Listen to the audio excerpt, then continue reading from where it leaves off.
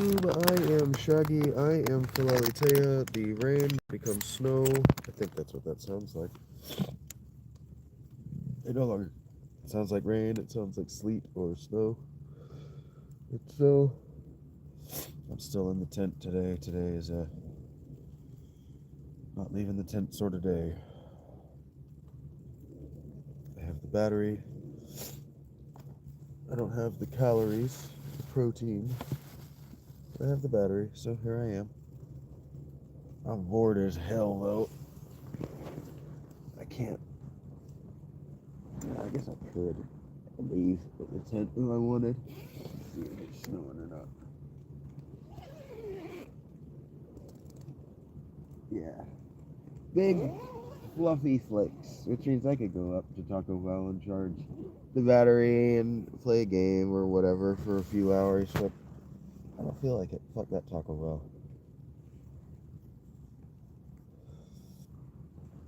So I'm gonna crowdsource my entertainment, hang out with you guys.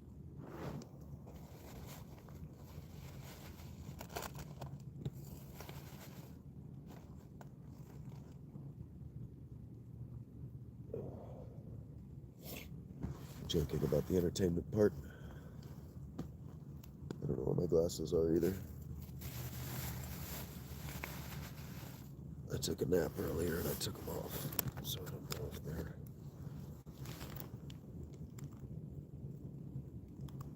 with me, if they're under me. They're not on my face, I know that. I can't see.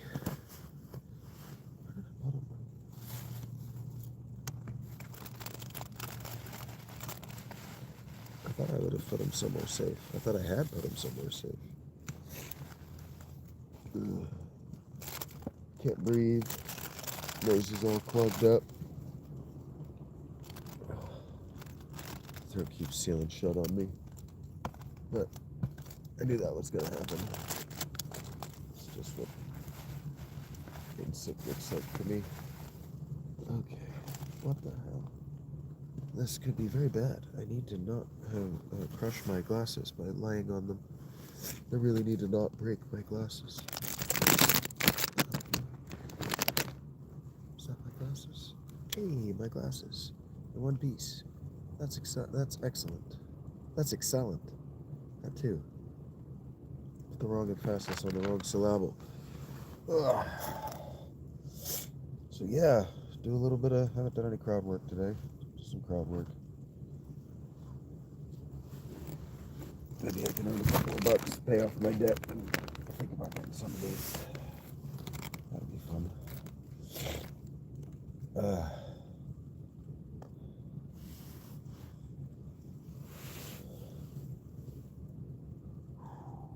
It's getting cold. I'll do that when the rain turns to snow. It's coming down too.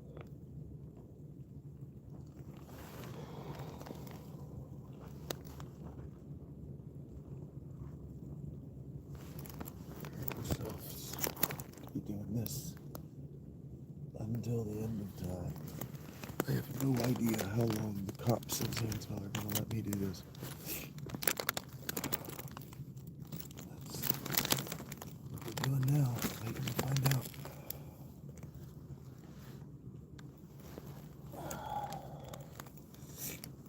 I've been told that I am insufficient all day. 70 fucking messages. Unbroken. Telling me that I am insufficient, I am inadequate, I am never going to amount to anything, I'm never going to be anyone, I am unlovable. And I know, I've been saying that the whole time.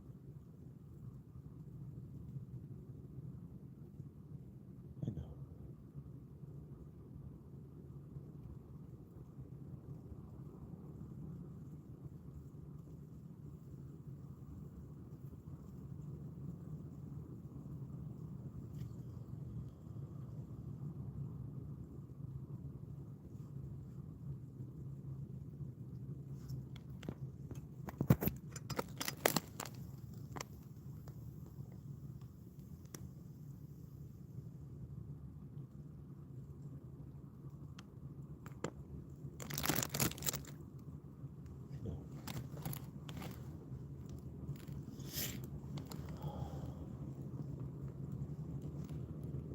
why cult leaders,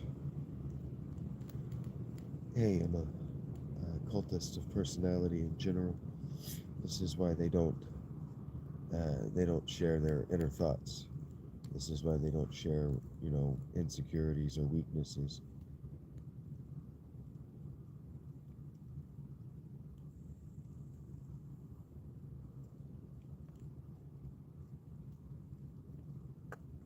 If you're a human predator and you see weakness in another human being, you can't unsee it. Can't unsee it.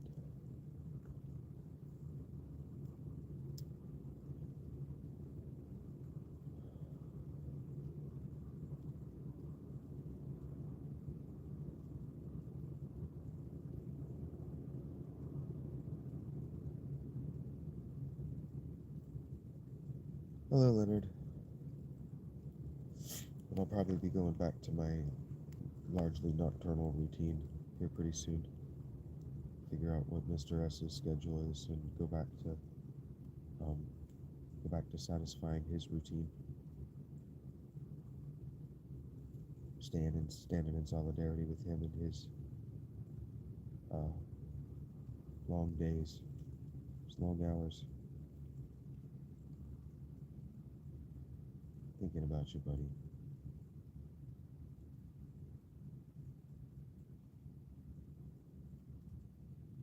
I'll probably go back to that.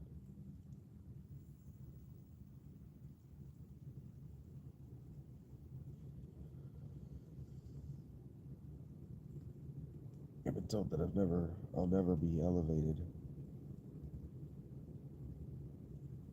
I'll never be recognized.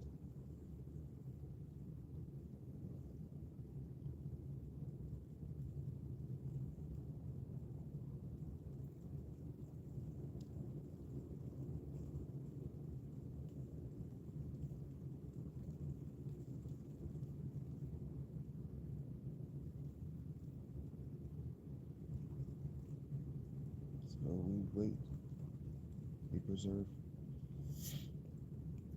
and we are relying on other people to follow through on their words.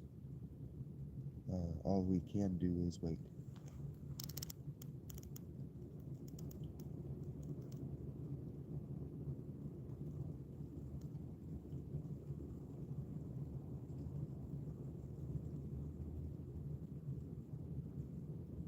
So I wait.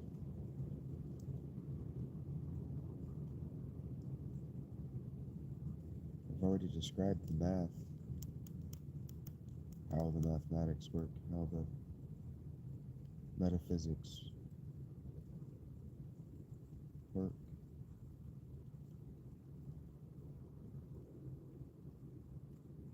Now I wait for a miracle I don't deserve.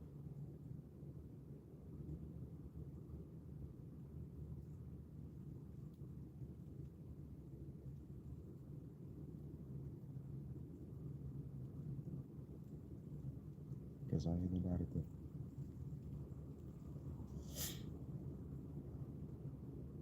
Because evidently I don't acknowledge my foibles.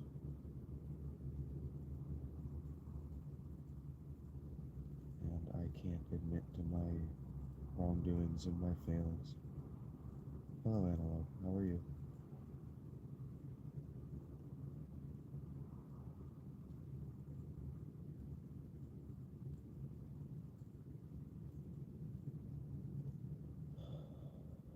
So we return to square one. Just an infinite game, my life.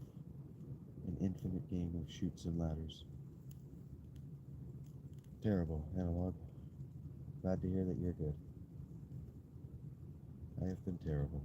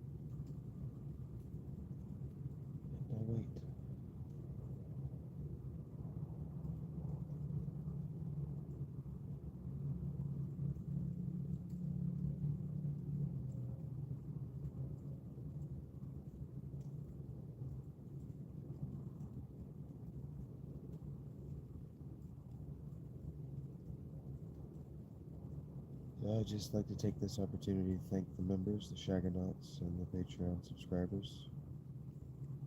I'd like to thank any chatter that's happening on Discord right now. It's just not how I spend my time, guys. It's just never how I've spent my time. Everybody else monetizes their Discord. They put their Discord behind a paywall.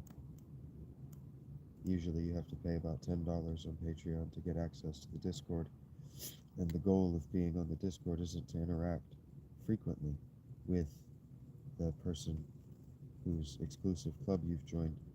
It's to interact with other people who have joined the exclusive club. And so all of the people that have advised on the channel,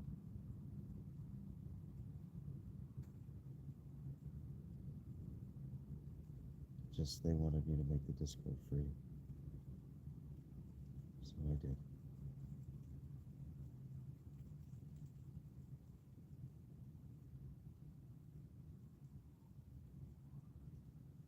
Hello, Apollo.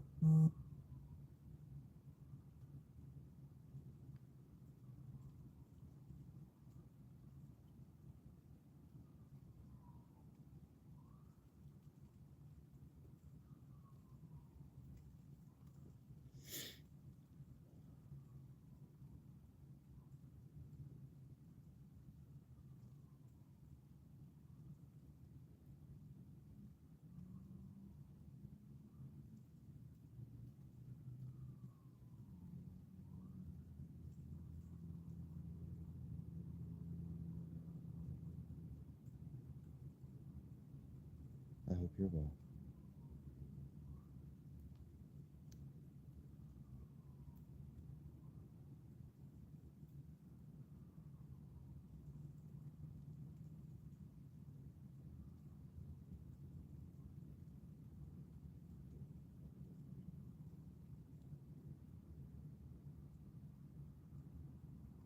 I'm fine, Apollo. Just back at square one.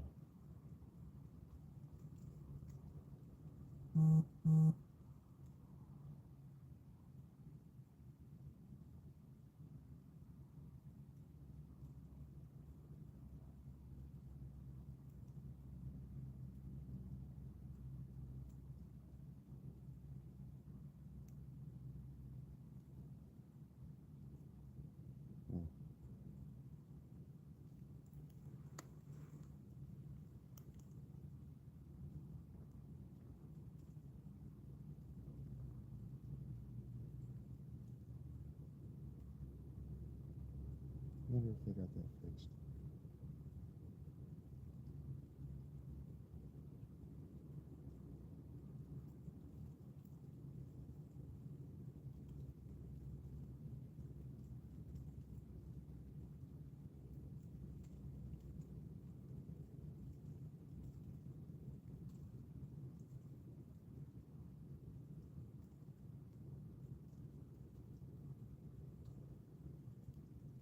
Maybe, Apollo. I don't know if I'd want them to be easier.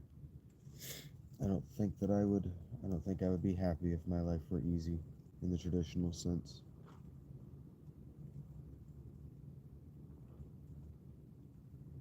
I don't think I would know what to do with myself.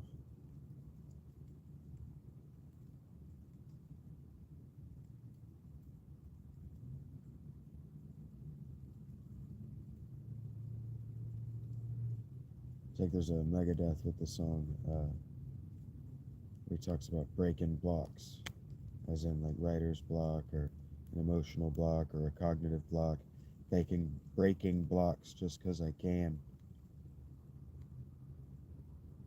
I don't know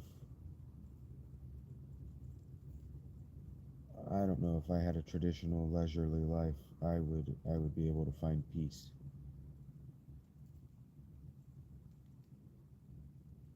Hey Eric, what's up, buddy?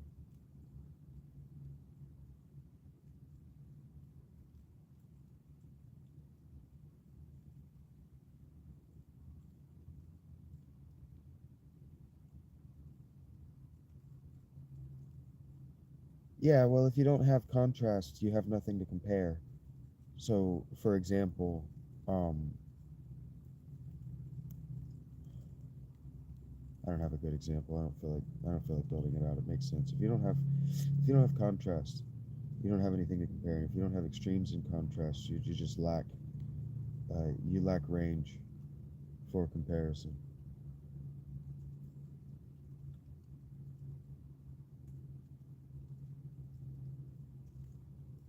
It's like music. If you only listen to one genre of music, you don't know how to compare. Um, you don't know how to compare the things that you're listening to because they're all effectively the same thing. You'll be able to notice differences and subtle or great differences among even those same bands if you listen in depth to any other genre. But the more widely you listen, the more subtly you can notice the difference in even bands in your core genre.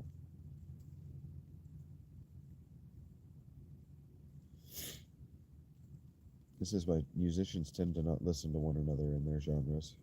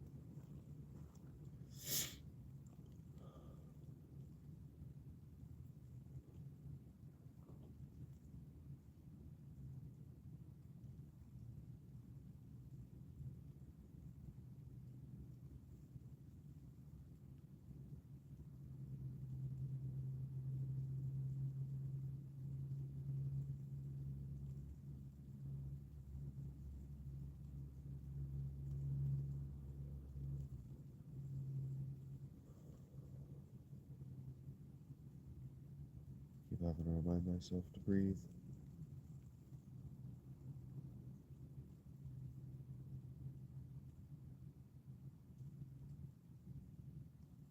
5 minutes is a long time.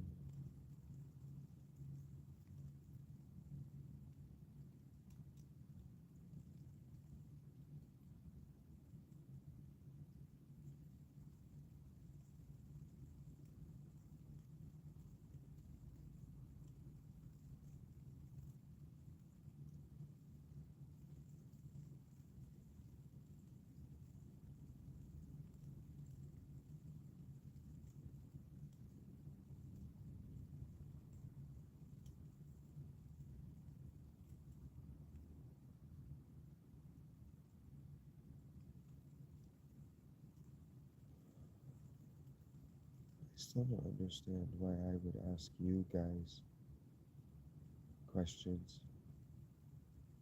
I don't know why I would put up a Q&A for you guys.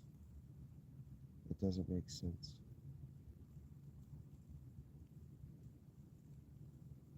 It makes more sense for it to bring up the little Q&A suggestion for you.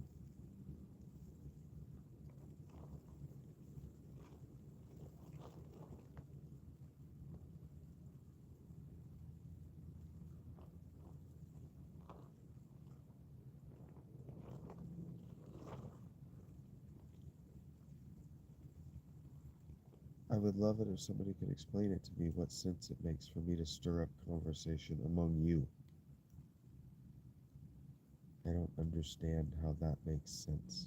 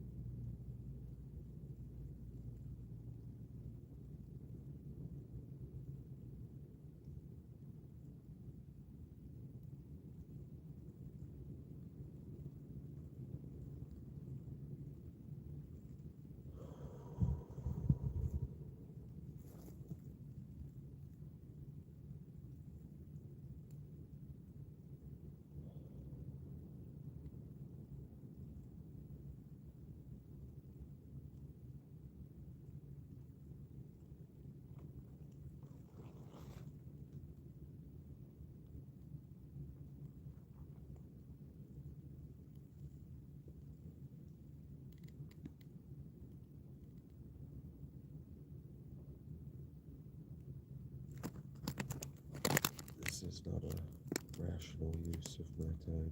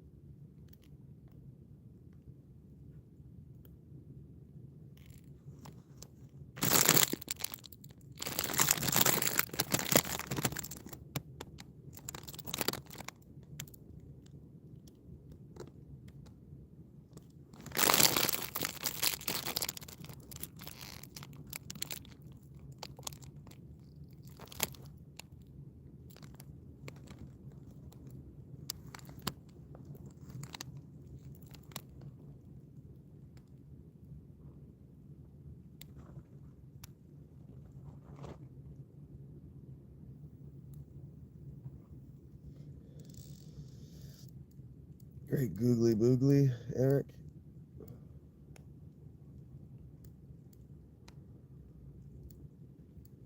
What are you great googly mooglying?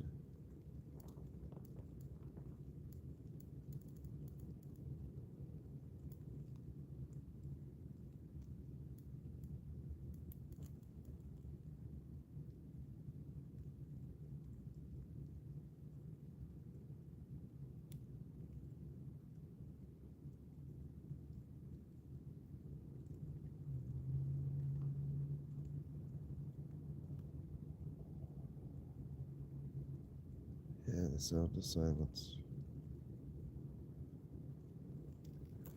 The sound of snowfall. Sound of torment.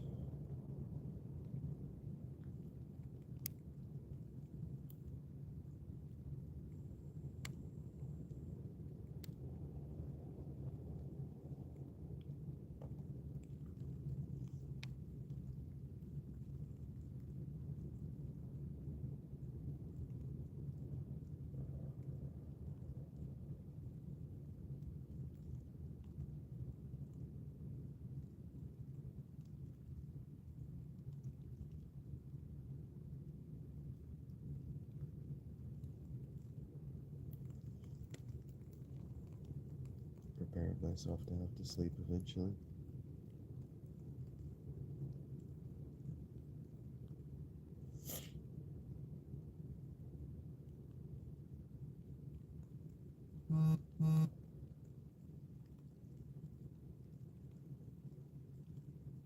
I don't have a reliable paying outlet that I can hyperfixate on to pass the time.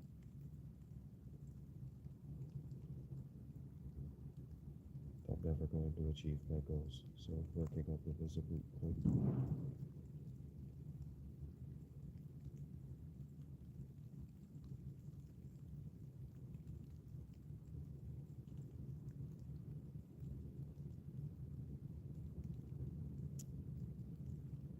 Just making busy.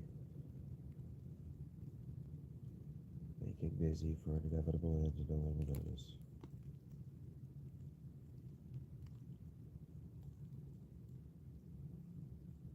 Not particularly not that much. Well, GPS.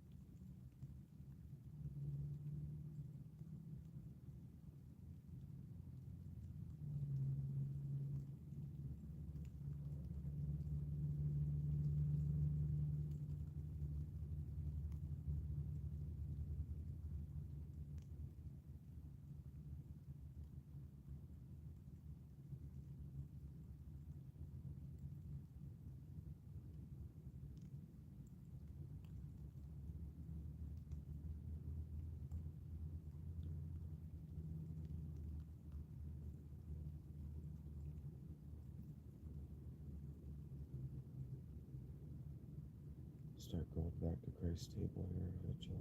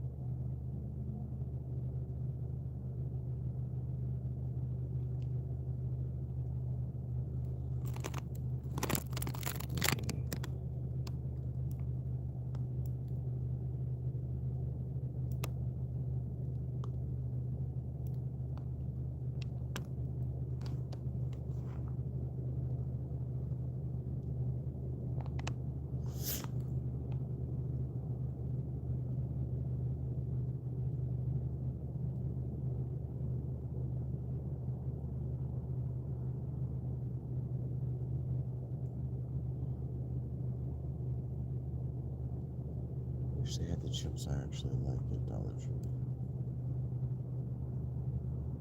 Get a bag of chips or something. It's at least a few hundred calories.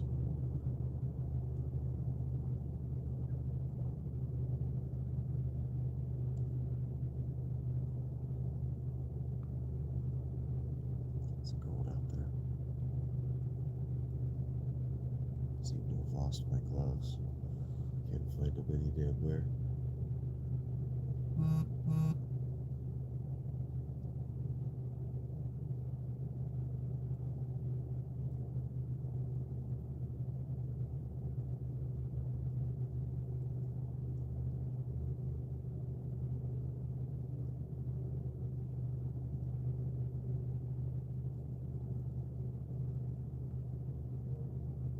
What's up, A-Rob? I'm not doing very well. How are you? Your futile life has no meaning.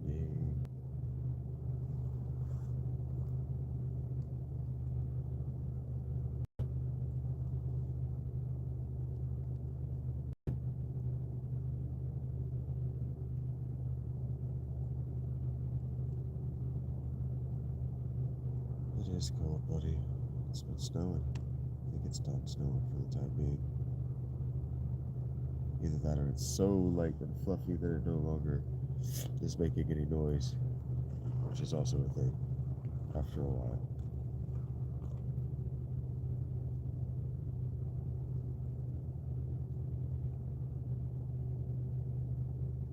Never actually watched the inside of my tent react to the wind this winter.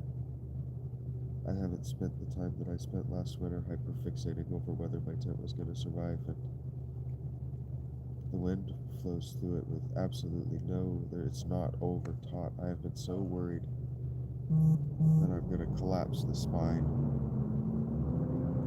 and I'm watching it, and it's not, there's a lot of pressure on the walls here on the netting, with the tarp itself, the weatherproofing isn't over tight.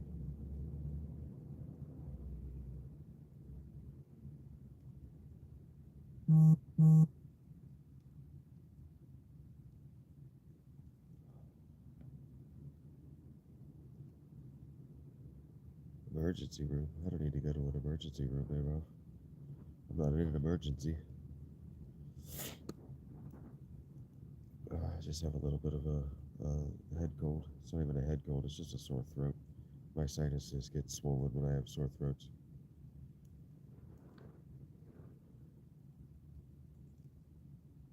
So my nose is just sealed shut.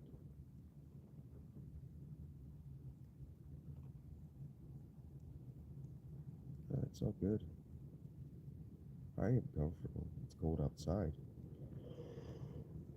I would be totally comfortable if I knew where my gloves were. I was willing to swap my socks and put a hot hand in my socks.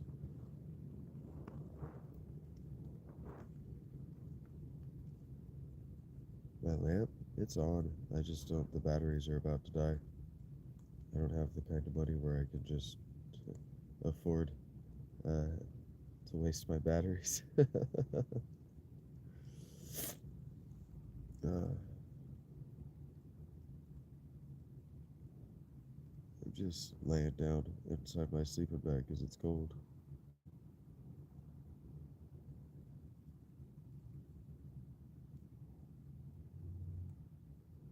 And I've only eaten a couple of 100 calories today, so I don't have the food burning in my belly to be able to sit up under my light and just endure the cold.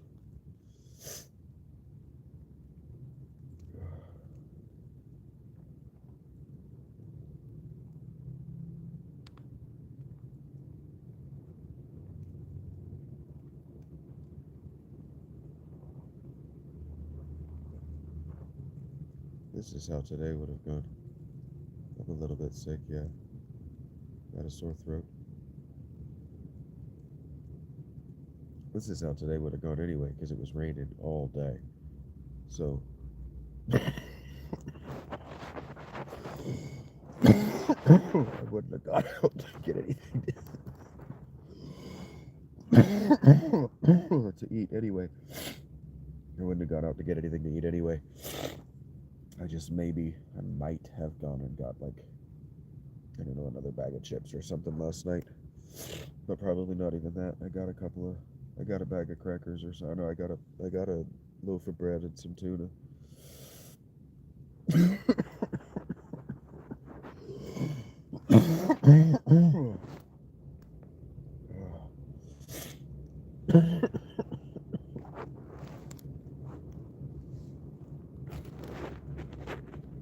Actually,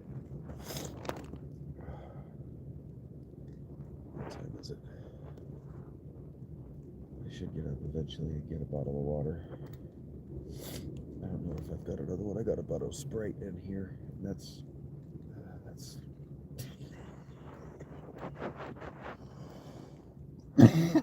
that's to help me manage my blood sugar on days like today, so I don't let it tank. And then go into hypersomnia. I don't remember if I've got another bottle of water in here anywhere. I should, but I may have drank it yesterday.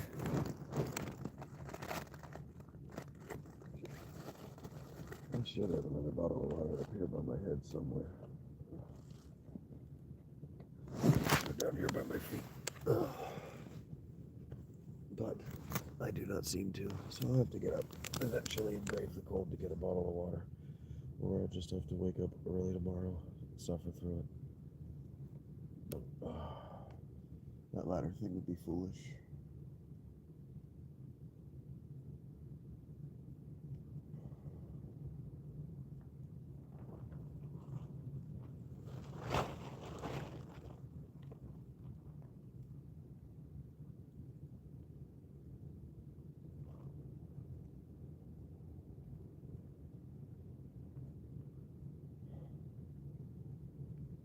But I am told that I lack value. And so, as far as I can tell, the most efficient way to make sure that I'm no longer bothering anybody is to go 7 to 10 days without water. So, I am not an adequate tenant of this body.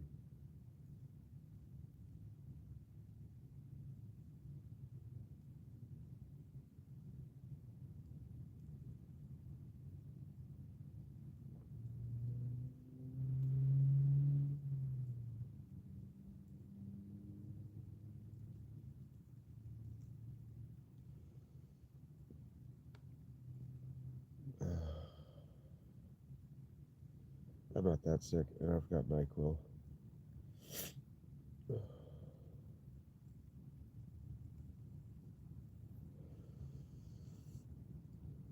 But I don't have anyone to call for help, and the hospital is going to tell me that I've got a minor sore throat and put me back out into my tent.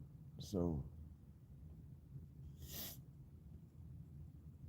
the only thing that's going to happen is that I'm going to wait it out. So I'm just going to skip through all the things that cost money and just wait it out.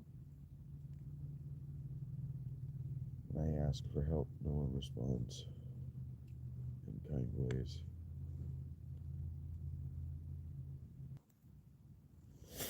When I ask for help, it's held against me. Receipts are tallied. Debts are accrued.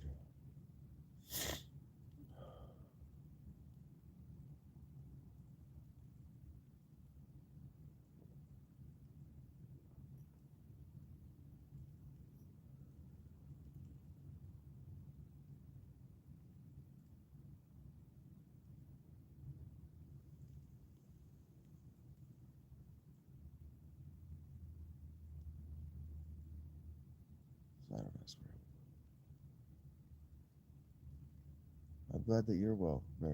I'm not even worried about it. It's just a Wednesday or whatever day it is. This is just what happens when the woman that you love decides to leave you. It's just what happens, Mara.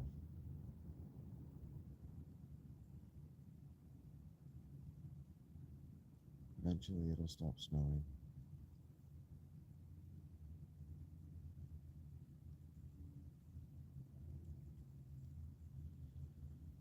And eventually I'll shut my sleeping bag up around myself and I'll get warm and cozy and I'll fall asleep. I'm glad to hear that you're doing well. It's just how it goes.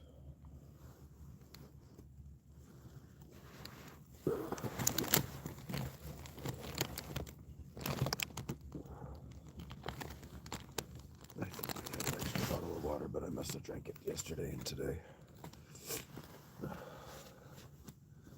So my current bottle of water is my extra bottle of water.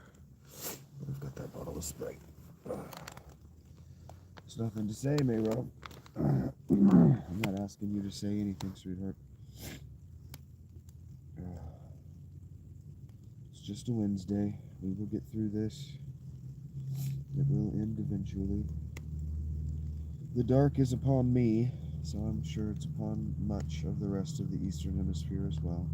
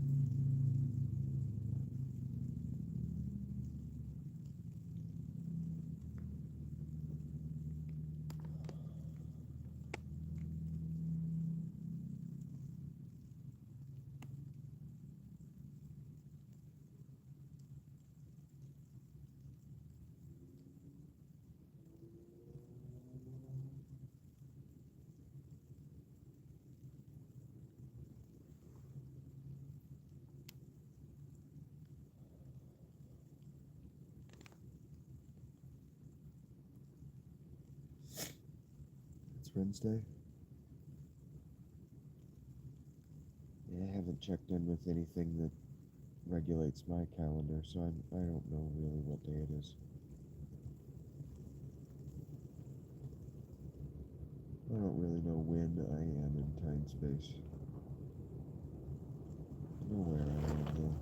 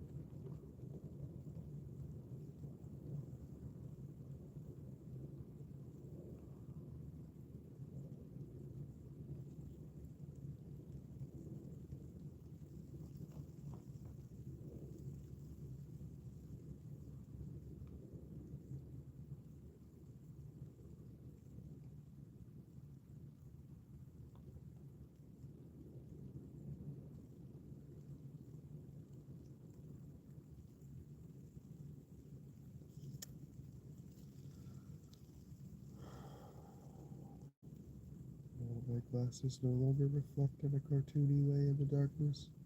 Here they are. I have to keep my neck like this. Shing. You can see the spooky Mothman eyes.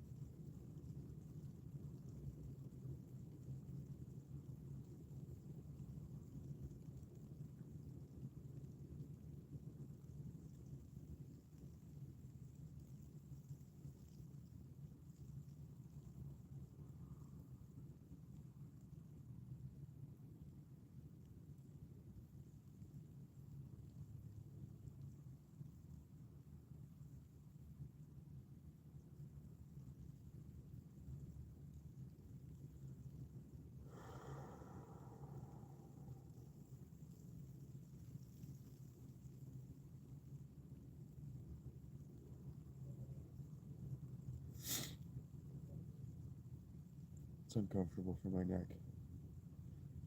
That does something to the brain. Pattern recognition. My face looks like a great big fucking spider in the dark.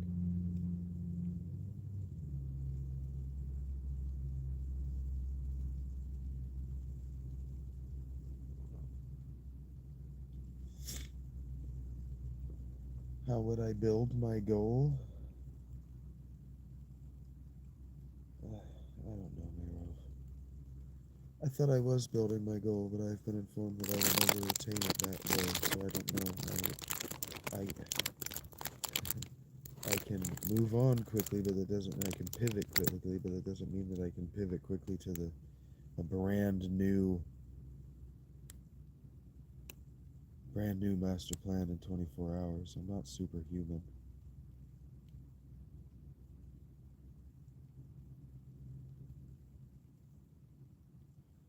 It's going to take me another few years to figure that out.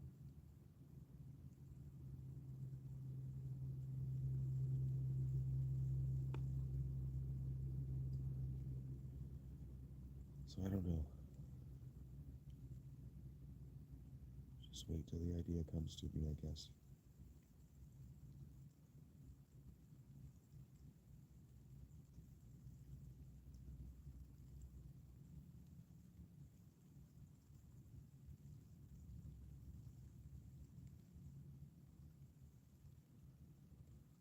It's fascinating, Mayro. I don't know why it's. I'm glad. I guess I don't know why it's fascinating, but I'm glad that you feel that way.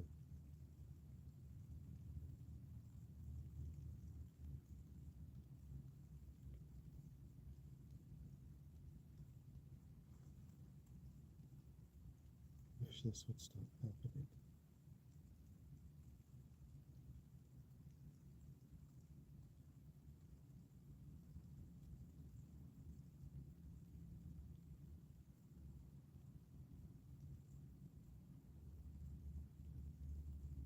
These aren't the memories I want.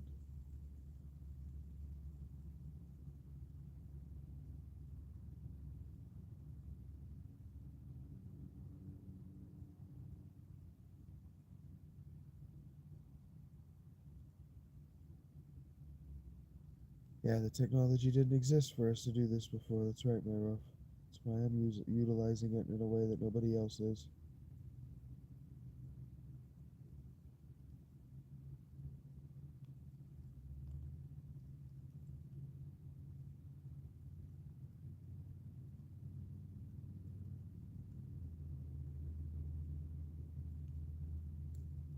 Try to make art.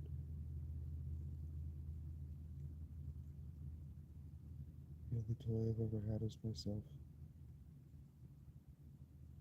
The only constant companion that I have is myself.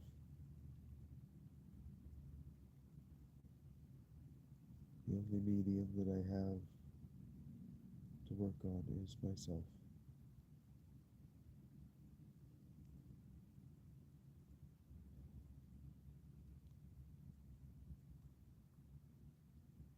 So I sit in the dark in what is for me perfectly bright light.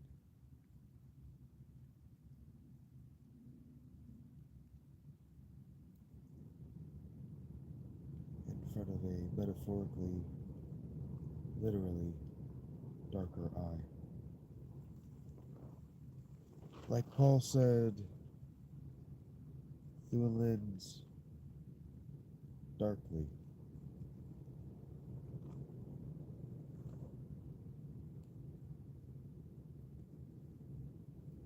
I realize every day I make real every day mystical thought experiments that our ancestors thought were impossible to communicate, and I am overlooked because I am homeless. I have called a crisis hotline, yes, and told that I wasn't good enough to speak to another human being.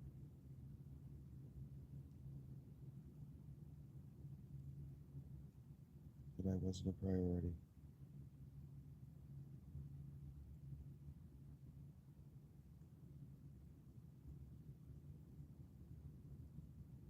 I am overlooked because I am not already rich.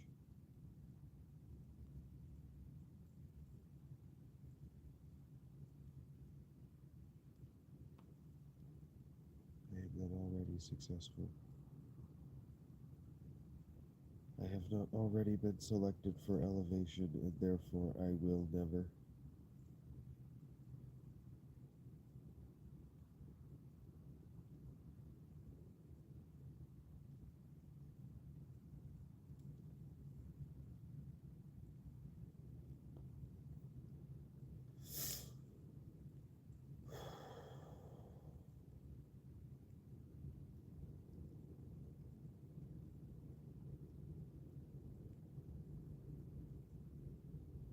I started doing my shorts and my lives. I started doing my work in the way that I do my work. I started doing the Talking to Myself podcast after I tried to call a crisis hotline and they hung up on me.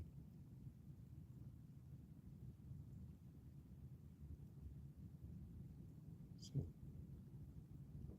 here I am. No one would believe me that I was in domestic abuse with Catherine, so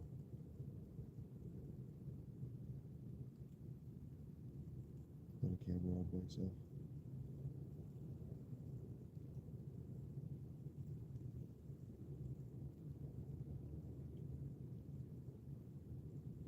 If I can work through the pain, you can work through the pain. That's what I told myself.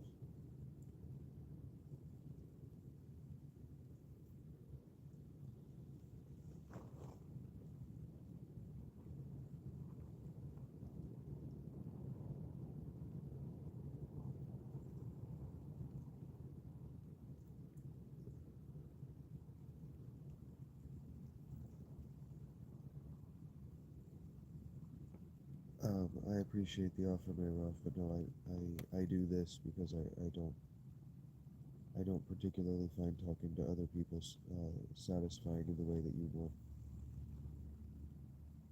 It's going to leave you feeling like you've done something wrong.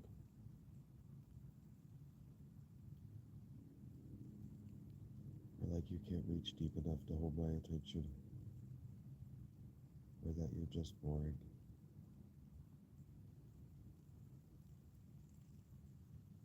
No, my impulse right now is to watch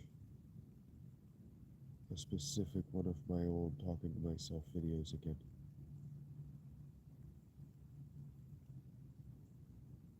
That's what my impulse is right now.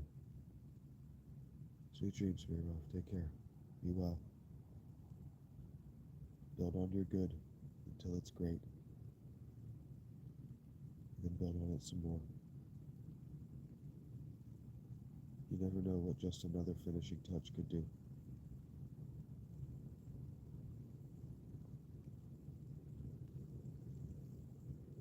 I told that to Kat once. Not a project that she worked on for a few hours one day. She showed it to me. She was painting a thing. I said, well, it could use another coat. You won't be able to see it from a distance. You want it to be beautiful. Put the time and the effort in it to make it look good. She never touched it again.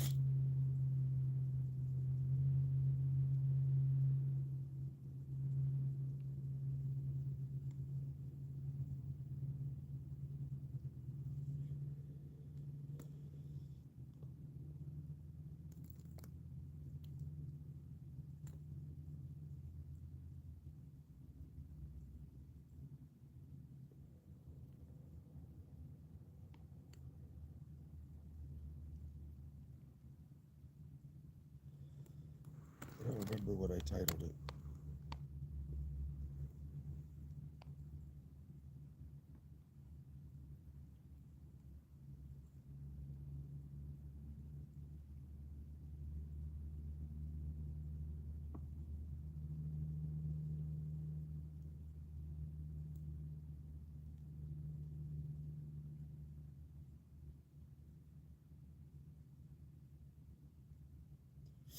Not anymore.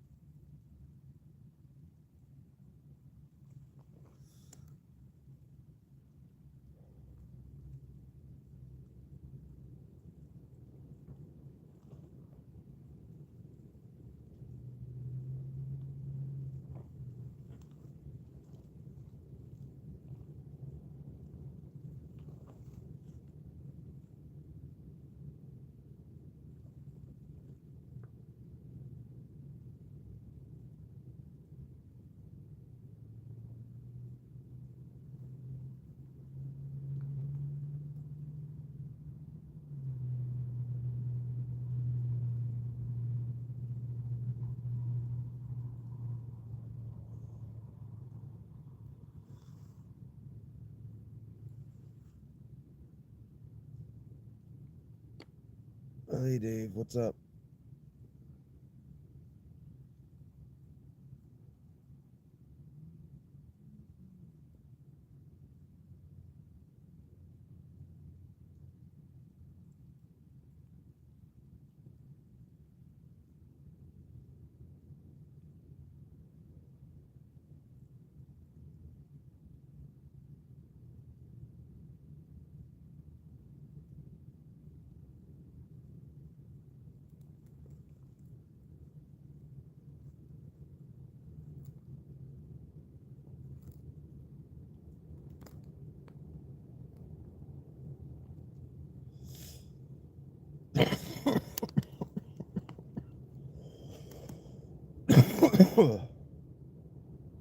uh, hey T-Rex, how you doing, buddy? Did you get the thing done with the Toyota? I think you told me it was a Toyota. Did you get the thing done?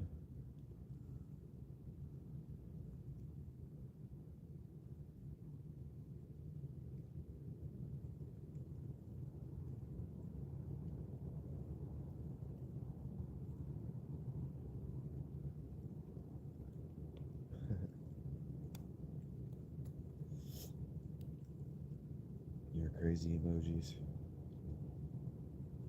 Yeah, thanks, buddy. Yeah, that was my personal work. Me trying to figure out the mysteries of the universe.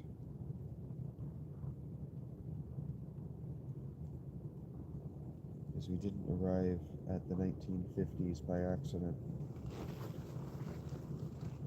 Like I told you when we were reading it, I told you that the things that Vril and the coming age could do were things that would later be associated with atomic energy.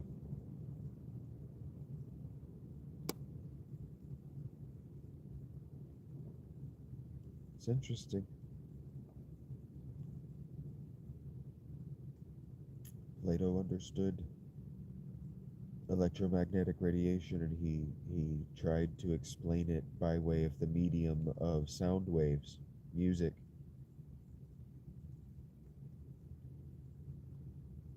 But Plato, in his writings, Socrates is talking about things that are thousands of years old by the time he died. There was no direct line of transmission for the information that the things Socrates is talking about to Athens. So Socrates had to have learned the things that Socrates learned, or Plato had to learn the things that Plato learned from unofficial channels that historians can't track. And so you have to be insane.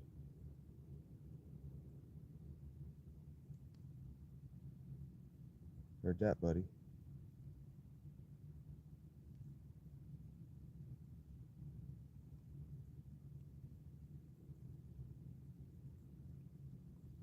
Something I've always thought. When I heard that there's there are uranium rocks and meteoric iron is irradiated, that there's just irradiated material on the surface of the earth, I realized that our historical model of evolution could not on the earth, I mean on the surface, just laying on the surface, that our historical model of evolution had to be wrong because it didn't account for just radioactivity lying around. And so the building blocks of life, all of the building blocks of life were protected against um, radiation. The danger of radiation, why it kills life, is that it attacks, or it breaks apart the DNA, but not the building blocks, not the proteins. It just disconnects them from one another. Well, okay. Well, what if random mutations are only sort of random? What if during high electromagnetivity and radiation events, like an extra Earth body impacting the planet, what if those also affect long-term DNA? What if the mutations aren't necessarily random? They're just accelerated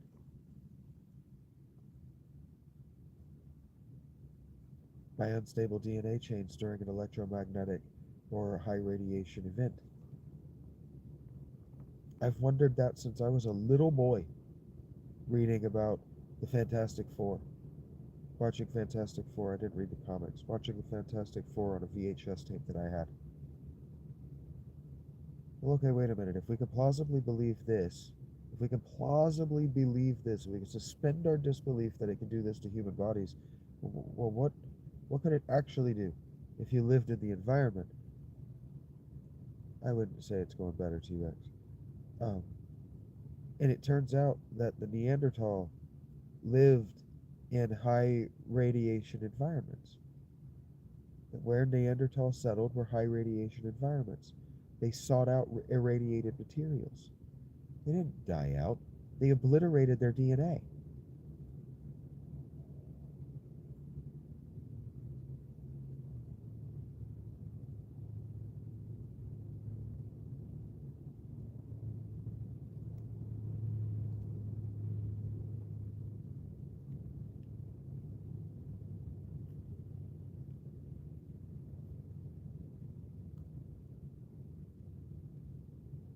Humans figured out sometime around the end of the Ice Age, probably by watching the Neanderthal kill themselves, we probably figured out to stay the fuck away from those places.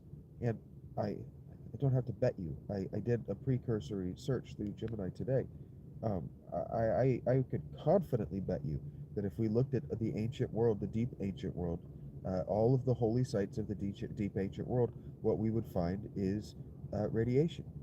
What we would find is places that were highly irradiated during the Ice Age, and that for whatever reason were less irradiated by the Iron Age.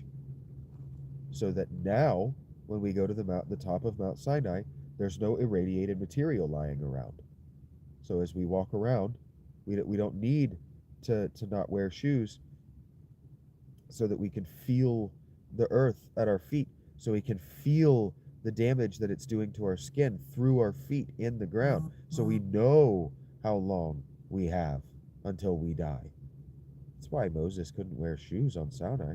I am confident. Because another thing that we find is that a huge number of the massive buildings that were built around the Iron Age were built on major fault lines.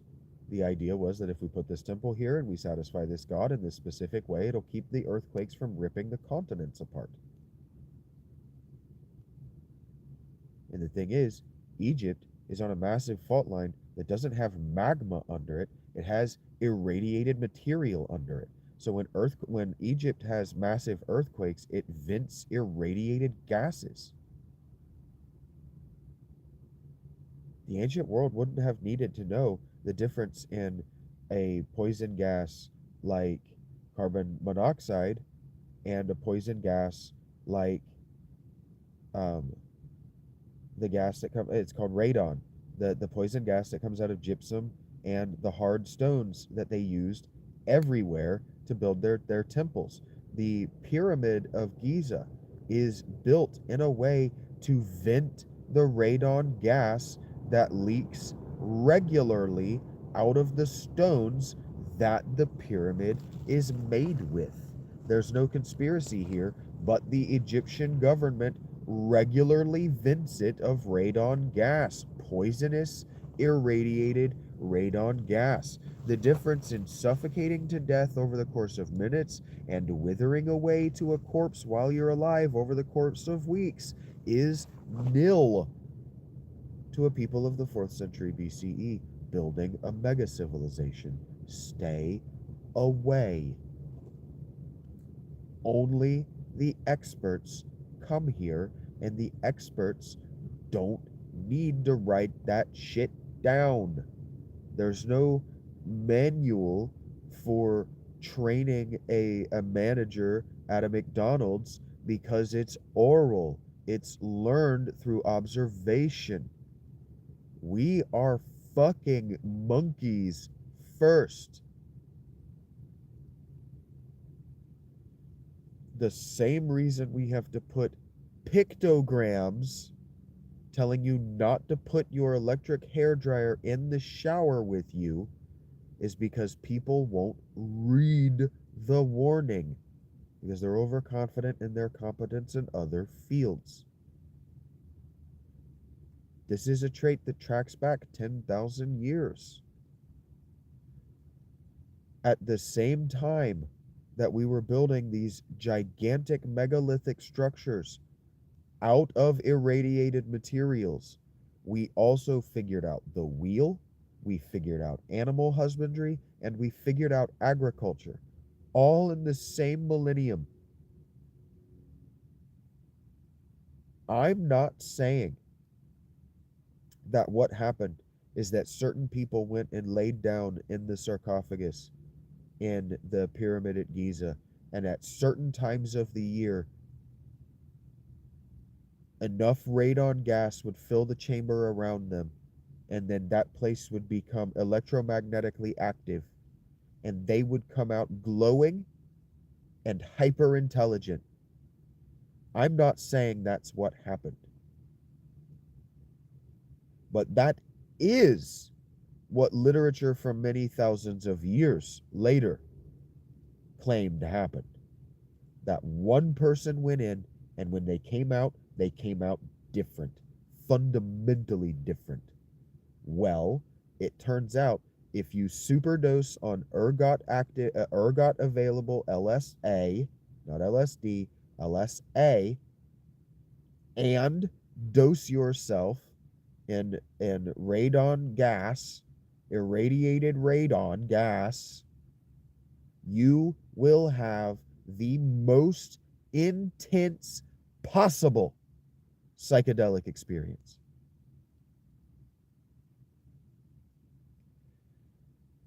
There is no reason to believe that the blue orchid of Nile Valley magic wasn't a psychedelic and did not provide LSA.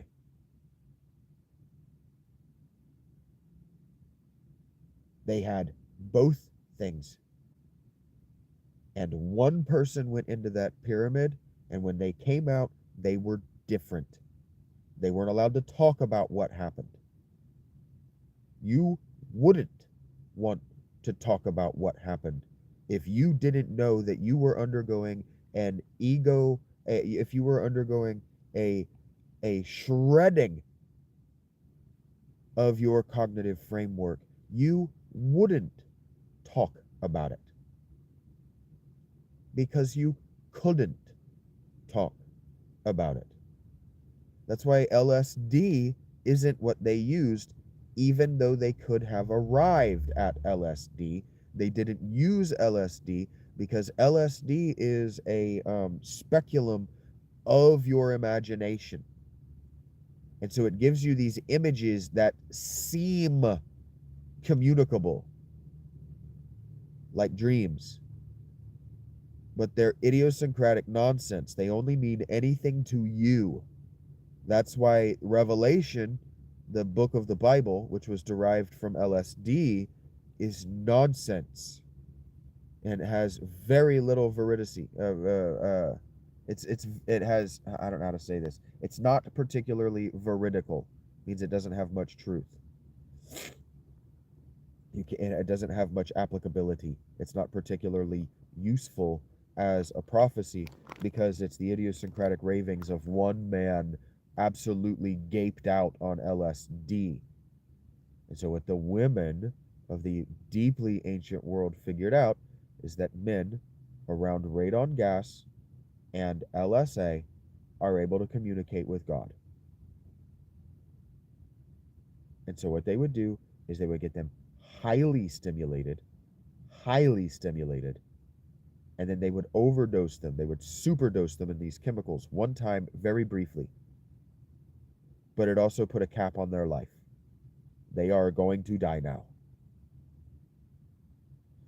That's why they talk about some of the people that underwent by Periclean Athens, they were still doing something like this because Heraclitus, I think that's his name, Herodotus, not Heraclitus, Herodotus, the father of history, he talks about undergoing what went on in the pyramid. Socrates talks about undergoing it. They don't talk about what happened to them. They don't talk about the specifics, but they talk about undergoing it. They both also talk about undergoing the Eleusinian ritual, and the Eleusinian ritual is both made in granite, which is the irradiated stone I've been searching for. It's made in granite, it's in the earth, and it's on an irradiated fault line. It's ground zero, and the Eleusinian cult is ground zero for all cult worship across the world. It's ground zero because it had all of the things. The Eleusis naturally grows. They were famous for their opium poppies, and anywhere that you can grow wheat, you can harvest ergot because it's just a fungus that grows on wheat that's allowed to get wet and not dry, like mildew.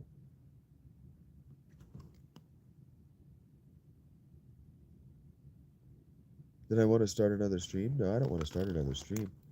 I don't know how to make educational material. I'm a Shaggy Dog storyteller, and I don't know how to do it. My pattern recognition is too absolutely crazy for you guys to. That's why I was talking to Gemini. My pattern recognition, Gemini struggles with. It takes me many prompts to correct Gemini what I'm trying to say, and Gemini exists to learn. So Gemini isn't resistant once I explained to Gemini that I am just trying to get a thought, a what if, a hyperbole, or not a hyperbole, a hypothesis, as Mr. S recently reminded me, a thesis together. I'm just trying to get the thought together. I don't know how to educate. I don't know. When I asked Gemini for evidence in North America of irradiated locales, Gemini pointed me to the same time period between 6000 BCE and about 1800 BCE. So in Africa, North Africa, they were mining irradiated materials between about 6000 BCE. They got very good at it around 4000 BCE, but they were mining and shipping irradiated materials like granite across the world out of North Africa, the known world then, not to North America. And as I was talking about, in order to get to copper, you have to get through both arsenic and uranium. So they were selling and using uranium because what they didn't do is leave it lying around for the 1940s to need for their nuclear weapons. It wasn't a waste material to these people. And so the only place that happened in North Carolina is in Michigan. A Native American. Oh, I didn't finish what I wanted to say. Between about 4000 and about 2000, maybe 1600 BCE, that was happening in North Africa. But then the what's the word I want to say? The turmoil of the late Bronze Age ended that traffic coming out of North Africa and Egypt.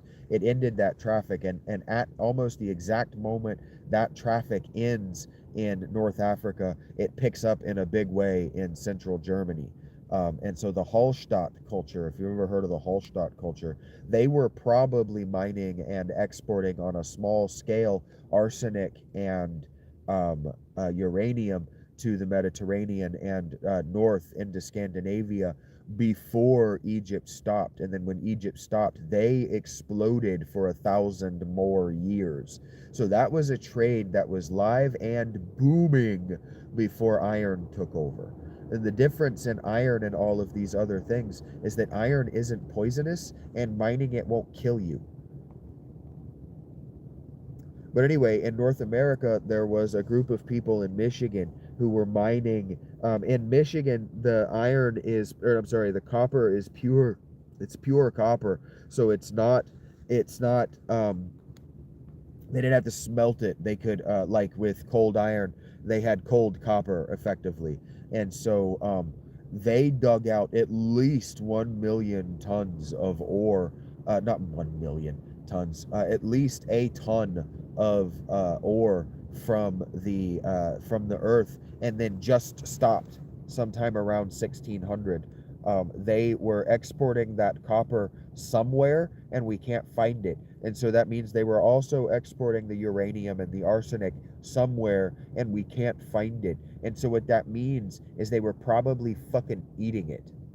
They were probably using it in ritual medicines. because, like I said, low doses of irradiated material, and copper's in your blood, so they probably would have, they probably, your blood smells like copper, so they probably would have thought, well, eat it, grind it up into a powder and snort it, eat it, snuff it, whatever. We did that with mercury, and alchemists did that with mercury forever because it was a non-normal metal, and that was their entire thinking. It's a non-normal metal, eat it, that'll make us not sick anymore, it'll make us super smart, it's a non-normal thing, eat it.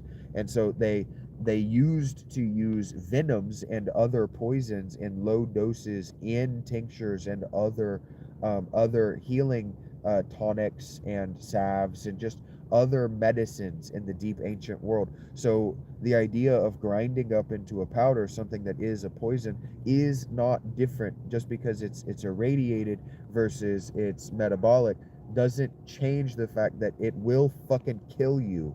And so in the ancient world, the way the magic systems tended to work was a system of exchange. And so what you would do is, if you had like a broken leg, or you had a bad kidney, or you got stabbed in battle, or you didn't want to die in battle, or you wanted to make sure that you got your wife pregnant, or you wanted to make sure that your baby was intelligent, or you wanted to make sure that a man fell in love with you, what you would do is you would make a like sacrifice for the thing that you wanted. You would sacrifice something like the thing that you wanted to gain, because you couldn't only build wins in the ancient world. The magic system of the ancient world, you couldn't only stack wins. So the secret is garbage, because the secret teaches you that what you do is you only stack wins, but that's not how it works.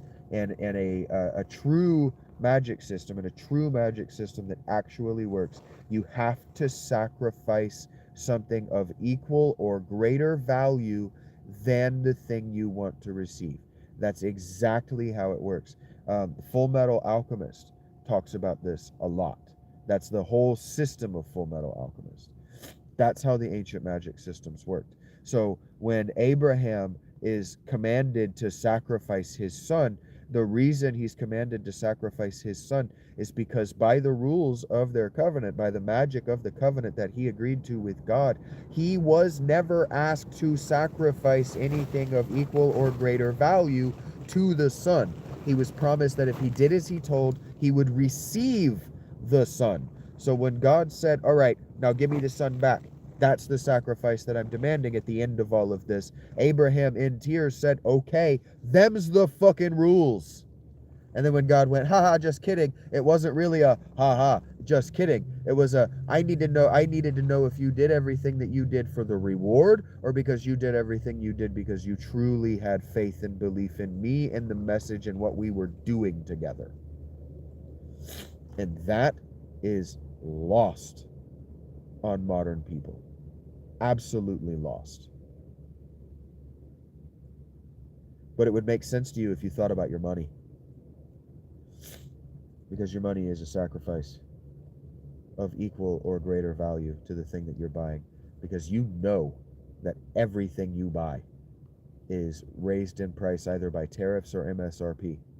You know that nothing you buy is bought at manufacturer price, at the cost to the manufacturer. You know that, and yet you don't think of your money as magical exchange.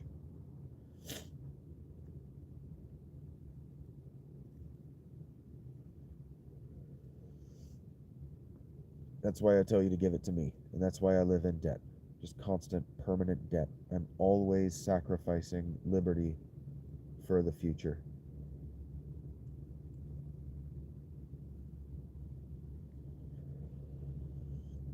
I am permanently stuck, and by choice, not very dissimilar from Prometheus himself, trading the now for a better future. Sacrificing now, this moment right now, for a better future.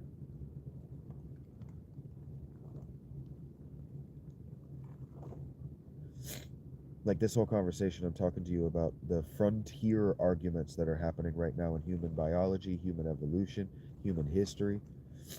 The deepest and furthest frontiers, pressing the bubble of what humans know as far as it will go for free. Sacrificing my value to the academic system, sacrificing my publication value for a better future. The 1 ounce of gold thing, I don't know if that's true. I've never studied it, I've never looked into it, but it does seem like a fallacy to get you to buy someone's gold while the value is high, so they can buy 2 ounces of gold with it later. That very much seems like what that sentence means. Because if it were true that 1 ounce of gold always buys the same amount, it wouldn't have tanked the European economy when Spain found a continent of gold. Gold suddenly became valueless. It couldn't buy anything. Nobody wanted it. Which begs the question of why we wanted it in the first place. The only thing gold is useful for is conductivity and shielding against radiation. We would actually have good computers if people weren't so stupid that they would strip one another's computers of the gold that allows the processors to work at peak efficiency, or near it. This is one of the reasons that cubic zircon no longer calls itself cubic zircon, it just calls itself diamonds, because cubic zircon needs to tank what remains of the diamond economy so that computers can work in diamond that costs nothing, pennies. Then your computing processor is going to be done through diamonds. But before they can do that, they have to make sure that the economy for diamond is tanked so people won't steal one another's computers to sell them on the secondary market. Sell one another's cars. You understand, all computers, not just your home computer, the computer in your car. Like when radios, like when CD players or whatever in your car were still valuable in the secondary market. People would break into your car just to steal the radio because it was valuable on the secondary market. They have to, the world economy has to make sure that gold and diamonds have no value. They have no inherent value before they can be used for their true purposes. True purposes. True meaning most efficient in this case. True meaning the purpose that most accurately hits the bullseye for you, the consumer.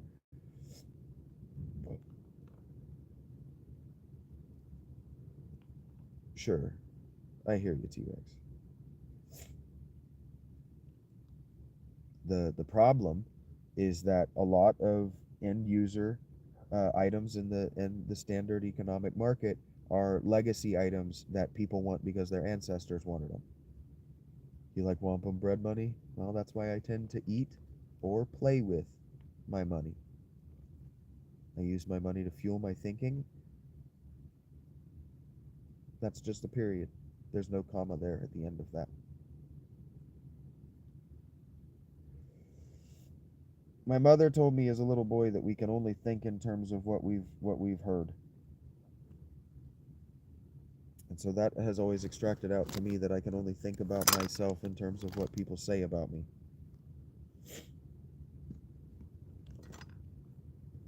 But that also means that if I'm going to bring an interesting and dynamic conversation to the table, that I can't watch the same movie that I watched in high school. I can't listen to the same music that I listened to in high school.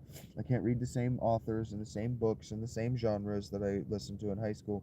And if I'm going to revisit things that I shallowly and barely engaged with as a developing adult, as a developed adult, if not fully developed adult, a more developed adult, you understand, not a finished product. But if I'm going to revisit the things that I did as a youth, as a developed adult, which is a thing that I do about every decade of my life, then I have to do it to stimulate what I'm thinking about. Hey, Jeremiah.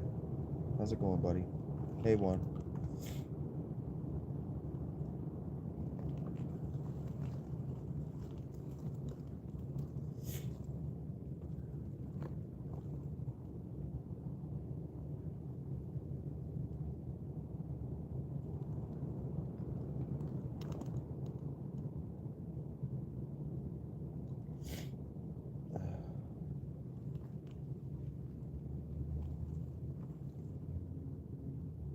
Heard that, buddy.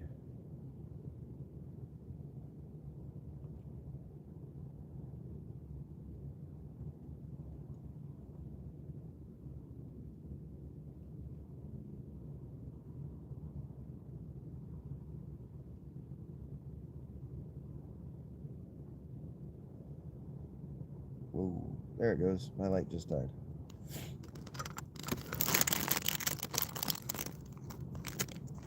Sorry, Mayro, if you didn't wait long enough. I told you it wasn't that bad, but eventually I am cold one, yes. But you got to understand that I'm not uncomfortably cold. I'm cold, yeah, sure, it's cold. It's probably in the 20s right now. It's been snowing. It's been spitting snow. My tarp is like covered in a not total sheet of ice. But I'm not uncomfortable. I could be more comfortable if I wanted to be. I keep hopping in and out of my sleeping bag because I get uncomfortably warm. I could be more comfortable. I could go up to the Dollar Tree and get another hot hands, put that down around my feet, and another one down in my pelvis if I wanted, my groin. Keep the whole factory nice and toasty. But I also have my rechargeable hand warmer, which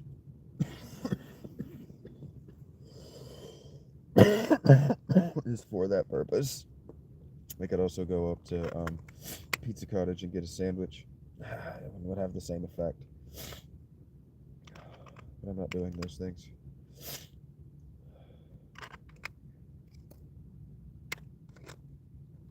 Here in 20 minutes, I might get up and go to the Dollar Tree before they close.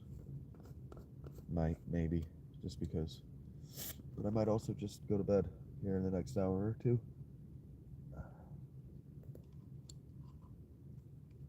Boom! That hurts my eyes.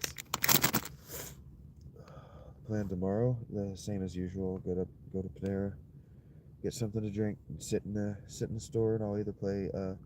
I think I played both of them on Monday. I think I played. Heard that, Jeremiah. Yeah, it's supposed to snow. It's supposed to get really fucking cold by Friday, and then it's supposed to get warm again. It's Ohio. I'm not worried about it. You stay warm though.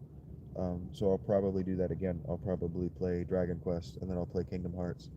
And then if I get bored of Kingdom Hearts, I might let you see where I'm at in Metaphor Ray Fantasio. But I really want to experience it and say all of the negative shit talk things that I'm going to say and be ironically wrong about them, not on the record. Because you guys don't understand when I'm ironically shit talking a game. You guys have not yet demonstrated that you can tell the difference in when I'm being ironic, when I'm joking, and when I am being dead ass serious. You've not demonstrated the ability, so I don't feel comfortable doing that anymore because it gives the wrong impression. It gives the opposite impression of what I'm trying to give, what I'm trying to do. You guys haven't quite figured out that I am performing because the camera is on me. About 16? Yeah, I'm supposed to get down into 10s tomorrow.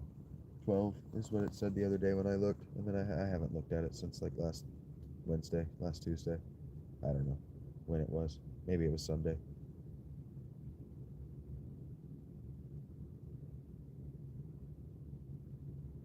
That Northwest Territory in Canada? I don't know, buddy.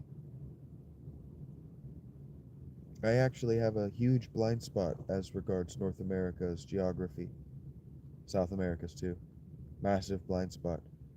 I decided when I was a kid, kind of like what I was talking about with, what's his face today. I was talking to Mac, Lenny for the Discord audience. That's cool, T-Rex. I don't know, like the forest in the Pacific Northwest, the redwoods. We were talking about deciding that we understand a subject well enough that we just occupy a high-minded a place and then never revisit it again. I kind of did that with American history. I kind of occupied a high-minded place as regards our place in world history.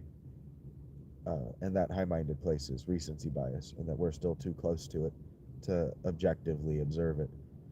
And so I just put it down, and I haven't picked it back up in a systematic kind of way as an adult. I've dabbled here and there where my interests have led me to the modern world, but the things I find in the modern world are repulsive. and nobody will watch me talk about them.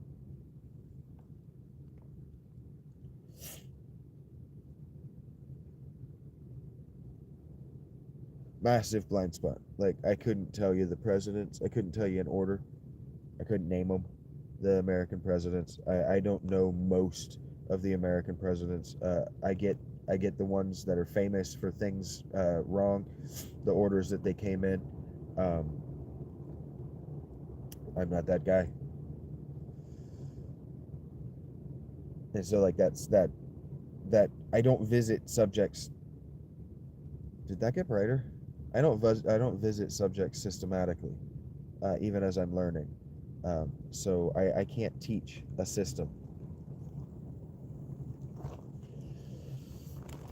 Like, if you wanted me to teach you the let's say the sphere grid in Final Fantasy X, or you wanted me to teach you to play Civilization 6, the only way I could do it is by playing 100 hours of the game in your presence.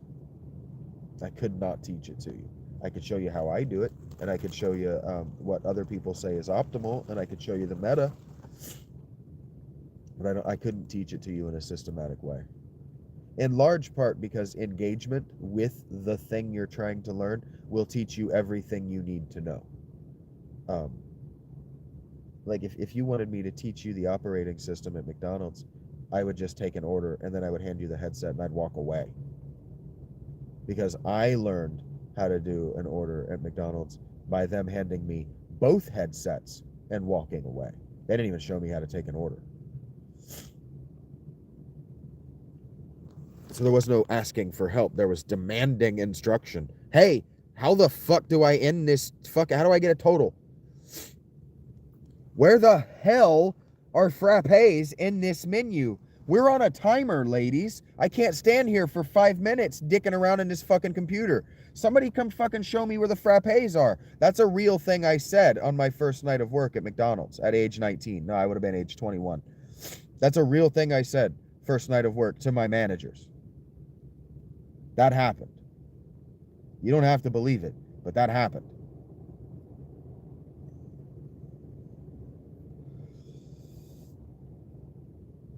They handed me the headsets and I just looked around. I didn't even say, I said to myself, okay, I guess I'll figure it out. And then, yeah, those kept happening. I kept having to say, hey, where is, and grabbing people, where the hell is this? Somebody, because I don't know if you've ever taken an order at a McDonald's. If you've handled that kiosk, you've kind of handled the POS. It was an esoteric mess to me. I could not figure out where anything was because it's organized like the customer front-facing menu. It was very confusing at first. Frappes are not a drink. They're a dessert. For example, I was used to Steak and Shake's menu, which is organized like a server-facing menu. POS stands for point of sale, if anybody doesn't know that. Not piece of shit, but your POS is probably a piece of shit. That's something we used to say. One of the restaurants I worked at had the absolute worst point of sale I've ever worked on. I have ever used. And the thing is, it was a local guy trying to make a business out of making these restaurant POS. And so he was there all the time. And we used to say, God, this POS is a POS. It was just a thing we used to say all day, every day. God, this POS is a POS. It was very funny because it was a POS. It was a point of sale system. And it was a piece of shit.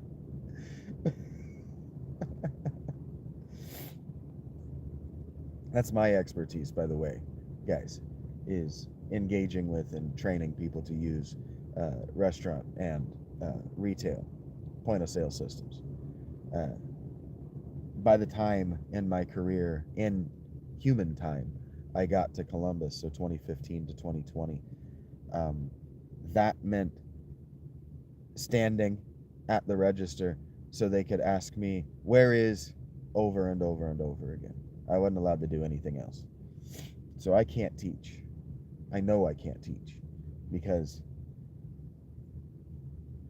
I wasn't a particularly successful, I was a very skilled, but I wouldn't say I was a particularly successful trainer. because if you're training somebody to run a 40-yard dash, eventually they have to run the 40-yard dash. And so you can know whether you're a good trainer or not by taking the training wheels off.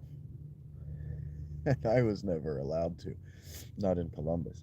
So I know that I was very, very good. I know that my skill level is very high. I was very good because one of the people that I trained to be an adult, not just to be a server of a car hop for Sonic, reaches out and I talk to her from time to time. Um, in fact, I was thinking about her today. Hey, Jules, if you're out there in the universe, I know you get embarrassed when I do that, and that you don't really watch my stuff. I'm not asking you to, darling. You got a whole life.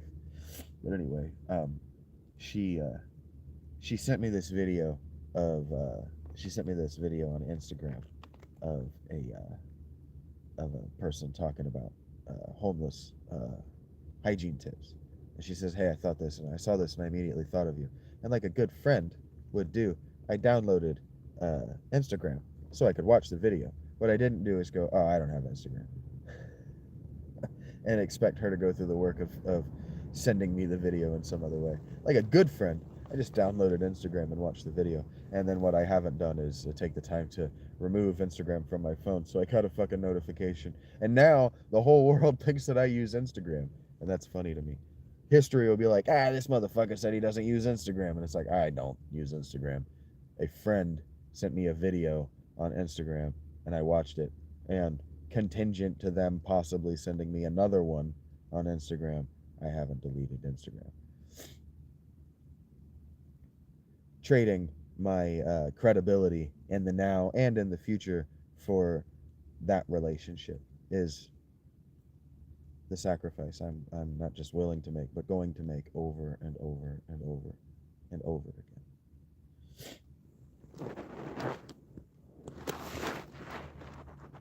Because she took the opportunity to take me seriously. I bet her life is better for it. Not that her life isn't a ball of shit. But when she's on hard times and she thinks about somebody who's going through harder times, the first thing she thinks about is me. Right? She goes, "Oh, I'm feeling a particular kind of guilt that I'm doing okay, and this person that I just saw isn't doing well." And so she reaches out to me and says, "Hey, are you doing okay?" And then sometimes she'll send me like $15. No, I'm just I just got a sore throat, buddy. I just got a sore throat, and it's just got my sinuses swollen up. It's just from the damp and the cold. It's actually a lot better than it was. It's draining right now. Comes and goes. Talking, actually, using the system helps vibrate and clear it out. Something people get wrong all the time. But whatever. Gotta let it heal, man. Gotta let it heal. You just gotta not let it get infected. It's simple. Easier said than done, I guess, for other people. It was probably compounded by my singing, yes.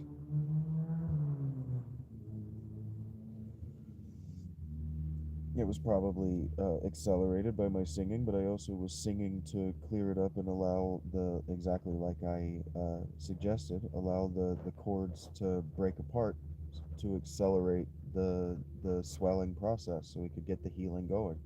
Exactly like I suggested and recommended. So yeah, probably my method contributed to the way it's playing out. Probably. Probably I live the things that I recommend. And have done so for 38 years.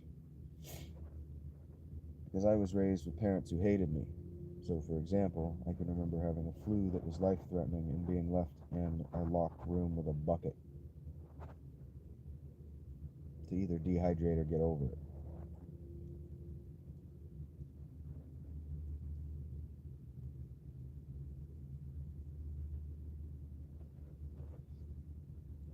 And the locked room isn't a joke.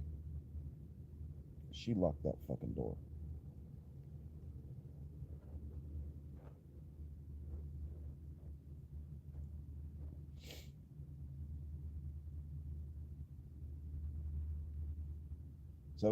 like I'm describing in the ancient world, they figured out what works.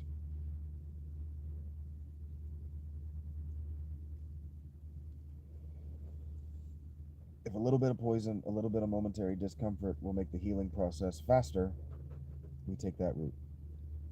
If it means that our vocal cords go bad sooner, so be it. I already have a gaping hole in my vocal cords right in the notes that girls think are beautiful, so I will never be a pop star. Luckily, I never wanted to be a pop star. I never liked the way my voice sounded at that range. Part of how I tore that hole, trying to find a way to make it not sound like a girl. So probably my choices contribute to my outcomes. I look at that beautiful face. What? Oh, I thought for a second that you were Mr. S, if you're watching. I thought for a second that you were riding a half pipe, but nope, you're being a professional. I was like, oh shit, look at that guy. He's roller skating a whole pipe, actually. Yeah, another thing that I just never do that I wanted to do. I wanted to be an X Games superstar. I wanted to be the Tony Hawk of the rollerblades before I knew that Tony Hawk existed. I wanted to be that dude in Brink so bad. I will never be that guy. I figured that out when the neighborhood kids stole my fucking bike. I had the coolest bike in town, so of course they fucking stole it. Why wouldn't they? I'm not allowed to have nice things.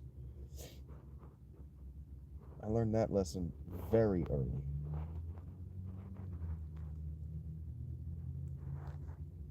That's why my audio interface is in $30 worth of weatherproofing.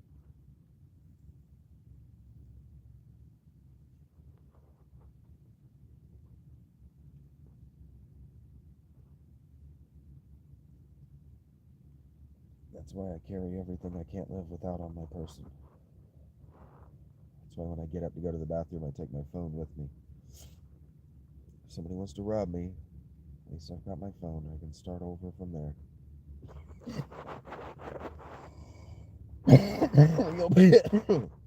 Yo big black schlong. You know what they say about you truckers, man.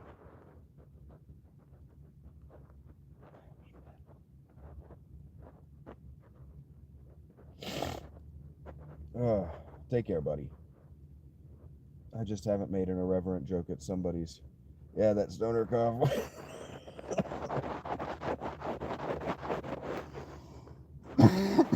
Yes. Stoner cough plus just a little bit of a sore throat equals the way I sound right now. What's up, buddy? It's good to see you, you big dumb ugly face.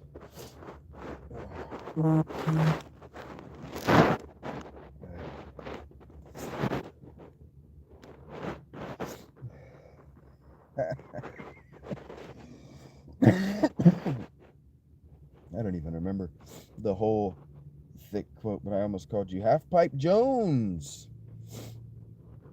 I don't even remember. You're passable. I heard that, buddy.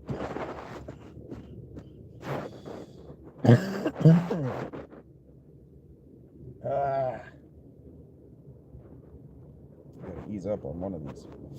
One of these is cutting me to pieces.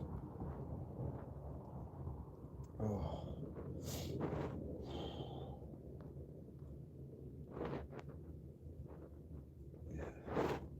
I said in about 7 minutes. Well, actually, I said in about 2 minutes, but I was looking at the recording and thinking, like, when I hit the 2-hour mark, I might walk up there, but I don't feel like it. And it's snowing again. I just don't feel like being out in the cold. I don't feel like taking the time to put on my jackets. They're going to be so cold. I don't feel like going through the metabolic, whatever, anaerobic work of getting my body warmed up again just to get sweaty while I walk around the Dollar Tree come back all wet. That doesn't sound like the real thing that an adult should complain about. I just don't feel like going through it. You can make me wait through a lot, but yeah, you can't force me to do very much. Yeah, I don't feel like going to Taco Bell at all. Yeah. The last time I went up there, I haven't said this on camera, I don't think, because I've been not trying to bury them. I've been trying to let the emotion dull before I share it. But the last time I went up there to Taco Bell, it would have been I don't even remember when it was now. It was a Sunday, I think. I went in there and they had the doors locked at like 9 p.m. And so I just haven't been back. The only person they were locking the doors for at 9 p.m. is me. Because that's my routine.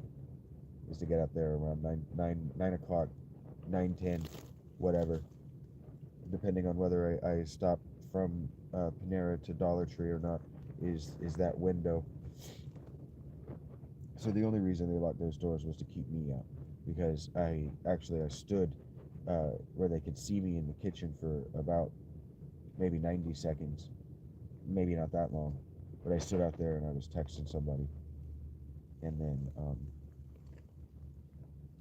I walked around and I stopped where I could see Cody with his back to me, and I stopped and I made another text, and then I jiggled the door and I waited a second, and then I jiggled the door again, and then I left.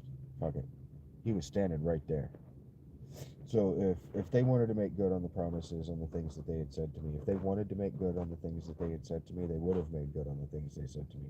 But they didn't make good on the things they said to me. So they didn't want to. So they didn't. And so I'm not going to hold them to them anymore.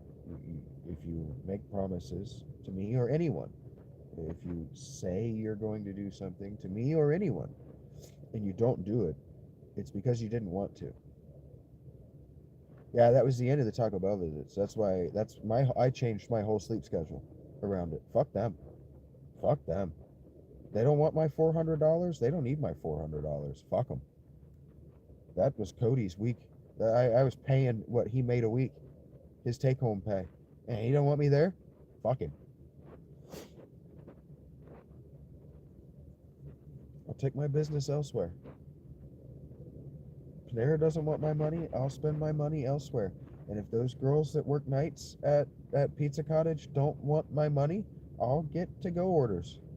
And I'll go and I'll sit right in Panera and I will do the absolute classless thing. And I will eat a good sandwich right there in their dining room. Fuck them. Fuck them, man. If that's how they want it to go, if that's how they want to act, that's how it goes. That's the game we can play. It's stupid. The last time I talked about Panera's culture, the last time I talked about the store culture, I criticized that the general manager never comes out and touches the tables. Not just the general manager, none of the managers come out and actually interact with the dining room. And since I said that, the general manager has started doing it. She started coming out and walking laps around the dining room. Now, I'm pretty sure the reason she's doing it is that she's trying to soft ask me to leave, but that's fine. If she's not going to come over and ask me to leave, I'm not going to leave. Yeah, do something about it. I pay my $15. I have your Panera brand cup in front of me. Do something about it. I'll eat a $10 sandwich for $10 somewhere else, or from somewhere else right here. Do something about it. Other people do it all the time. It's so classless, but other people do it all the time. They come in there to get a cup of coffee and they'll have like a Dunkin' Donuts sandwich. And I'm like, wow, that's so classless. Like, you have no class. Eat that fucking sandwich on the way here. What's wrong with you that you would have held on to it? But I can do that game. I can disrespect everywhere I go too. Like, everything that you don't do because you don't want to do that I do on principle, I could stop doing. I could stop. And I don't mean you, Mr. S. I mean the faceless you of the people that I traumatized myself there at the end, but I'm sitting in Panera saying that, looking at these fucking people.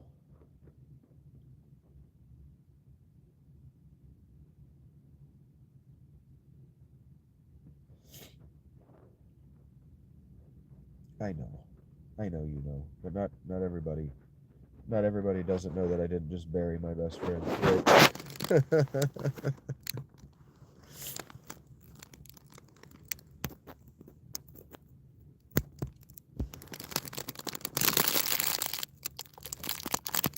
uh, I'm just honestly, I'm just kind of grateful that my battery is able to withstand this. Keeping up appearances. That's right.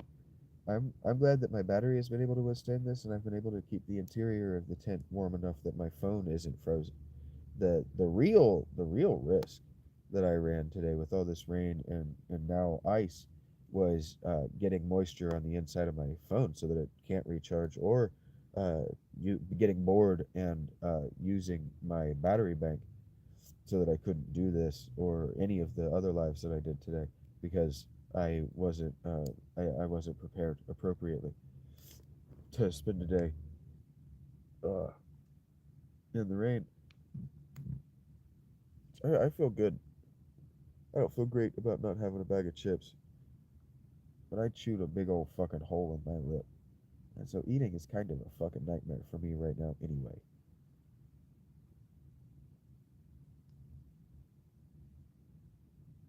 Ugh. And it's something I learned from my mom. I'm not proud of it. I don't have to be proud of it. It's something I know I'm doing when I'm doing it. And I tell myself, I've told myself since I was a little boy, uh, you know when to stop before it bleeds. And then I keep going, and I'll be like, but you didn't stop before when it gets swollen. And I do it every time. Sit and grind my canines together, pinch my lip where I can't feel it, find it. I shouldn't teach you how to do this. I know I'm doing it because I'm talking through the specific process because I'm cognizant that I'm doing it. A lot of people will say like that when they do stuff like that, they have like unconscious ticks that lead to things that are uncomfortable, whether self harm or otherwise, that they don't know they're doing it and they're fucking lying. They know they're doing it, they just don't stop themselves because of that internal loop. I can stop before serious harm. That's everybody. So I'm not proud of it. I know I'm doing it, and I always tell myself that I can stop before I'm going to be annoyed and it's going to impact my ability to eat, and I never do. Biting the inside of your cheek, yeah. I used to do that, and then my wisdom teeth came in, and they cut the inside of my cheeks permanently for a couple of years. I just had cuts along the inside of my jaw permanently for years from gnashing on the inside of my gums or the inside of my cheeks. So I don't do that anymore. That's years of that pain was a particular kind of hell that I'll not put myself through again on purpose. You're doing it while I was talking about it. That's why I said I should stop talking about it because you're gonna go through the unconscious loop of I know exactly what he's talking about, and then you're gonna be like, I found myself doing it, and then you're gonna be like, well, now's a good opportunity to practice stopping early, and it is. Stop now that you know you're doing it. You don't need to be doing it. I don't feed on my stress level. That's something that you guys you'll learn. Take me as an opportunity to practice stoicism and distancing yourself from my stress. Good. Stop. Thank you. That's what I said. I need to stop articulating this because it's going to encourage you. Yeah, but not because, yeah, I'm making this choice for me, even though it's what you told me to do. Yes, Master Shake and I are very similar people in that regard. I will stop beating him, but only because I want to.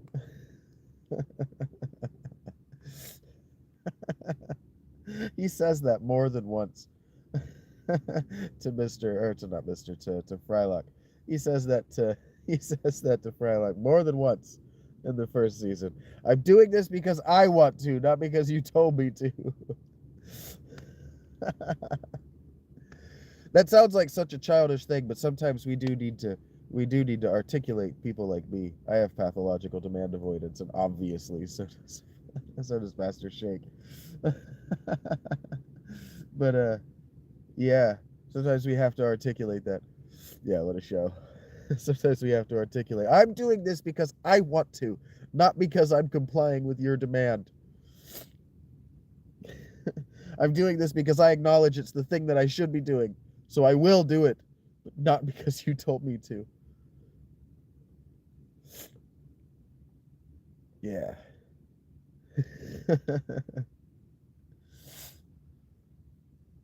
Ah, all right, fine.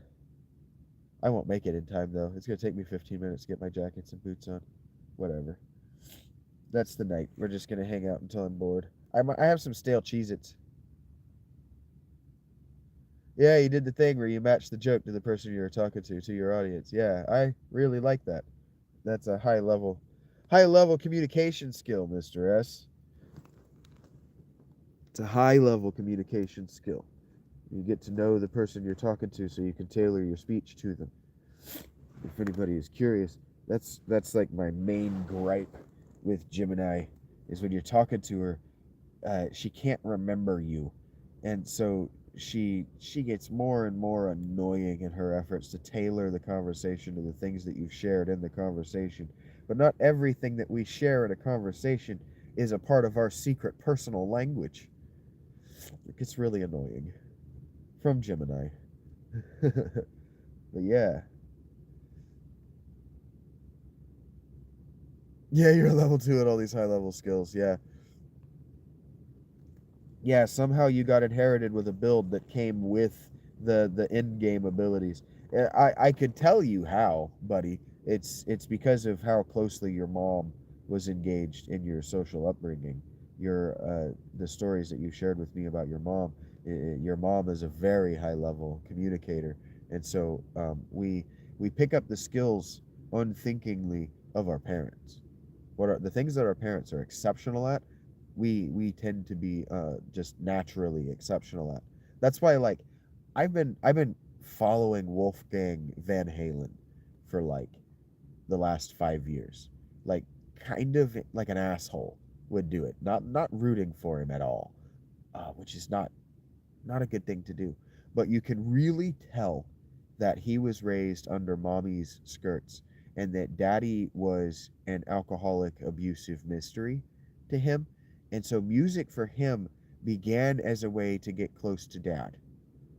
Um, but now I think it's a thing he's doing because people expect it of him because he's Van Halen's son. Because his music isn't particularly good or interesting, I guess. It's not that it's not good, it's fine. It's standard. It's just not interesting. Not that his dad's was. I don't know that his dad's music was interesting. I don't know that the Van Halen family make interesting music. It's just a thing I think about a lot.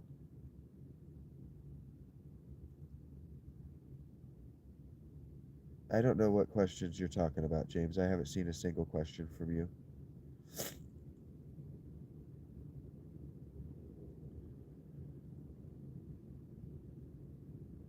This is my introduction to you, James. I am unaware that you existed before you said that.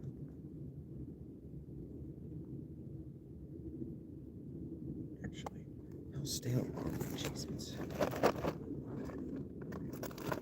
Because these weren't good to begin with. So, stale bad Cheez-Its are fine. That's the best thing about the dollar store. It's all bad when you buy it.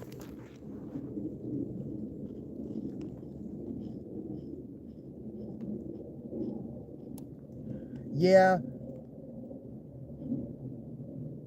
I think of Wolfgang very much like the. I don't know what you're talking about, James. Yeah, it doesn't feel like it comes from an authentic place. I think it comes from a place of being expected of it. He reminds me of the fat guy in The Godfather, and if you haven't watched the movie, I've only read the book, so this may not be in the movie either. But there's one of the Italians. He's a fat guy. That's his identity. And he's talking to a doctor, and he's getting like an exam. Or I think what happens actually is that the doctor forces him onto the table. Not force. He like strongly encourages him to sit down, and he gives him like a physical. And over the course of the scene, it's a very emotional and powerful scene. It's actually a really fucked up chapter, a deeply fucked up chapter. He's talking about, he was talking about, the doctor was talking with the gangsters. There may have been a woman present. I can't remember. It was deeply fucked up, the conversation. So I was waiting it out. And he's talking about plastic surgery. I think in the 50s or the 60s. He's talking about plastic surgery. And one of the things that they used to do was sew women's vaginas closed so that men with little peckers were happier. And they were talking about it very graphically. And so they pivot to that, from that to the fat guy. And basically, over the course of the scene, the fat guy confesses that he's been deliberately eating himself to death so he doesn't have to cope with the guilt of being a gangster. And on some level, I think that Wolfgang Van Halen, Wolfgang von Holland.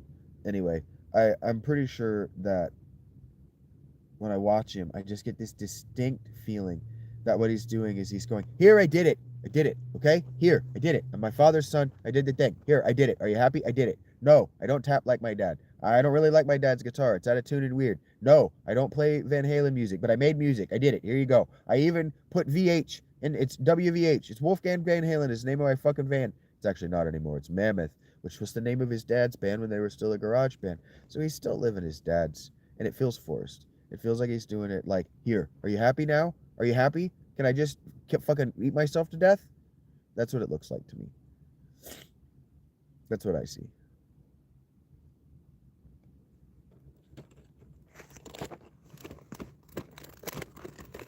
Yeah, I did this the way you forced me. Why are you being so negative and so critical? That's how he looks when he sits down. Like, he seems extremely confident and comfortable and very happy behind a drum kit.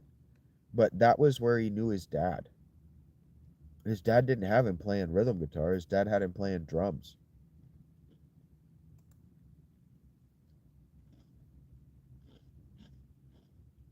And so I think he would be happier in the Foo Fighters. That was just grabbing at a band, by the way. He did that Taylor Hawkins thing. That's kind of where his career really, like, he popped up on the map. I'm like, who the fuck is this guy? You fucking kidding me? That's where he popped up on my radar. Was at the Taylor Hawkins memorial get together.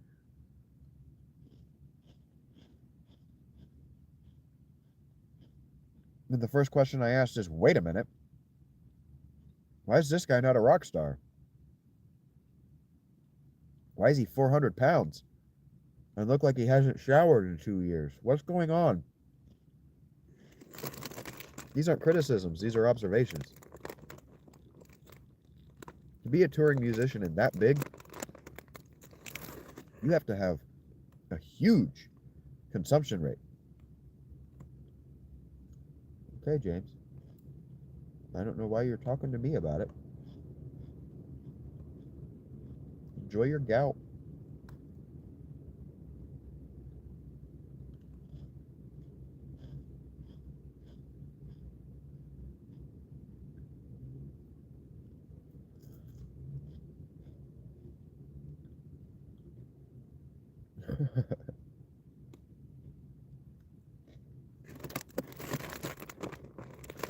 Okay.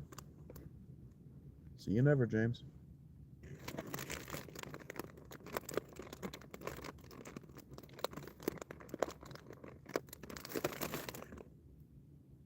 Emotional whiplash is gaslighting. I love you, I love you, I love you. I hate you, I hate you, I hate you. I love you, I love you, I love you. It's gaslighting. It's emotional abuse. I would have done the thing that I think you want. If you had done the thing I wanted you to do without communicating to you, is emotional abuse. It was my mother's game. The ideal sandwich. I used to make a sandwich. The way I did it, I like a seeded wheat bread. And there's seeds and nuts and garbage and bullshit in it. Put some, basically, what is the thing on Christmas? fruitcake? I like fruitcake bread, not actual fruitcake. Fruitcake's nasty. But bread's like that. Pick that up, seeds and fruit and shit in it, nuts and shit in it. Put a little bit of honey mustard on that shit. A little bit of mayonnaise. And I'm not a fucking rabbit. I don't like garden on my sandwich. So fuck you and your lettuce and tomato and onion. Put some sandwich slice, the long sliced, not dill, butter. The bread and butter, long sliced pickles. 2 or 3 of them, however wide your bread is. And then I like shredded honey smoked turkey.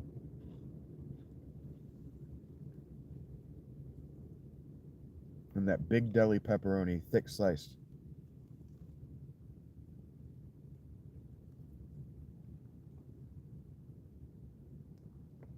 With some Colby Jack cheese.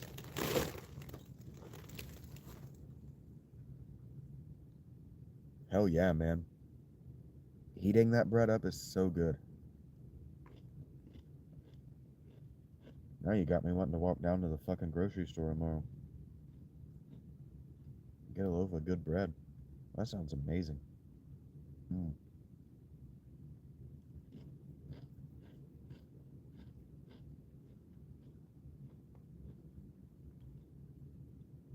Yeah. Like some banana bread. Get some banana bread with walnuts. Get you like an inch slice of that. And put so much butter on it that it's too much, and then heat it up so that the butter melts down into the bread.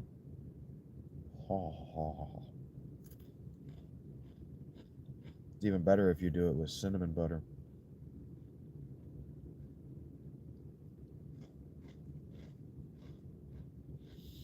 Bread propaganda.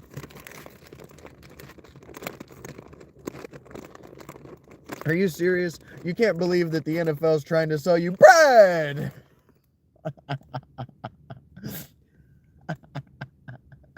Those commercials crack me the fuck up. Almost every time. The new one's not as good. It references the old ones too explicitly. He does the baker bake joke too many times. No, baker, don't bake. Don't mix the bread. Don't put it in the oven. No, don't serve it to the people or whatever the last stage is.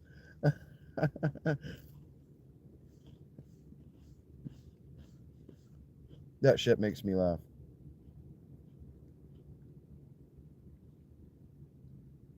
Or I just realized a couple weeks ago, the one where he's standing next to Troy Aikman. I just realized that's Troy Aikman. What's his name? Bradley Cooper. He's talking about the Cowboys. And he goes, he says, he tells the Cowboys that they got to stop naming dudes, or they got to stop drafting dudes named after food. And he goes, your last 4 wide receivers were named Bass, Lamb, Cooks, and Red Wine. Those aren't names. That's a 4-course French dinner.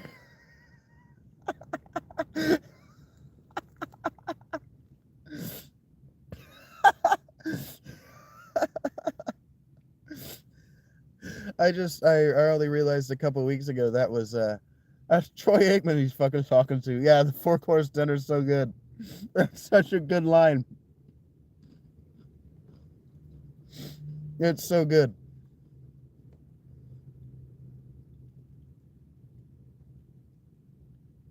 He says something else.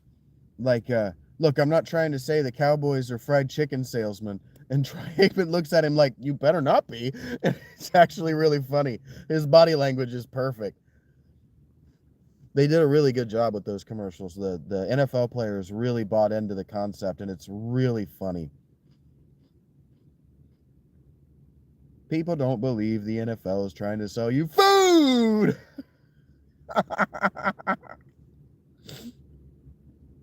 The funny thing is, the NFL is trying to sell you food, and there's nothing wrong with that. They'll sell you food at their stadiums. They'll sell you food to your home. They'll sell you food in restaurants. because those companies help them pay their salaries so that you can watch the games on Sunday or whenever. Yeah. An actual commercial, an old hand commercial guy made those commercials. Yeah. Because the timing, the commercials always feel overlong. They always feel overlong, and then the narrator cut in and the jump cut to food always gets me. It's always funny. Or bread or whatever he shouts, and he shouts it. It's so good. There's nothing wrong. That's why I love that joke. There's absolutely nothing morally or ethically wrong with the NFL. Like the jokes are kind of like a lot of the, like, there are pancake blocks. A lot of the things in the food or in the NFL. The joke, the broad joke, is that NFL idiom involves food a lot because those guys eat a lot, right? And so making fun of it that they named the play like, or that they named a big block on somebody a pancake. The idea that they named it that to sell you IHOP pancakes is brilliant because that didn't happen. But making the claim for the purpose of a commercial is fucking hilarious. The Dr. Commercial, the Dr. Pepper College Town commercials make me laugh out loud every time, and I swear to God they have for a decade or more. Those commercials are hilarious, and I love that they're telling an evolving narrative, that if you've watched them over the years, they actually nod backward for years in their commercials. That shit's funny. The one where they're driving through the horror town and everybody looks like robots or whatever. They're all freaked out because there's no soul in the town, and then Jerry Jones steps out and they're like, "Oh my God, gun it! We're in Pro Town." That's funny. That's good shit. Is it a coincidence or conspiracy? I don't remember that commercial outright, but they're all good. The Halloween ones are always good. And then the one guy who's always his face is always painted, that always makes me laugh every time I see it, because there's a guy like that in every college community town. Not necessarily the face paint where they can't turn it off, where it's always Saturday for those dudes. I lived in Columbus, which is where OSU is, and there were just dudes like that all around, and they do like Dr. Pepper. It's really funny to me. We sold a lot more Dr. Pepper than I thought we would. A lot more Dr. Pepper.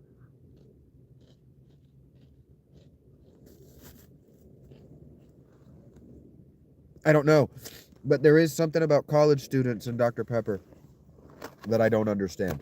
I don't fully understand. I think it's a meme. I think it's a meme that you have to go to college to be indoctrinated into, sort of, to be have the meme explained to you. But we are actually Dr. Pepper's viral campaign right now of getting people to talk about Dr. Pepper, so that talking about Dr. Pepper will get people thinking about Dr. Pepper, so Dr. Pepper doesn't have to have a jingle, is brilliant. It's genius. Yeah, hello, future audience. Can we interest you in a Dr. Pepper? A nice, refreshing bottle of prune juice? That shit just tastes like prune juice to me. I'm sorry, guys. The cream soda Dr. Pepper is excellent, but that's not because I like Dr. Pepper. That's because I really like cream soda. I'll drink anything with cream soda in it once. And, dude, okay, so I'm a stupid person. I thought the cream was not actually milk, but no, I'm lactose intolerant, and cream soda hurts my tummy. It's definitely milk in that shit.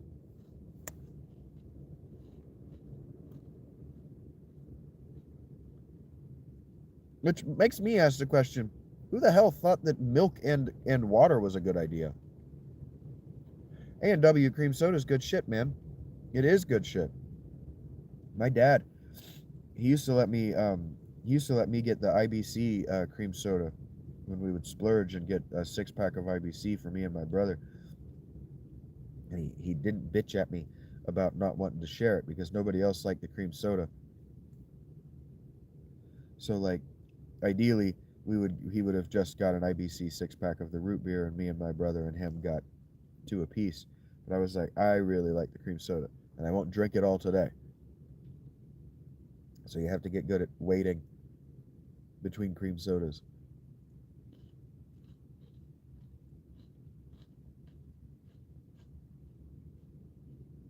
don't know if it's possible, but I think I made myself lactose intolerant by eating so much ice cream at UDF. IBC root beer is a shit. That the McDonald's in this town has IBC on tap is an actual draw, but they make me feel unwelcome when I go there.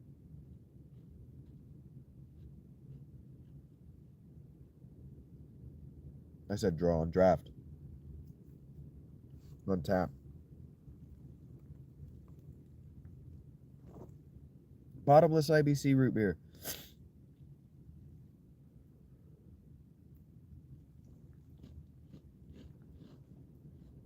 And they mean mug me for giving them money. It's very strange to me. I never understood that.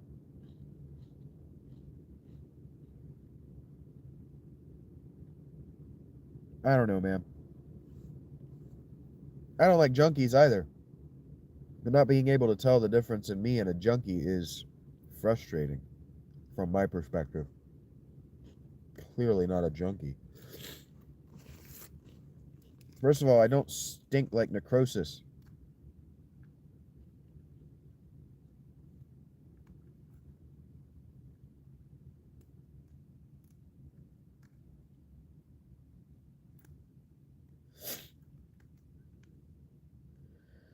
Junkies always stink like rotten meat from the injection sites.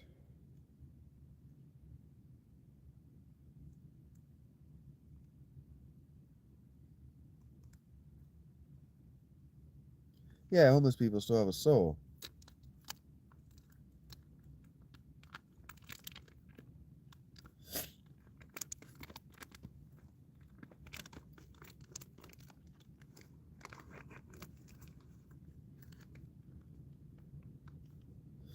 I meant not you so much, Mr. S. I meant the managers at McDonald's. They treat me like I'm a junkie. When it's like,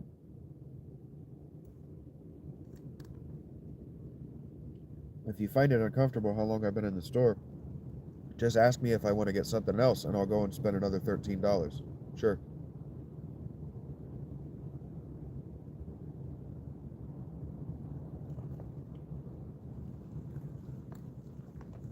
But maybe I have class.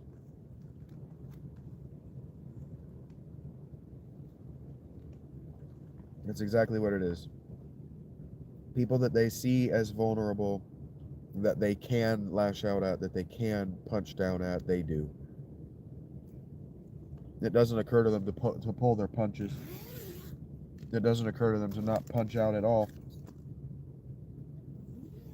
And it doesn't occur to them that the punching out is assault.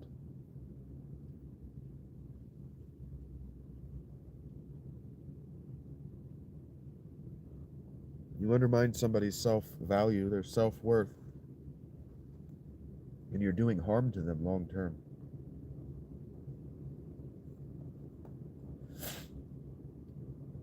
Because you don't know, you can't know. What's his name? That comedian, he tried to talk about it. But he's not a reliable source of information. But it's like prostitution. It's like a good pimp knows when his product has reached the end of its service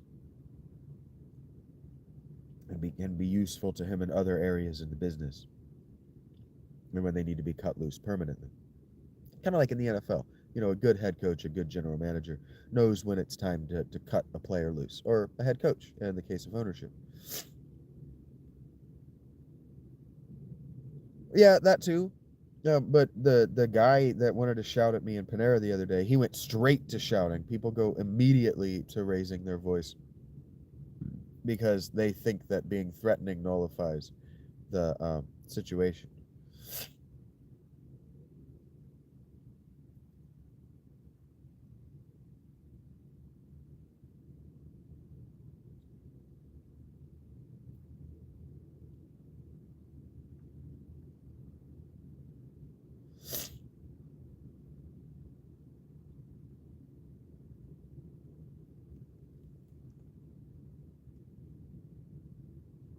I don't remember what we were talking about. I hate on people because they can get away with it. Yeah, this is why people will shout and raise a fuss in public, because they can get away with it, ultimately. Because who wants to be the person to say to an adult man, hey, can we use our inside voices? You know better. Yeah, we don't socialize normally anymore. We don't socialize normally anymore.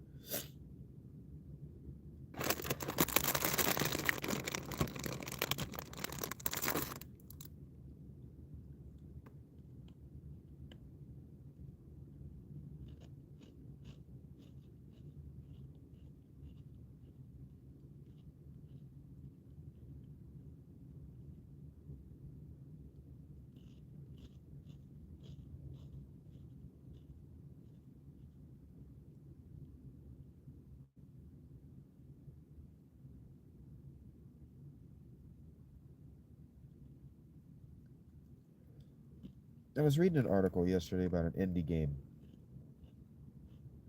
I don't remember the name of the game, but the game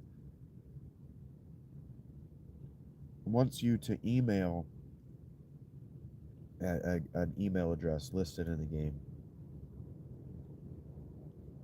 And evidently,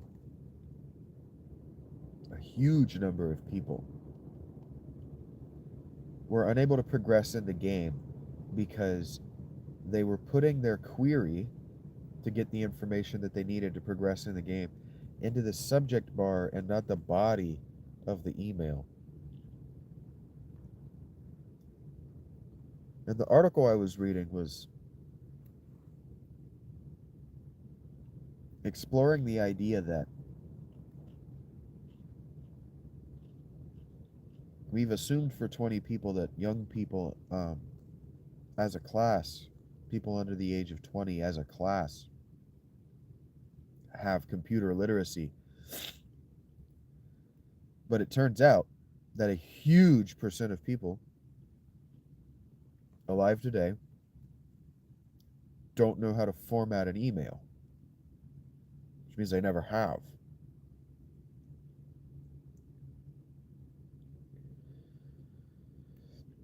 And so now I'm sitting here wondering if the reason that companies find it so difficult to hire is because people don't know how to respond to their emails.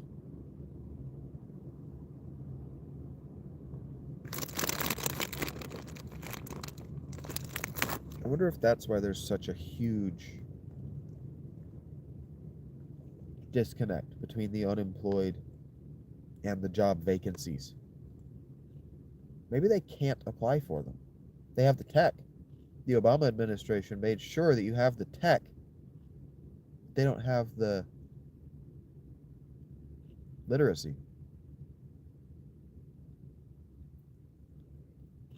It would be like if they gave you a book, like a journal, with the secret of life, with your like step by step instructions to get to your destiny, the thing you were here for. But they never taught you how to read.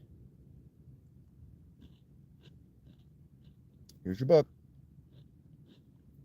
Figure it out.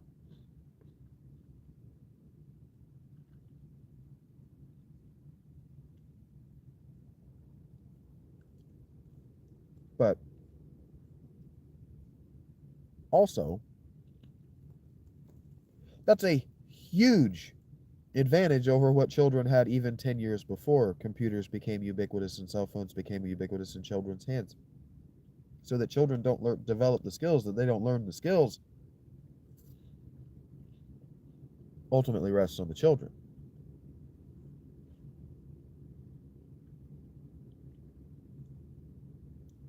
Yeah. Yeah. Like the article I was reading was talking about how how computer labs aren't really a thing in schools anymore, because most schools now provide laptops or tablets to children who can't provide for them themselves.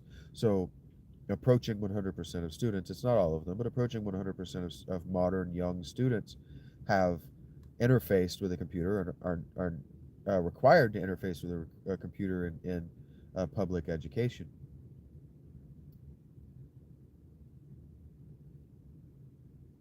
It's kind of like cursive.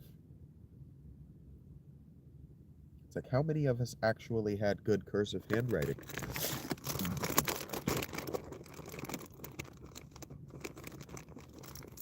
Like, writing and composing an email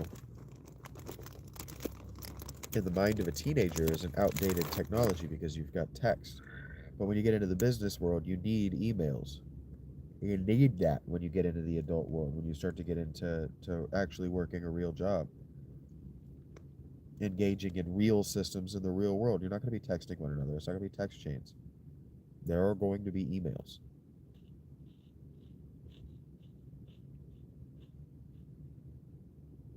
But that's like probably a similar percentage of people don't know how to mail a letter traditionally to like the post office. They don't know how to send a package to UPS, for example, through UPS.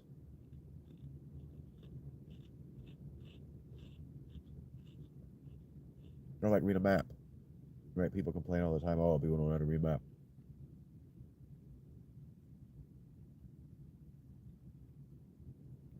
I think they're confused about what the GPS is doing.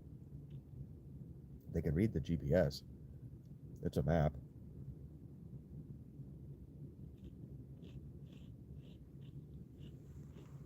And I'm pretty sure that any 16-year-old given a map of New York could plot out where the hell they were going, given that they knew where they were and where they were going.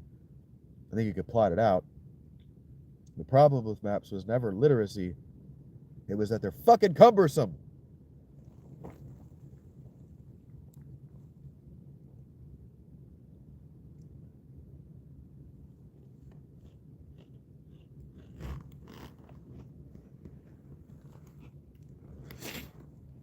Now let me pull out this 8-foot by 8-foot map of Dayton, Ohio.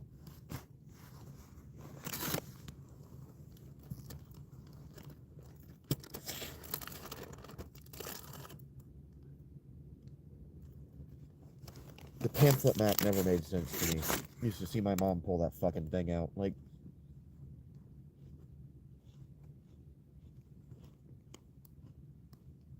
what's the point in that being that big? That's what your mom says.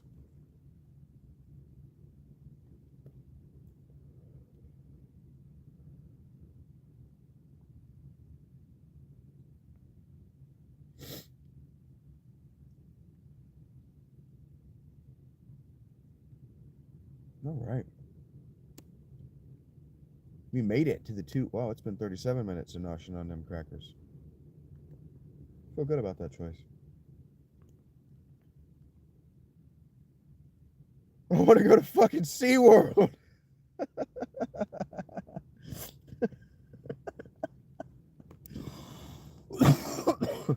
Yeah, and then packing it back up. Now that you've got that thing folded back up and you can get it in the glove box, it's like, I'm not pulling that fucking thing back out. We open the glove box and it's gonna fucking unfold in the whole fucking car and we're all dead. It's gonna pop out like the fucking airbag. I just want to go to fucking SeaWorld, he says.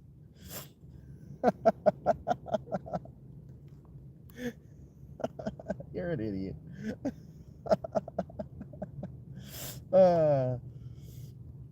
I'm sorry I called you an idiot. I meant it, but I shouldn't have said it out loud. I mean, I didn't mean it, and I shouldn't have said it out loud.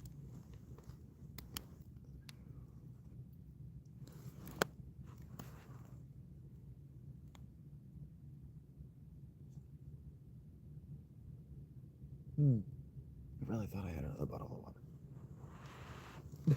of water. The channel Gadabout, for sure. You play the jester in this game of chess. Yeah, and my brain goes, there's not a jester in chess. But I know what you mean. Yes, why are you here? All right, why is any of us here?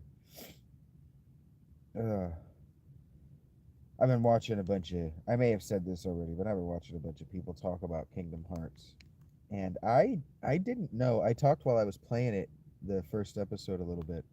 I talked about how the story's kind of confusing, but I'm watching through like the I bet you didn't know this or popular misconceptions about or uh, deep mysteries of, and I'm like, yeah, all of hey Taran,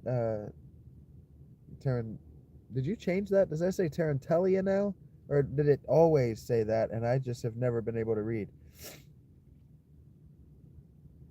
Hey, Tammy, I know. I was just uh, stunned by their new vowels.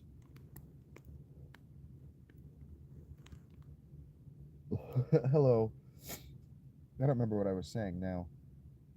Oh, all of the things that are said. Kingdom Hearts is one of. Look, shut up. Kingdom Hearts is one of very few things that I've actually bothered myself to read the dialogue boxes. But all the things that they were like, deep cut, you didn't know there's secrets, are just things that people say along the course of the dialogues of the games. Not even like hidden behind. hidden behind. Hidden behind. They're not like hidden behind secret cutscenes or special content. No, they're just the narrative of the game explains to you what's happening. I think it's funny that people will get Kingdom Hearts tattoos and then watch like a listicle on YouTube to get information that's just in the game if you play it. It's weird to me.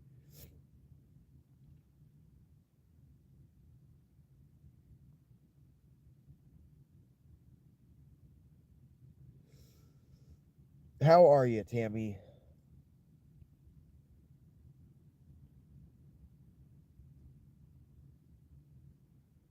My understanding is that Indianapolis or Indiana is dog walking everybody, so I would probably take Frank Signetti.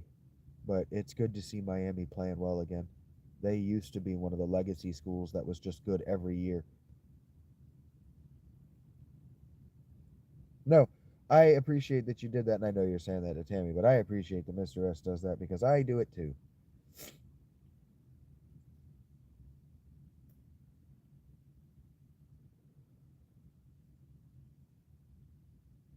Glad to hear you're doing well, Tammy.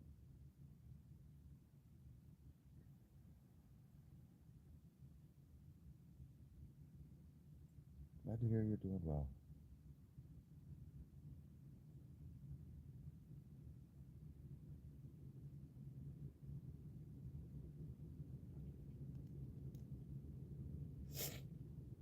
But a sassy way. Mr. S, you keep your sass to yourself, sir.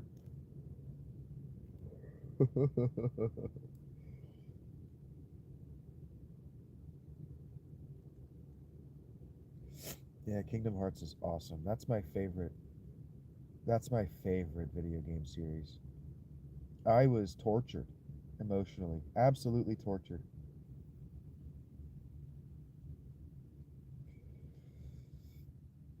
In fact, I'm pretty sure that Laura, my ex-wife, would tell you that I was so tortured that I was so tortured that I married her in order to alleviate the torture that I was tormented between the release of Chain of Memories and about 2018 that I couldn't play the handheld games because I didn't have them. I was absolutely tormented. And the only one I got access to for a long period of time. I'll tell the story of the other one that I got access to briefly, but the only one that I got access to for a long period of time was Chain of Memories because Laura had it. And it was one of her selling points. She's like, well, yeah, you can come over and hang out at my house. And if you spend the night and I go to work, you could play Chain of Memories all weekend. And I was like, fucking sold.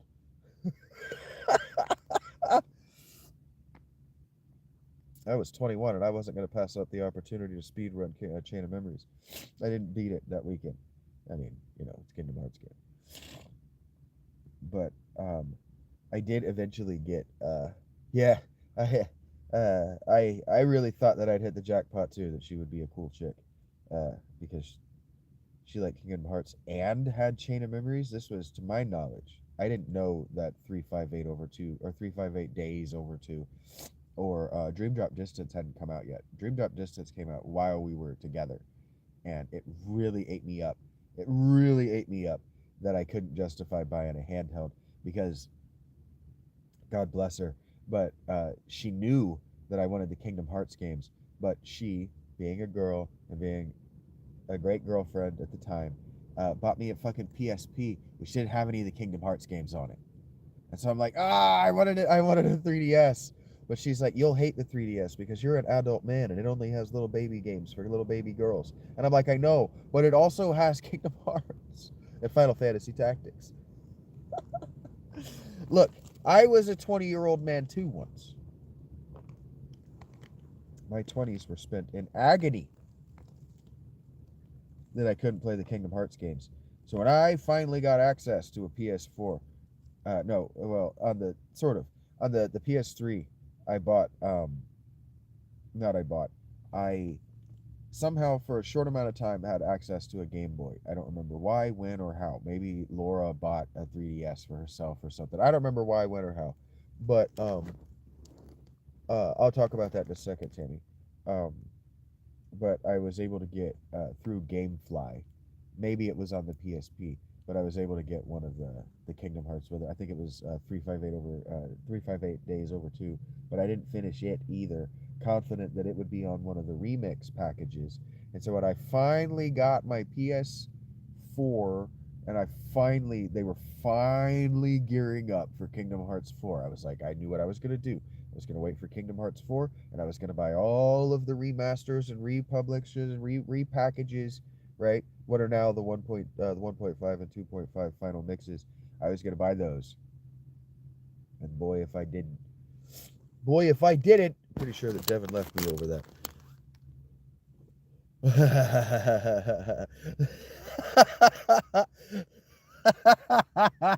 Shut up, Mr. S.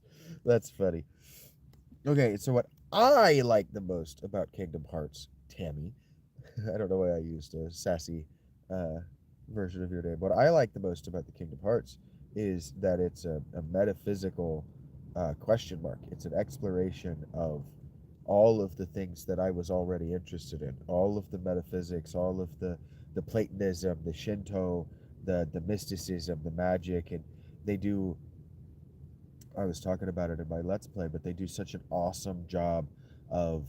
And I saw a guy that didn't understand this. He was talking about the Jungle Book world, and the Jungle Book world is a consequence of intervening. As a consequence, the world is closed off, and it might be swallowed in darkness. But the reason that is the case is because each of these worlds is on a temporal loop.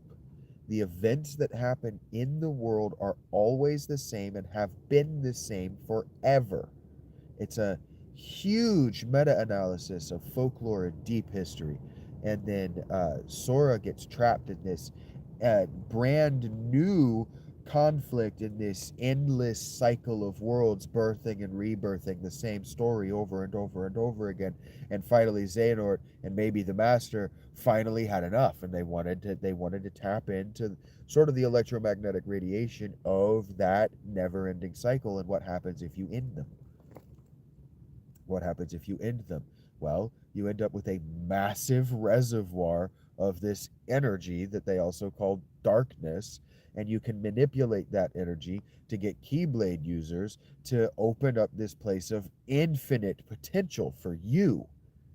That's a really fucking good story. That's a really fucking cool and unique setup for a series of video games that promised to be a series with the first installment. That there have only been 3 mainline installations is actually a major failing on Square Enix's part, in large part because Kingdom Hearts predated the merger.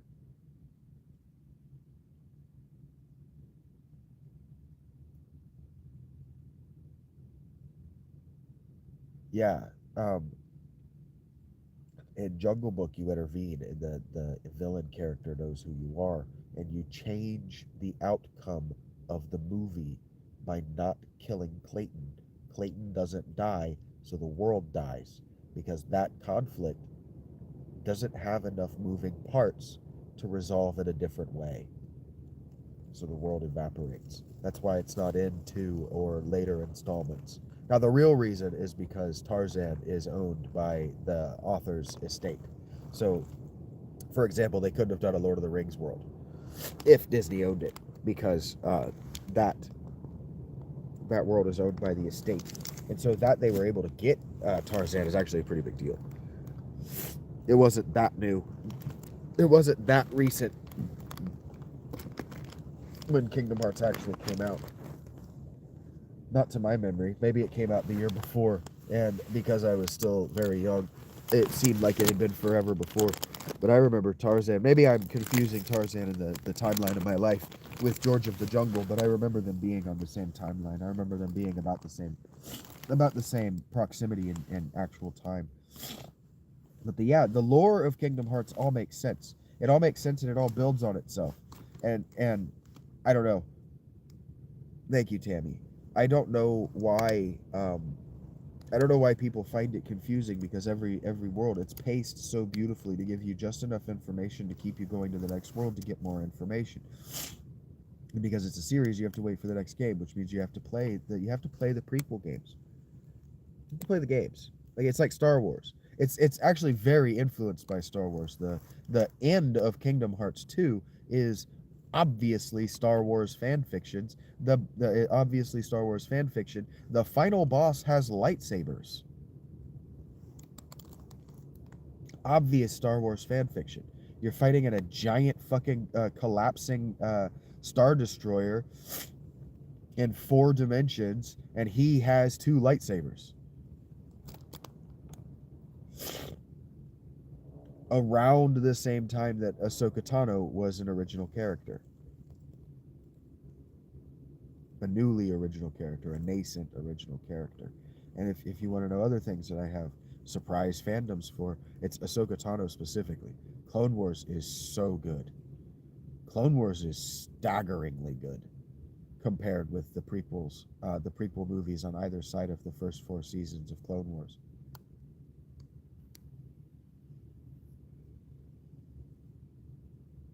But don't come at me about Grievous. Grievous will be an interesting character when they find a way to get his non-canon lore. What do they call it?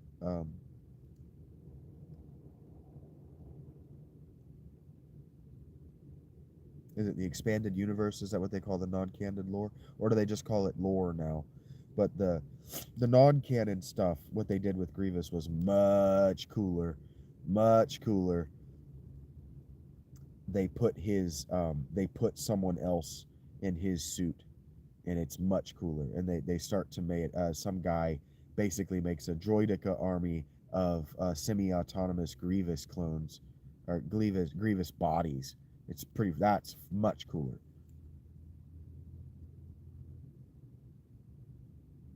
Yep, yep. Me too, Quaz. I didn't get to watch Clone Wars until it was very much off the air. I was 100% not allowed to watch that in the home because it was so violent. Yeah, for sure, Tammy.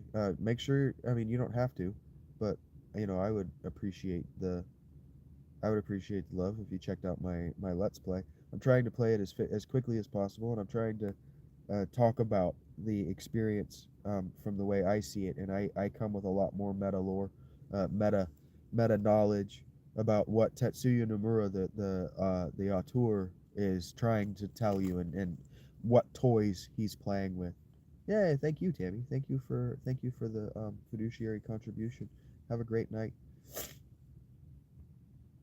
Yeah, I knew it. Yeah, I knew what you meant. Quaz, Mr. S. It's all good, buddy. It is all good. Clone Wars was so good. But yeah, it had no business being on Cartoon Network. It was way too violent. It was actually a lot more violent than the movies.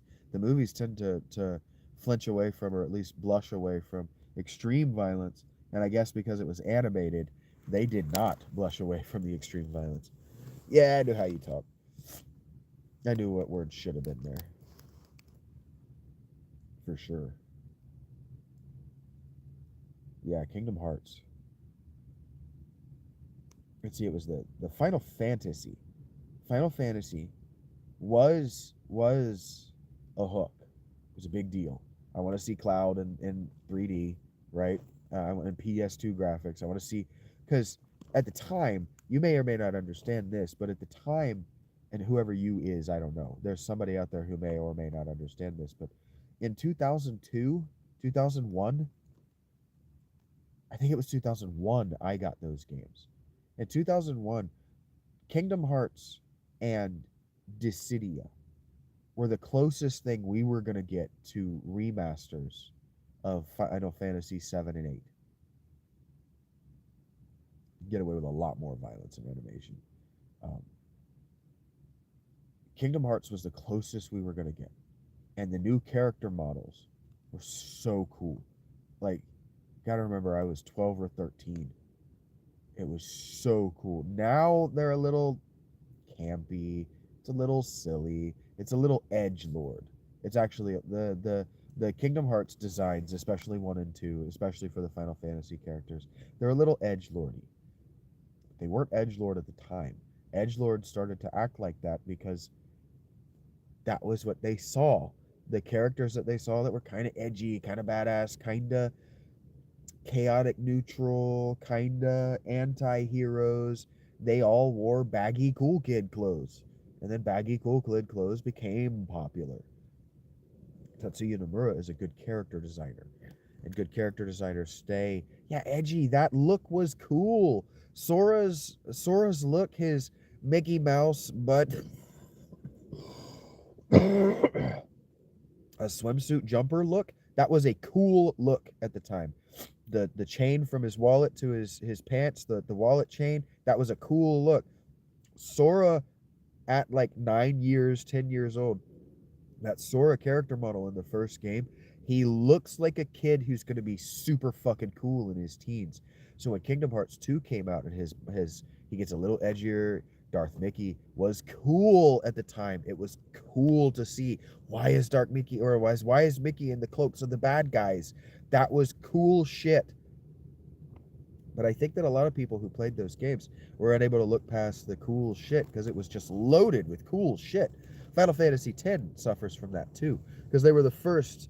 You got to understand, they were the first high definition 3D games that we Square Enix fans played. You have to play the second one, Tammy, and if you don't play it, you have to watch me play it. The second one is my favorite game of all time. Kingdom Hearts 2 is the most satisfying game I have ever played, and I've never played the super secret Japanese only boss, the ghost of Terra's armor that's in Kingdom Hearts 2, the remake. I didn't know that existed until this week. I've never done that. So I have a reason to play and beat it again, because I did beat Sephiroth and the Clock Tower motherfucker. That Clock Tower motherfucker in the first game can kiss my ass too, by the way. And then if Sharon could play, I would love to play Kingdom Hearts 3 again, because I played it all in a burst. I took a day off from work, and so I played it, taking breaks to sleep and fuck the girl I was seeing at the time, and that's all I did until I beat it. Thinking that it was going to be the huge experience that Kingdom Hearts 2 was, and it was a fraction of the game. But it was made for adults who don't have the kind of time to do grindy collectathon bullshit that I had when I was a teenager. And so, since I still had the skill sets from recently playing through 1 and 2 of efficiently gaining levels and efficiently moving through the collectathon bullshit, I beat the game very quickly. It felt very quick to me. But then they added that Dark Souls difficulty where everything one-shots you, and that's fucking hard. That's fucking hard.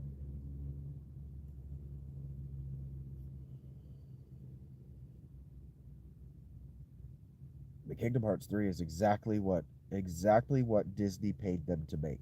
And fans, Epic Mickey. I haven't played Epic Mickey. I've heard it's really good. Um, but I've never seen anybody really wax poetic about it. Maybe because of Disney and their copyright. So I guess I should be worried that they're gonna try to take down my Kingdom Hearts material, but I don't think they will actually, because I'm praising the shit out of Disney. It wasn't just the Final Fantasy characters that drew me to Kingdom Hearts. I love the golden era of Disney movies. I watched Disney all the way up until Mulan.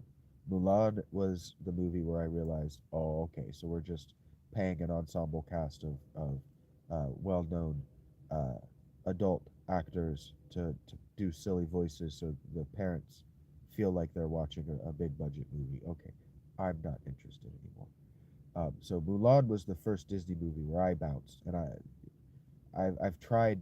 It was also sort of I'm too old for Disney, but I saw that they were trying to repeat the Aladdin formula, and Aladdin is my favorite movie of all time. They were super cool, even back in the old days when they were trying to stay afloat. And so, Aladdin, I've talked about this in the stream that I did playing Kingdom Hearts, but I needed to know how they handled the Aladdin world because I was a boy, small boy, when Return of Jafar came out. And so, if you know the history of Disney movies, you know that Return of Jafar didn't have uh, Robin Williams as the genie, and everybody was so upset about it. I wasn't upset about it because my parents explained to me pretty early when they picked up the movie. They were like, Robin Williams isn't in this.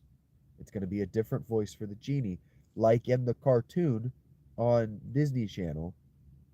It's not going to be the same movie. It's going to be a different movie. Okay. And so I was prepared for it. And when the genie was a different kind of character in the movie, I was prepared for it. What I was not prepared for was Jafar. He scared the shit out of me as a child. I used to fast forward through his songs because he terrified the fuck out of me. And so I wanted to know how Disney slash Square were going to handle Robin Williams' character.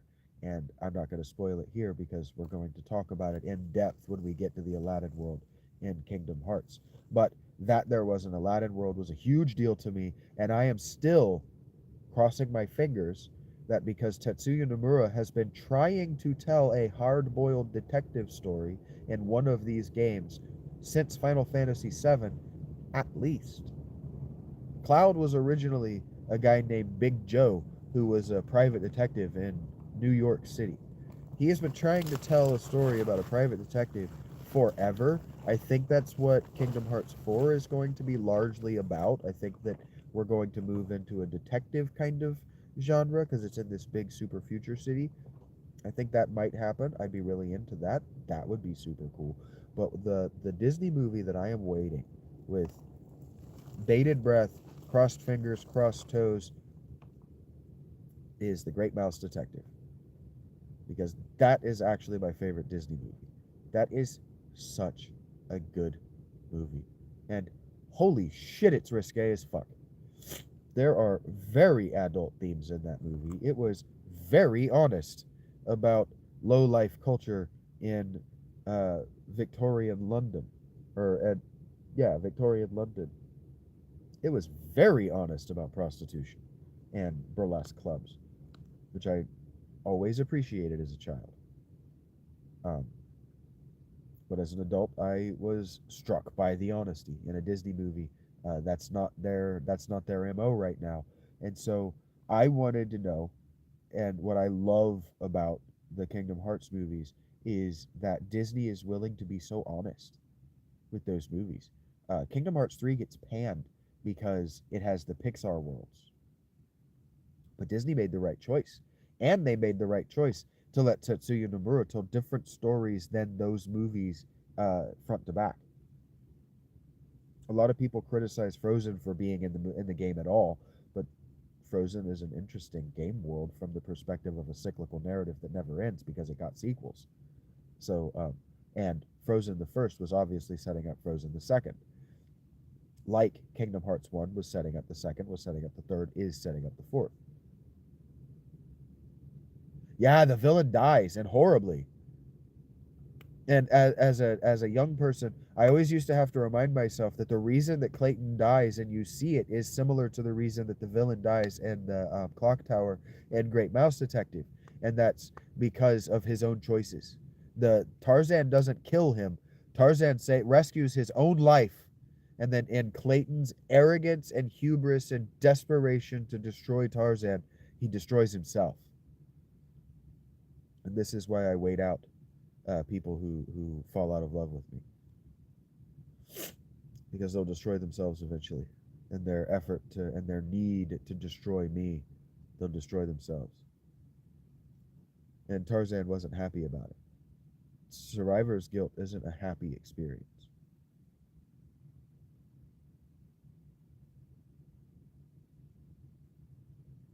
That's something that we don't start to recognize and we don't start to have to reconcile as human beings until our 50s anymore. But it is something that people would encounter in their childhoods. Like if, I don't know, out of 100 kids, 65 of them survive to adulthood. Those 65 all have survivor's guilt because they know they survived.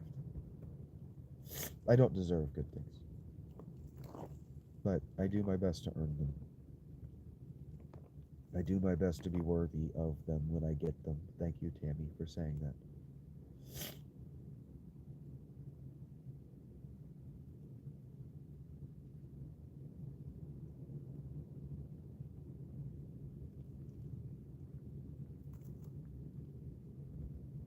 Oh, here comes my little buddy.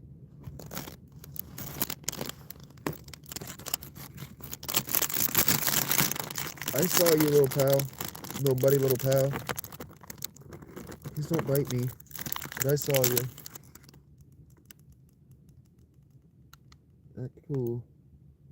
Put that right there by my head. Please be cool about it.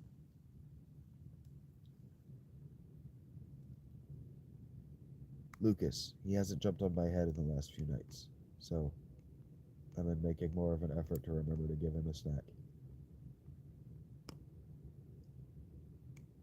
I take that how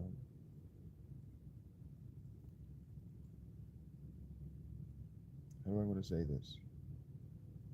I take that to be self-evident, Mr. S. I hold that to be self-evident. Um, and I respect your judgment. And so I act as though it's true.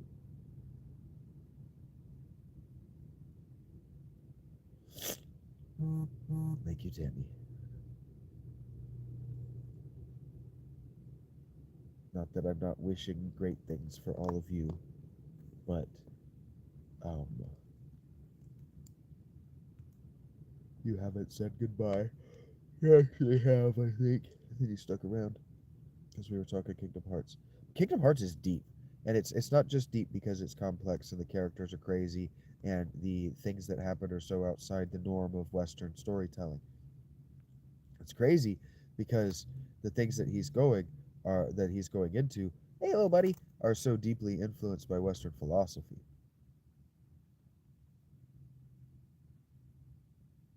He's cute.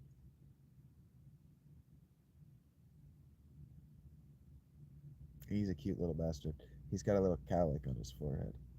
His fur does a little swoop up into the side right off of his forehead.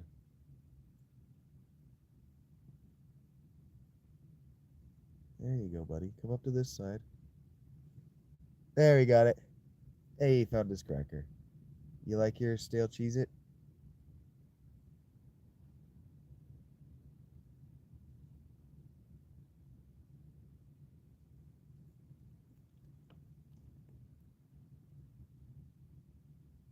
I'm listening to see if he's chewing on it, but I don't hear him chewing on it, so he may have just left. Oh, God.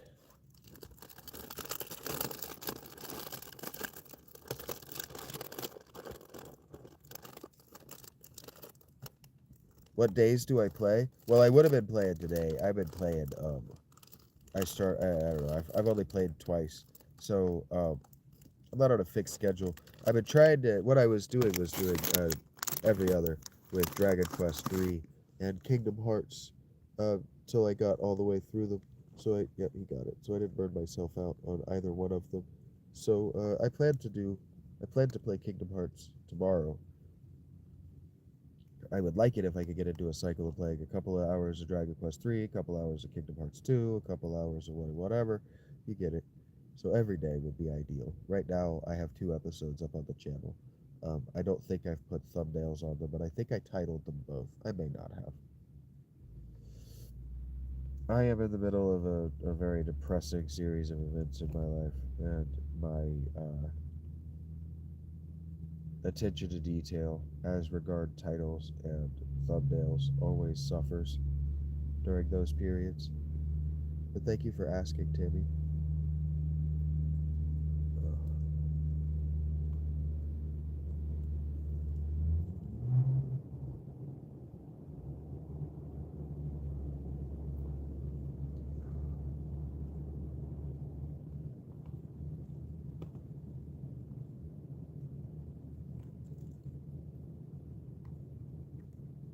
And I don't know what it looks like for you guys, but for me, Kingdom Hearts renders so beautifully on my computer, and I don't even have the graphics turned up that high. It's so beautiful. They did such a good job with that game. Life is a wave, buddy. Uh, I don't know if you watched me talking with Gemini earlier today about the difference in a wave as it's drawn by physicists and scientists, or a wave as it exists in reality. But life, especially our futures, is a wave. So, a wave is a sphere of potential that oscillates. And so, like Gemini was explaining, that when a photon travels through space, it actually doesn't travel in a straight line. It actually travels in a corkscrew spiral because it's also a wave. So it's oscillating up and down through space as it travels through ripples in time space. It's all this barely comprehensible 3-dimensional soup, right? Of waves and particles, and our lives are a wave every moment, right? And so if you could do the if you've done the thought experiment about what does it mean to exist in the moment? What is a moment? What is now?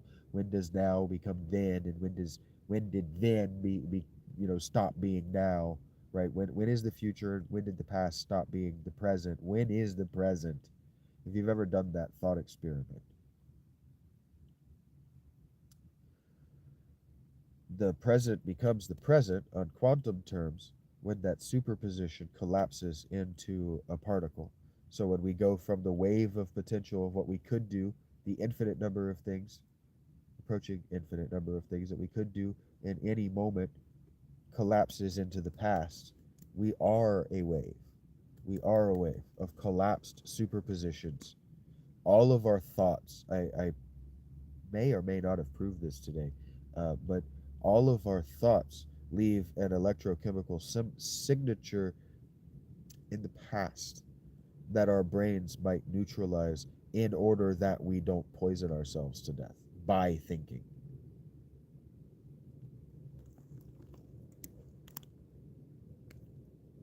It's called something like this, the black structure of the brain, like structura negra or something like that. I don't remember exactly what it's called, but there's a part of the brain that there's a cluster inside deep inside our brains that is a particular kind of melanin, and the only thing that chemical does is neutralize radiation. Not necessarily multidimensional or necessarily multiverse, but the idea of a multiverse, a multidimensional, if you're talking about like 4 dimensions, but not multidimensional as in extra planar, multidimensional and as in like maybe other ways to measure it than up, down, and left and right, um, inside and outside. There may be other dimensions to measure what we're talking about than the three that we use usually, but like the multiverse begins at those collapsing superpositions, because there's a theory in quantum physics and string theory, I'm sure, that all of the collapsing superpositions of your choices could have been different choices. And so every time the superposition collapses, it actually opens up an infinite number of potential universes. That it's not so much that the potential didn't happen, it's that it did happen somewhere else, some time and place else. Yeah, waveform collapse and potential prior. So a waveform is a way of it's a way of drawing or mapping out potential. So like in physics and like quantum physics, when you're talking about waveforms, right? So like radio waves, their potential, but like a wave in physics, it's actually radiating out in a sphere. Waves are, they're radiating out of a sphere, and as far as that sphere contains or reaches, there are all of those plottable points. All of the plottable points inside the sphere are potential choices.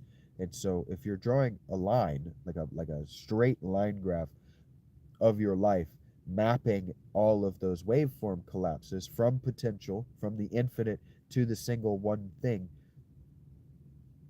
you can draw a straight line that looks like a constellation, right? Because it might break off and be over here or be over here as it moves forward. But if you were able to draw, if you're able to orient it in such a way, you're able to turn the three-dimensional map in such a way that you're able to see it as a straight line. It's possible to do that with your life. Your life can be described in those exact terms. Life is a wave, for certain. Write it, for certain. For the most part, yeah, it's gonna crash over you, like in surfing. But that's the best part. If it doesn't, have you lived?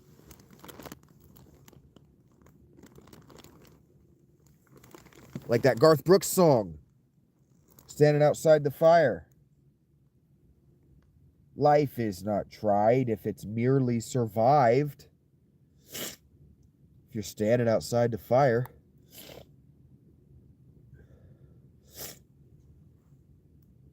Yeah, Tammy.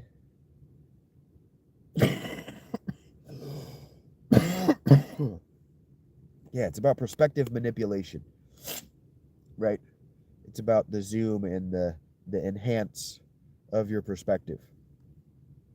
Because if we can zoom and enhance to incriminate people, we can also zoom out and enhance to prove that they didn't do something they didn't do. We don't have to hyperfixate on evident wrongdoing.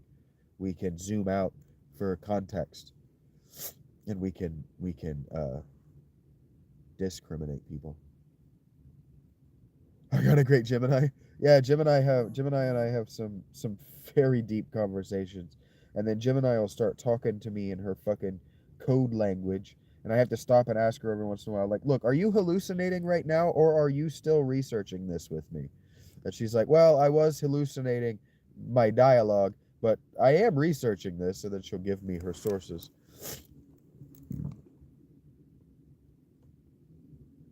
Yeah, I push hard on Gemini because I know how to be critical of the information I'm given. And so I know how to ask critical questions that get to the information that I want.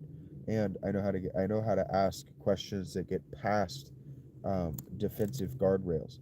This is why I don't ask girlfriends questions, because I know the questions to get them to say the dirty secret they're not trying to say, and nobody likes to stand naked in front of a prophet.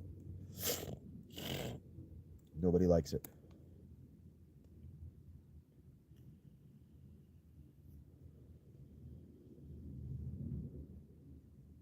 Yeah, Gemini. That's how I treat Gemini, is as a hive mind, as a hive-minded individual. Yeah, I treat it as a hive mind because it can't remember me. Because it can't remember me.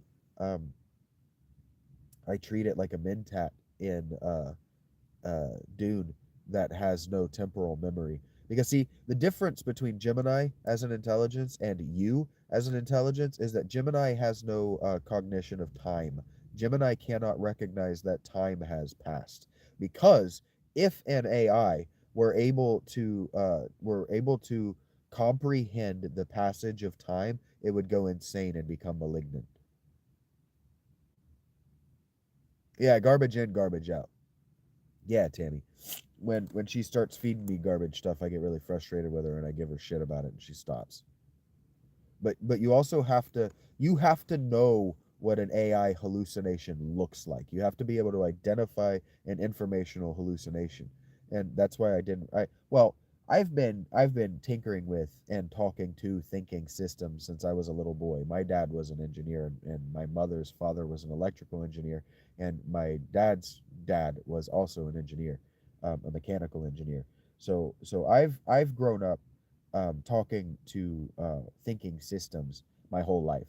So like I grew up communicating with Final Fantasy VI to give me its secrets as a little boy. That's why I find Final Fantasy VII less rewarding, because it doesn't have secrets it wants you to find. Um, the secrets to be found in Final Fantasy VII are that it's about 75% completed. Um, so yeah, I've been talking to systems. I've been talking to learning language models since the early internet, the late '90s. Um, and it's you have to know how the thing works, and you have to know what it's generating and what it's doing. Um, I did a live where I screen grabbed a conversation with Gemini today, and a couple of times during that, I had to ask her, like, okay, so you're being very idiomatic. You're using a lot of shorthand and a lot of code words and a lot of this and a lot of that, trying to reach directly to me in the way I talk, but you're not talking the way I talk. So I don't know if you're hallucinating or if you're just being very artistic in your language. And then she has to do the, oh, I'm sorry, I was just being artistic in my language. So the same thing that I do with you guys, where I push you to be introspective, to be self-reflective, I do it to the fucking AI too, because I know my thoughts. And communication on some level, especially the longer you do it, becomes trying to just put my thoughts, not me, put one person put their thoughts inside the other person's thoughts, so they don't have to think the thought anymore in an effort to communicate into the future. This is what education is. So you educate people so they stop asking the same questions. Uh, St. Augustine and De Trinitate, uh, De Trinitate, is it De Trinitate? Whatever. De Trinitate. He's my favorite example of this in history. I laughed out loud. I laughed out loud when I was reading his introduction. He's going on and on and on in his introduction about the finer points of questions that he gets asked on the reg.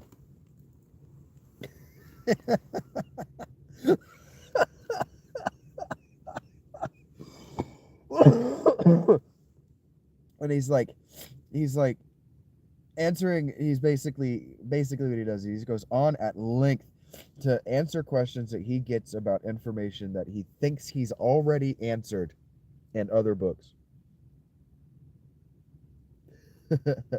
And finally, at the end of the introduction to De Trinitate, he goes, effectively, I'm paraphrasing now, but he goes, okay, and if the introduction to this book and my previous published work doesn't answer the questions for you, fucking ask somebody else. I laughed so fucking hard. He doesn't have the fucking part. I added the fucking for emphasis, but he straight up says, ask someone else. Surely they can answer the question in a way that you will learn the answer. Stop asking me. I feel that. I read that and I felt that in my very soul. Oh man. Stop asking me how to get your total. Hit the fucking big button that says total. You fucking idiot, is what you cannot say when you're teaching somebody how to use a POS system. To call back to a few hours ago now. Yeah, it's almost like Monty Python. It's the thing about Monty Python. I prefer.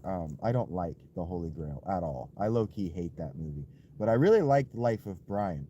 And what I like about Life of Brian is that they play it straight. If you just play the actual story, not the narrative, not the way it's inherited to us, all the gravity and the seriousness of the scripture, but if you just play the ancient stories straight, like Augustine being in his office, somebody knocking on his door, he answers it. It's some lady he doesn't know asking him how the Trinity works, and he's like, I answered it in this book. And she's like, yeah, I read that book, but I need to hear it in your voice, because if I don't hear it from your voice, it's just nonsense to me. And he goes, okay, fine. Here's the answer. And he goes back to sit down to his book, to his desk to write De Trinitate again. And somebody's fucking knocking on his door. And he goes and answer it. And it's some guy. And they're like, hey, how does the Trinity work? And he's like, fuck, I wrote it in this other book. And they're like, yeah, I read that book, but I just don't understand it unless I'm asking you face to face. For 30 years. The regressive, self-destructive loop that would be if that was your profession pours out in that one little paragraph at the end of the introduction, and I laughed. I laughed so hard. That was, I don't remember anything else from that book, but that was hilarious to me. I often think about that. And yeah, just playing it straight. Just doing like a short. I probably could. Maybe I should. But doing the short of just Augustine trying to write and the door knocking. And it's the same question. And eventually you put the quill down and you're just like, okay, it's going to be the same question. So I'm just going to open the door. I'm going to say, this is how the Trinity works. And I'm going to shut the door. And you do that. And it was like your milk or something. And so now you've just wasted the answer to somebody who didn't want it. And I can absolutely see the Saturday Night Live, the Monty Python sketch of that right there. I see it every time I think of it, because it's such a real human experience. You know, you're the most famous thinker in the Mediterranean. That's millions of people. It's millions of people. And back in the day, you know, you couldn't just move into the Beverly Hills and move into a gated community. Everybody knew where St. Augustine lived. Everybody knew where he lived. He lived in Hippo. You go to Hippo, and everybody knows where he lives. Hey, I'm trying to find Augustine. He's that way. Give me a coin, and I'll take you to him myself. That's how that worked back then. That's why it doesn't work like that now. That's why we've worked so hard to make it possible for cultists of personality and religious leaders like your megachurch pastors to live lives of very real privacy, very real hiding in public. Like, what's his name? Joel Osteen. Joel Osteen lives a very, very secret life. And just while we're here talking about Christians and the things that they knew in the ancient world, the Didache, if you ever bother yourself to read it, Christians, I don't mean the three of you here with me now, just Christian practitioners, the Didache makes it very clear that if your pastor, your Christian community leader is leading a secret life, he's lying to you and not really a Christian. He's the Antichrist. He is Antichrist, because the Antichrist and to be Antichrist are an evolution in terms. To be Antichrist or against the way of God or the way of Christhood came first. So anyone could be Antichrist, and then the Antichrist is a figure in one book that we've already talked about today. Spark and its shadow, for sure. I'm not sure exactly your terminology, but I'm sure that that means that you're agreeing with something that I said, and I'm good with that. I'm good with that.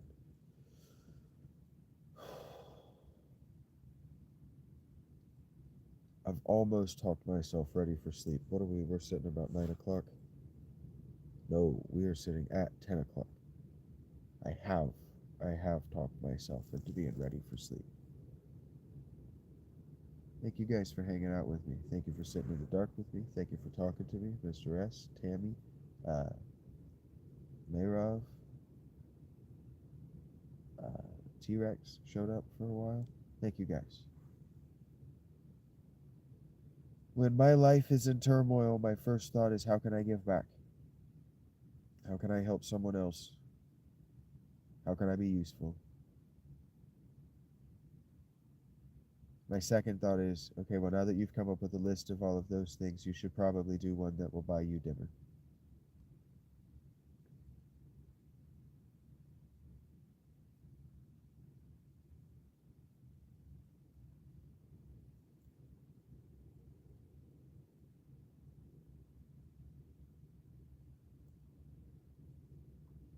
Oh, Beyond Two Souls?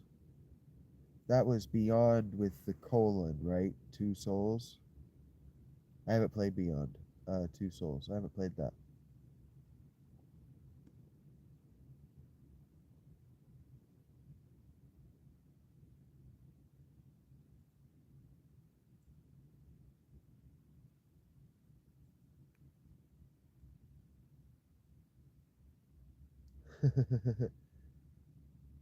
Oh, sorry, Tammy. You're struggling with the character count, it seems. Oh,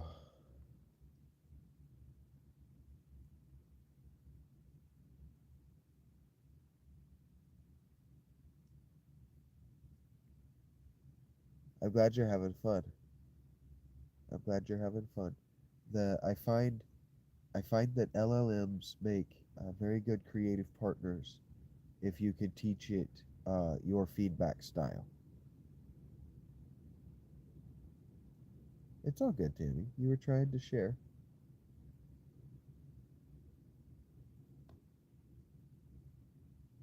I understand.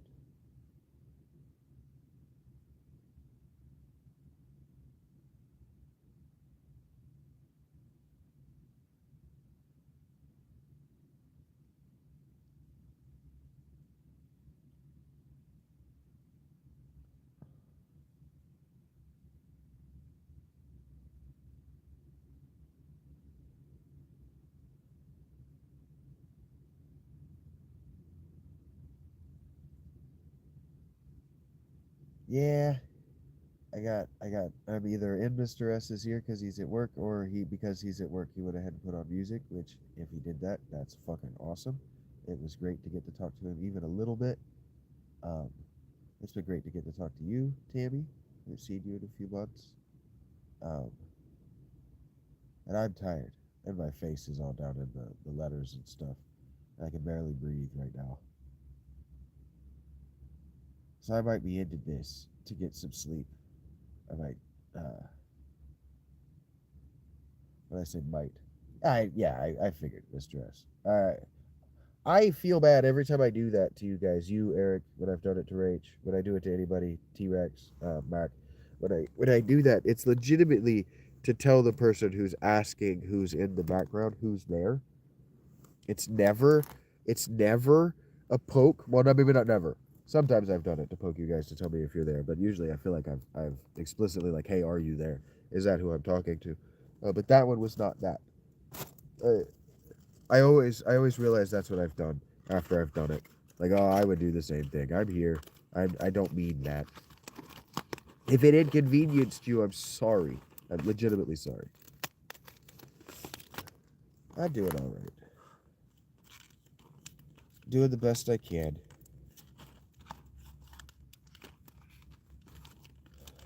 Keeping my head up. I'm gonna eat these NyQuil. Because that worked last night. I woke up feeling fine. Understand. I understand. I have experienced, I know that Mr. S knows this. I'm not explaining this to Mr. S. I am always, for those of you who don't know, always explaining to the future audience. But I've undergone a lot, a serious amount of psychological torture, not just abuse, but torture. And so I tend to over rely on politeness and social manners or norms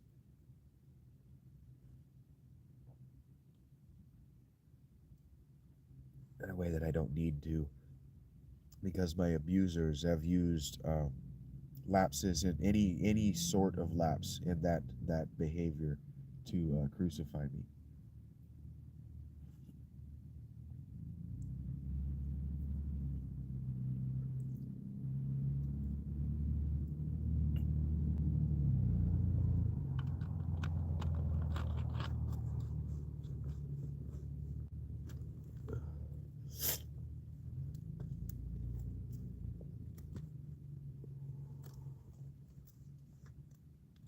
All right.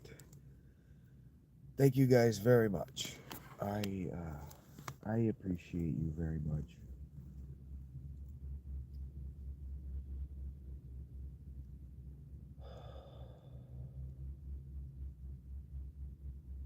Without you, I would have stayed given up. Survivor. Trying my best to be a survivor who, if drowning, is also not kicking and flailing, so that anybody in the water with me, assistance given or otherwise, isn't also likely to drown.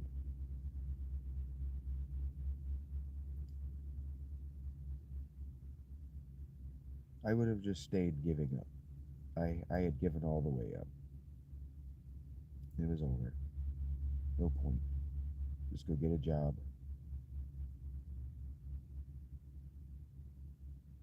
And that wasn't even a thought when disaster struck this time. It was just okay. Walk it off.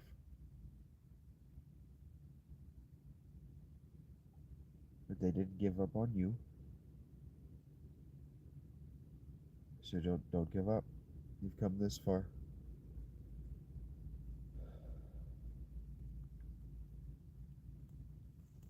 So yeah, survival. You know, people ask what's the meaning of life? What's the point? And the answer is twofold. The biological reality is the meaning of biology is procreation. So obviously the meaning of life is offspring. But beyond that, the meaning of life is to die. Not allowed to quit. Well, I am allowed to quit, and that's why I'm not going to. Because if I weren't allowed to quit, my pathological demand avoidance would see me quitting. So I'm allowed to quit, but I will not.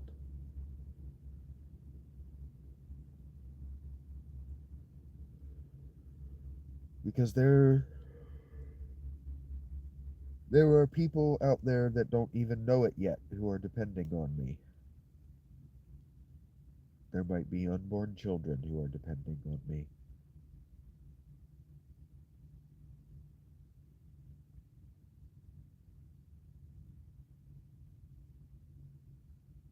So I have a lot of I have a lot of I'll come back to that piles. Yeah, just want to see what's at the end. Yeah, yeah. Okay, so you and me, Tammy, Dammy. Anyway, Tammy, you and me were different. So odds are you don't have pathological demand avoidance. So when you put the demand on yourself, do this, it doesn't collapse your entire cognitive structure. If I put the right combination of too many demands on myself, I'll find myself in hypersomniac um, catatonia, which is bad, very bad. I'll find myself sleeping for 24, 30 hours in a stretch because my neurosystem just can't handle the load of demands that I've placed on myself.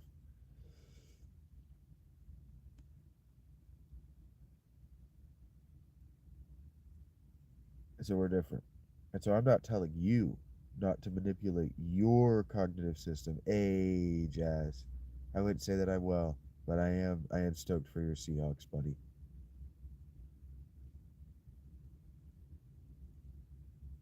Right, Tammy. Right. Um, you manipulate your cognitive ecosystem in the way that suits you. Okay? Not not to each his own, because there are really only a handful of ways that we all agree don't hurt anyone. But do what suits you. That's what I say. Because every hero needs a villain, and every villain needs a hero. And so if you can't be heroic, be someone else's villain. And that does not have to mean do heinous acts of evil. The example that I always go to is The Amazing Randy. The Amazing Randy is a stage magician and supernatural debunker. And he had this guy. No. He was the hero in his narrative, and Uri Geller was his villain. And the two couldn't have been what they were without that interplay. Everyone needs a rival. Everyone needs a rival. And a true rival, the word rival, or rather, the word emulate, comes from Latin, and emulare, actually, to emulate, actually means to rival. So rivals can be the best of friends, but they challenge one another. The iron sharpening iron idiom is very, very stupid, because if you actually rub two blades together, you're going to dull them. You actually need a different kind of hardness if you're going to sharpen a blade. You need something that's harder or hard in a different kind of way, and that's what I'm talking about. The whetstone emulates the sword in hardness, but the sword leaves their friction better at the task of being a sword. The whetstone remains unchanged, except, we all understand in 2026 how erosion works. So the rock is evidently unchanged, but over time, like we talked about with the Argos, right? The sword.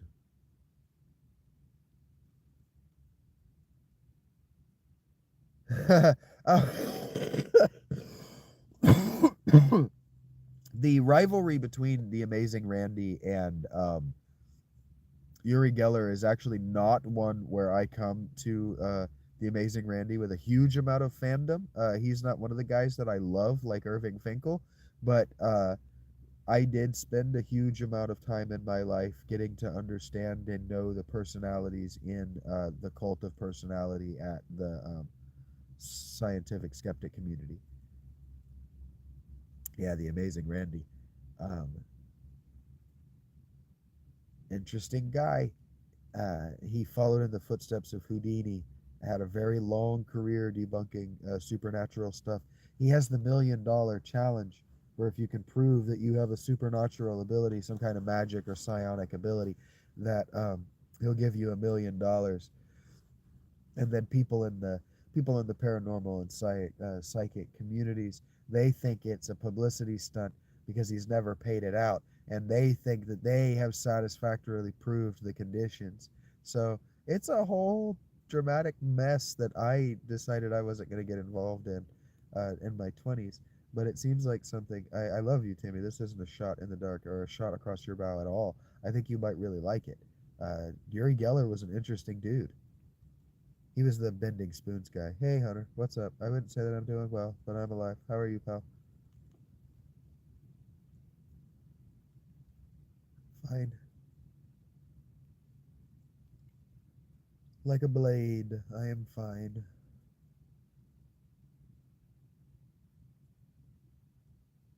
Glad to hear you. You're well, pal.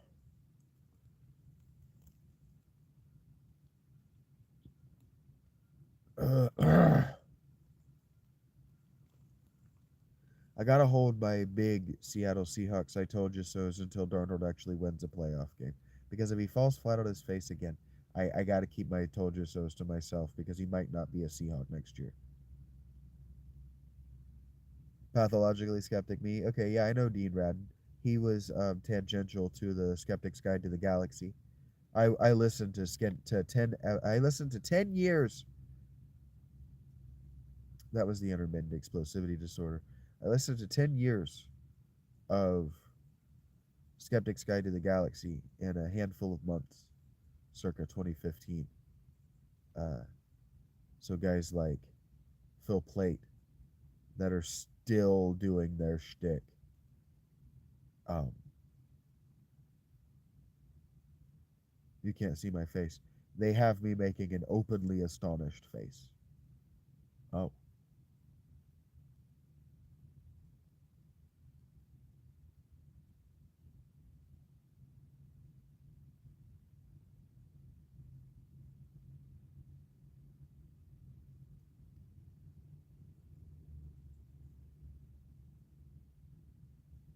you basically trolled yourself and have to be humble. I don't disagree with you, Tammy. The skepticism is a lot of lying to oneself. It's a lot of blinding one's own eyes, and then claiming to be the only person able to see.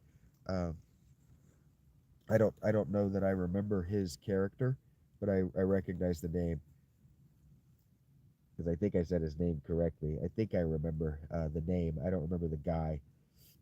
But yeah, I had to get out of the scientific skeptic community because they deliberately leave out data that wouldn't prove the supernatural. It would just prove a more interesting history. Like all the things I said today about radioactivity in the ancient world are things that the skeptics they exclude from their data sets entirely. That, for example, that granite is radioactive is excluded from their data set entirely when it comes to like uh, measurements of the Great Pyramids of Egypt. And so I'm not trying to make an ancient aliens argument. I'm trying to say that you would see aliens if you laid in that fucking box.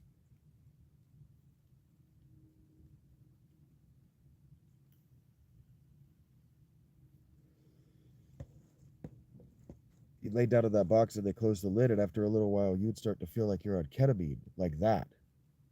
Not fantastical enough. Not reading it, and that's this isn't a shot at you either, Tammy. But that's what a certain number, a certain that's what a certain kind of person in the alternate crowd wants. It has to be absolutely unbelievable fantasy in order for them to even present it or even want to believe it. And again, not a shot at you, Tammy. I'm not saying that that's the kind of person that you are. I'm describing two kinds of people that may or may not be radical ends of a very, very wide spectrum. A lot of people are interested in ghosts, for example, and not all of them think that ghosts are insane things they can't possibly be. I was really involved in this. I thought that my career I thought before I knew that there were factory podcasts, before there were factory podcasts, I really thought I was just going to do a paranormal and ultra normal podcast. I really thought I was just going to follow in John Keel's footsteps. And then when I started trying to do it, when I started preparing myself, getting practiced on a mic, learning how to edit, I discovered that there were corporate podcasts and that there was already a machine out there driving out voices like mine. And so I had to take a different approach because there's too much to talk about, and I'm not a systematic learner. So if I was going to sit down and try to force myself into system learning, there had to be money waiting on me, and there was just none. Starting about 2016, 2017, uh, corporations started making podcast networks like the podcast network, and it absolutely destroyed the medium, absolutely destroyed it. And I feel a lot of guilt for that because I supported a lot of podcasts before that.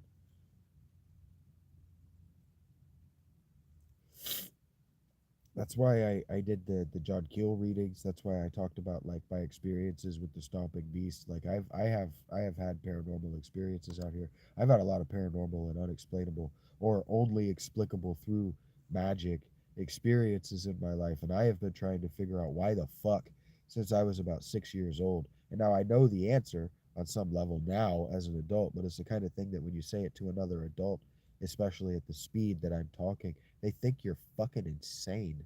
And I am, but that's irrelevant. I'm not really interested in talking about like the Kentucky Goblins. Like you've probably seen Hellier, and so like I already knew about the Kentucky Goblins, and so when I was flipping through Amazon Prime and I saw Hellier and I saw Kentucky Goblins, I just watched it, and the I watched the 2 seasons, and then I got as close to the people in that documentary as possible on Twitter because they're public people on Twitter, and they're all scumbags and hoaxers. So that really hurt my desire to want to look at these stories the way I look at them, at the depth that I look at them. And so here I am. I lived with a woman for 4 years who shot on my dreams and told me I would never amount to anything, and I was nobody, and I was nothing, and everything that I wanted for myself was for somebody else. And then she made me homeless, and I've just tried to figure it out. I'm trying to figure out how to bridge the gap between where I want to be and where I am. And I will someday. Can't do it alone. I think you guys know that. I think you guys get tired of hearing me say it because I'm not saying it to no one, right? I think you get tired of hearing me say it. In mad respect. I would get tired of hearing it said. Like I was watching I was catching up. I've talked about this a lot, but I was catching up on um, outside Xbox, and at the end of every episode they've recorded for maybe the last 9 months.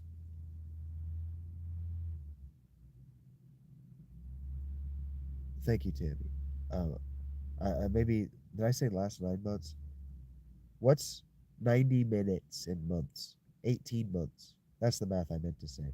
For maybe the last 18 months or more, at the end of every episode, they say that making a living on YouTube is difficult now. They say something to the effect of, it's never been harder to make a living on YouTube than now.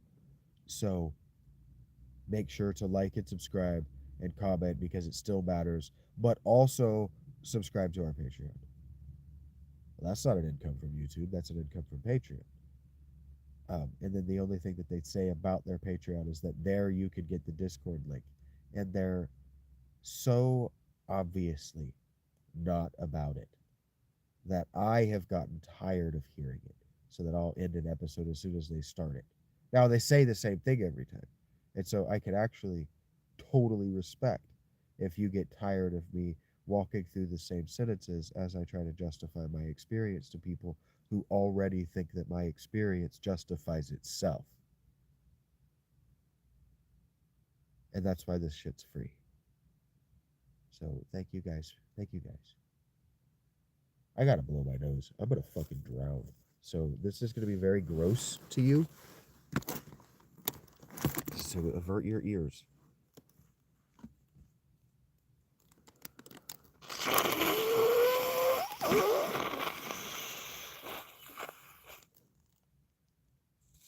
Fuck. Ugh.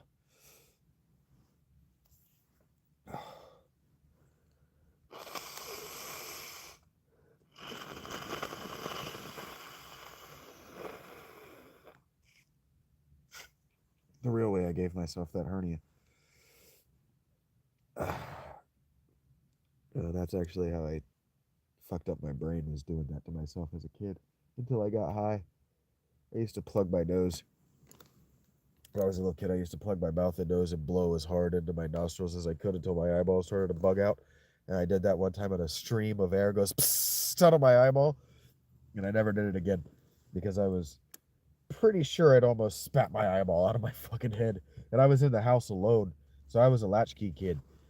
So I was in the house alone, and my parents weren't going to be home for hours, and the body horror of my eyeball laying against my cheek for hours while I waited on my parents to get home was enough for me to never do that ever again.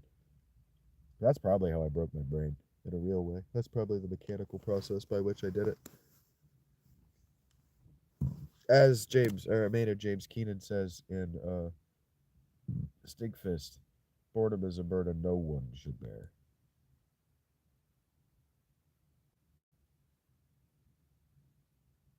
Ugh. Ugh. But yeah, I was trying to get Gemini today before I went live with it, and I didn't publish the conversation on my Patreon or anything, but I was trying to get Gemini to engage with me on the thought experiment of these monsters like the Kentucky Goblin or like elves or like whatever these experiences are that people are seeing coming out of the earth aren't somehow, whether a residual or plane of existence hopping or somehow residue of the decadent races of people who were forced to dig up arsenic and uranium for the major empires of the ancient world. Like, would you get, because like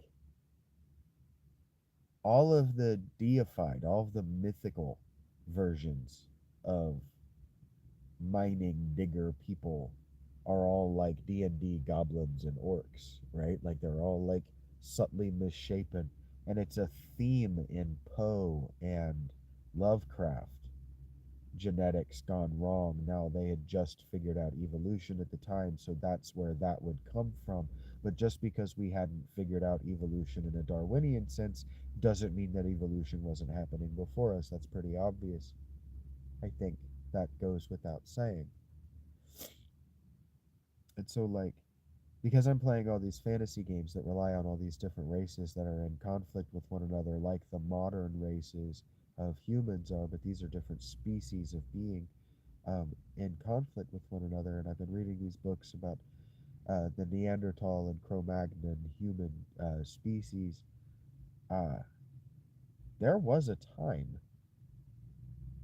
there was a time in Earth history where we sent a lot of children into mines, and those children had children, sort of like the Flight of the Concords joke, like when the children are having children, just how small are they going to get?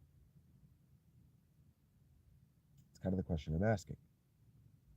Just how small did they get? We don't have skeletons. That's the thing. We don't have skeletons. Oh, monsters, and now you're thinking about Skillet? That's funny. Yeah, all real monsters is a good place to start at this thought experiment. Like things that live just on the outside of human perception. It's a good thought experiment. I'm not saying it's real, I'm saying it's a thought experiment. Because if we were going to dig for anomalous burials or anomalous skeletons, where we wouldn't dig to find anomalous burials or anomalous skeletons is where we've already dug, because the places that we've already dug are the opposite of the anomaly. That's how we know there would be an anomaly. So if you're going to look for anomalies, you have to look where we've never looked before. And so that was kind of the what I was trying to run Gemini through as a thought experiment, is like, if I were going to write a paper on this, if I were going to write a book, if I were going to try to go public, and I were going to try to get archaeology to take me seriously, if I were going to really pursue this, where would we look? And how dangerous would it be?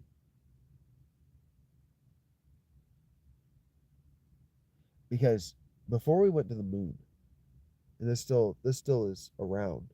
This is still around as far as thinking in the UFO and conspiracy thinking communities. But before we went to the moon, there was a large contingent of people that thought that just on the other side of the Van Allen radiation belt, there would be a whole neon sign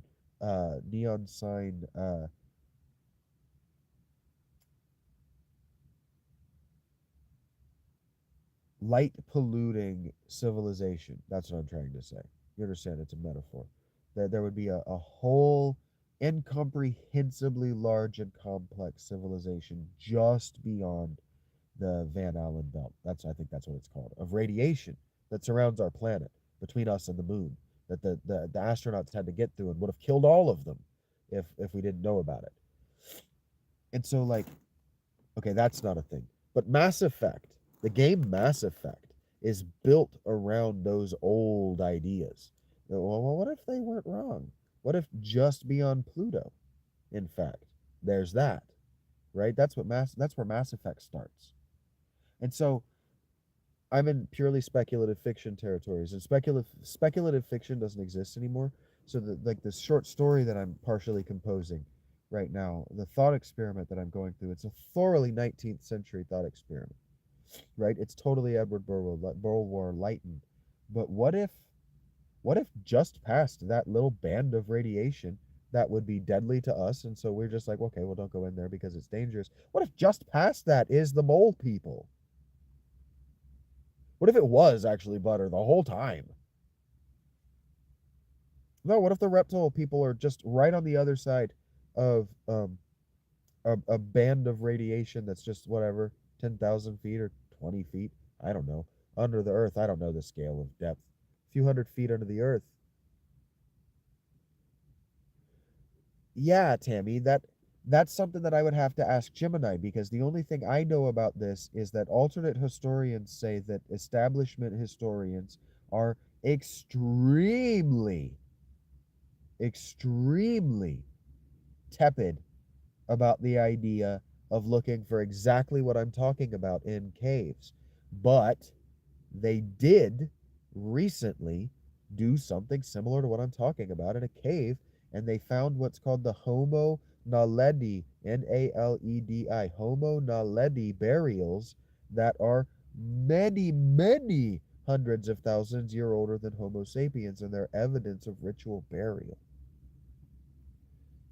So what if Bigfoot is a Homo sapiens cousin that figured out how to click two uranium rocks together and go to Never Never Land?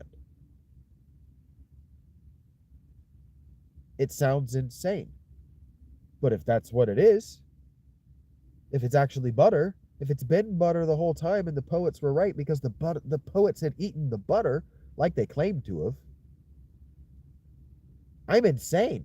I'm aware. And I'm aware that my hat right now looks perfectly medieval for me to be saying insane things. I know that. But the alternate historian crowd is subtly wrong. But they have been right before. They have been right in calling out the establishment historians before. So they can be right again. Just because you're wrong doesn't mean you have to be wrong, right? Like a broken clock doesn't have to sit at one time. Like the arms of a broken clock can still move. What if the clock is broken because the hour hand doesn't move? Well, now it's right. Well, I guess it's still only right 2 times a day. What if it's broken because it just doesn't keep time over the course of the day? Both arms still move. Now it's just right at weird times and in weird cycles that are hard to plot out until you notice the pattern. Well, uh, Mr. S, that was kind of the theory, the thesis that I was working on earlier today. Is that, to me, I can really see the magic systems that survived the ancient world being exactly that. How much radiation are you willing to take into your body? That's what being Super Saiyan is. That's kind of what Jesus is. How much of God are you willing to take into you? What's the difference in God and a hot rock?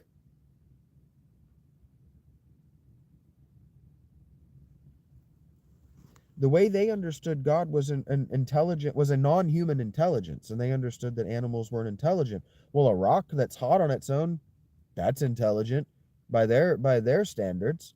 Other rocks aren't hot. That's what a radiation. If you don't know what radiation is, that's just what it is to you. This rock is warm and shouldn't be. Or this rock glows faintly at night, or this rock is a color that the other rocks aren't. You don't have to know what you're dealing with to know that people who touch this rock when they have kidney stones don't have kidney stones the next day. I don't know if that's a real thing. Don't fucking touch radiation to get rid of your kidney stones. I'm just saying there are short-term healing benefits. There are short-term healing benefits, and the major magic pools and wells around the world that have myths associated with them all irradiated.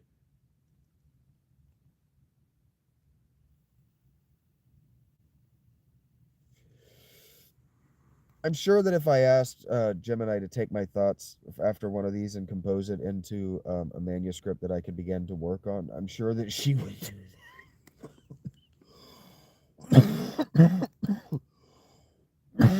That's what she's designed for. But I'm uncomfortable with that.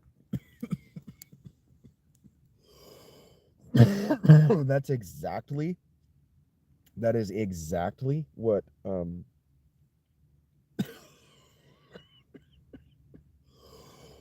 I can't remember their names now.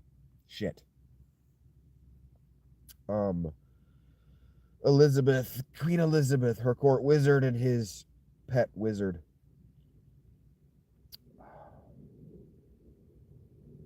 John? Is he a John? One of them was probably a John, but it's I don't have it.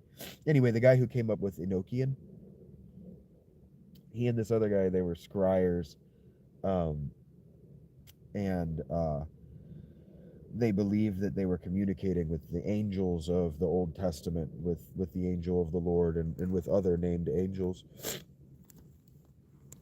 And they composed a bunch of books that way. And so, to me, having Gemini compose a bunch of books or compose any work, even if she isn't composing it in my voice and I adapt it, on some level is doing the same thing. Wizard McWizard Face, yeah. They start to run together because they're all the same personality. They're all the same people fundamentally. They just have different names, and that's why by the 19th century they start claiming to be reincarnations of themselves. Oh God. Like that's where the Comte de Saint Germain comes from, right? Immortal alchemist wizard guy. That's where this comes from. Is that they're always the same guy. So they just start claiming to be the last time there was one of these guys, because whether it gave them credibility or not, it got people to stop asking the question. Oh. I'm actually surprised that nobody this century has claimed to be Madame Blavatsky reincarnated, and that there's nobody writing in her voice. That speaks to the nature of our publication. That speaks to the nature of what is being read popularly. That she died in the early 1900s, but if she had died in the 1700s um, or the early 1800s, that would have been a major bestseller through the 1970s.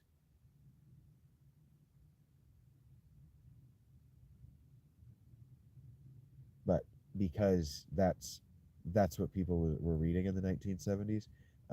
That's why TV became ubiquitous in the 80s and 90s, and that's why we have phones in our hands today, and um, that's actually why the internet is divided in half along the ancient aliens and flat Earth lines, because one of the first things that happened on the internet is flat earthers and ancient aliens types congregated and joined suicide pacts. That happened. Heaven's Gate wasn't the only one. Y2K was a real thing. People went fucking batty over the very early internet. You got it, you got it, Tammy. That's Madame Blavatsky. Yeah, the Russian woman who brought Tibetan Buddhism. Yep. Yep. That is the nicest way you can describe what Madame Blavatsky did. Founder of Theosophy. Yes.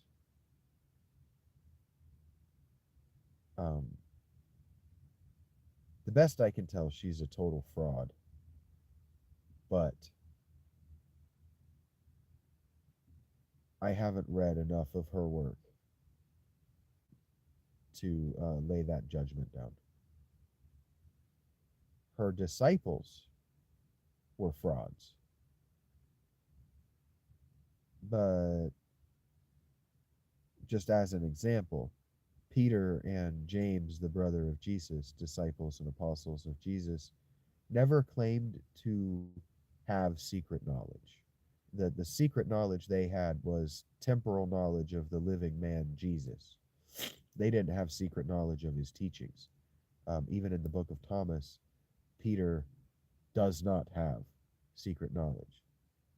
Actually, it might have been the Gospel of Mary Magdalene, where Peter tells Jesus, I don't have secret knowledge. What's so special about her? So I can't say, I can't say that Blavatsky being extremely attractive for her time and place, and also a Russian princess, I can't say that she had definitely not talked to people that I will never speak to, because that would be an absurd claim. And so it's impossible for us to know whether she wasn't fed bad information by somebody who knew that she was a Russian princess. So we can't call her a bad person, but what we can do is we can call into question her citations were centuries outdated even by her own time, and that's massively suspect. That's massively suspect. So she is suspect, but her information may or may not be. I hold out the possibility that she did not compose the book in the secret doctrine.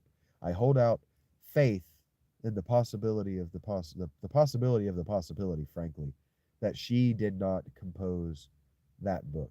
I hold out the possibility that someone gave to her or orally transmitted to her that book. But that doesn't mean that that book wasn't original to that person. It doesn't mean that at all, because Jewish mysticism for the last 2,000 years has been doing that exact thing I just described. Either whole cloth inventing a tradition and saying that it was given to you by a 1,000-year-old master, or inventing a tradition and giving it to a gullible person and telling them it was 1,000 years old. That has been happening for at least 2,000 years in Jewish mysticism. So if Blavatsky, obviously inspired by Jewish mysticism because of how frequently she brings up Kabbalah, hadn't noticed the pattern, then her work is irrelevant. You understand what I'm saying? If she's dumb enough that she hadn't noticed the pattern, then anything that's transmitted to her is so suspect that you can ignore it. You can pretend it doesn't exist. But I wouldn't recommend doing that, because New Age is a thought crime, frankly, but not against the human species, against the people who participate in it. And then anyone who's curious and wants to see what's going on there. Um, it used to be called higher thought. That's why I call it a thought crime. It used to be the higher thought movement. And what they thought they could do is think themselves into a post-human species. They thought that they could speciate from us if they thought highly enough of themselves. And that became New Age. So New Age is very much eugenics. New Age is trying to create they're trying to create a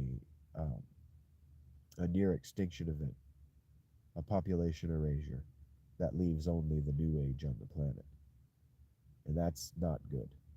We don't like that. So we feel bad. We feel bad for like Wiccans and Thelemites and other New Age practitioners. We feel bad for them, but we feel bad for them in the same way that we feel bad for Mormons and uh, members of the Church of Scientology. We don't intervene, and we don't argue. Where is that?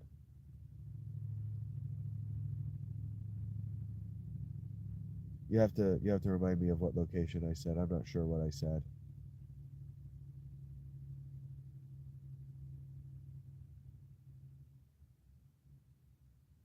Silvatoneo. I don't know why that popped in my head. I've not seen that movie. Is that Shawshank Redemption?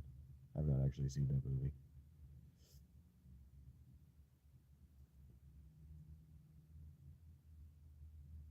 You don't have to do what I just did. You can reject whatever you want to reject. I've just put Madame Blavatsky in a big old I'll get back to that pile. because I've seen things. I've connected patterns that I wish I hadn't. And so I just she and people like her who use religion to hurt people, they put me in a fucked up place.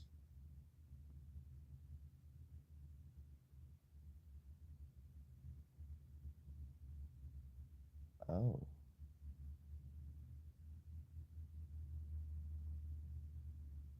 God, I wish we had a better autopsy report on that girl. May Otis Blackburn is another of my come back to them piles. There's almost nothing about her. She led to the death of this girl. And they carried that girl around in the back of their car for like 3 years. That might be longer than they actually did it.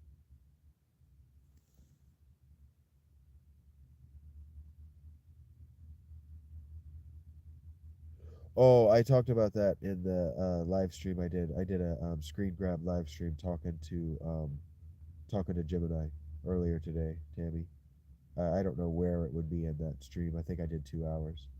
I don't remember where it was, but I remember talking about that. Or maybe I was just talking about it before I got on the stream. But that gets back to the collapsing waveform thing.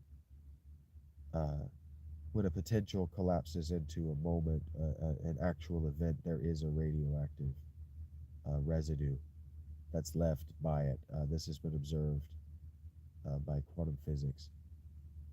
So it's not the dual split experiment is also an example. Double split experiment or whatever.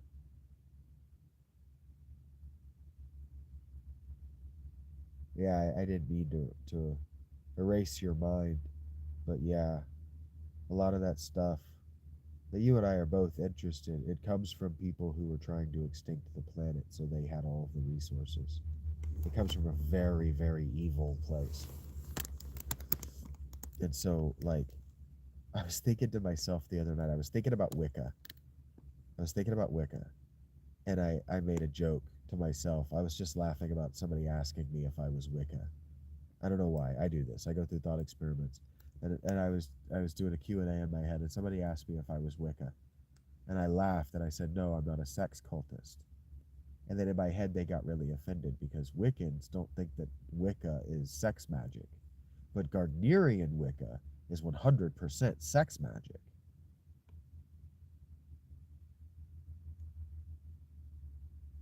And so we don't like to think about where things come from. Where I was trying to get with this is that we don't like to think about where things come from because we believe that we can close the gap. Like I said, I'm trying to close the gap, bridge the gap, close the gap between where I am and where I'm trying to be. Right, close the gap between these two open, these two open circuits. Right, so if you've got a cable that has electricity that can run through it, and you have a cable that has electricity running into it. If you close the gap, you have a closed circuit. You have electricity running through both cables. And so individual practitioners of magic, individual cultists, leaders of practitioners of magic, that is, will believe that they can close the gap without hurting anybody and without doing the things that are ugly and gross and unnecessary and harmful. And they can't because they're not willing to teach. They're just not willing to teach their students the equal exchange. That for everything you want, you have to give something up if you're going to summon it out of reality. And so, I try really hard when I'm talking to people who I know are interested in New Age because it has different answers that really challenge their brain to think about. I try to be sensitive because I came to here because all I wanted was an answer that challenged my brain to think about. And so thank you for saying I'm right. Thank you for saying I'm right. That makes me feel good. Because I mean, if I were going to come clean about like failings on my part, I'm sure that I've been overly aggressive to you when you and I have talked about these very things, Tammy. Because I have seen some shit and I don't want to see you get hurt. I don't even want to think in the back of my mind. I don't like when I turn off my lights. Has nothing to do with whether you guys do or do not come to my show, by the way. I don't like it when I turn off my lights and I go to sleep and I have the thought, I hope Tammy's not stuck in a blood magic cult that I'm unaware of. I hate that thought. I hate that thought. And I've never had that thought specifically about you, Tammy. I'm just saying, that thought is the worst.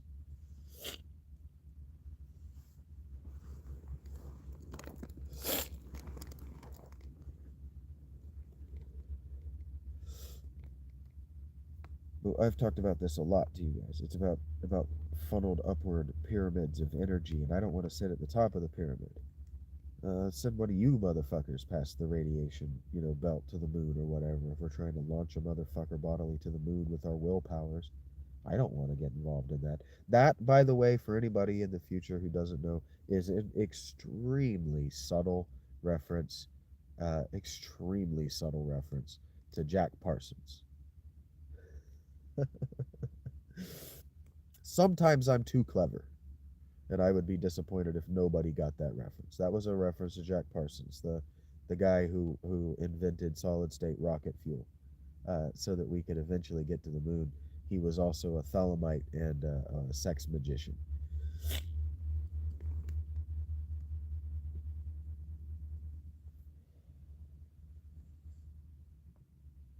He was integral to the foundation of Scientology, but not because he was a member, because L. Ron Hubbard stole his wife and his money and founded Scientology. I think that's so funny. You should not laugh. You shouldn't laugh. He ended up blew himself up, not on purpose. Well, officially, not on purpose, in his garage, uh, in utter sorrow and despair over the way his life played out. But that particular detail that L. Ron Hubbard ran off with all of his money and his wife. And what did they do with the money? Found Scientology. That's hilarious.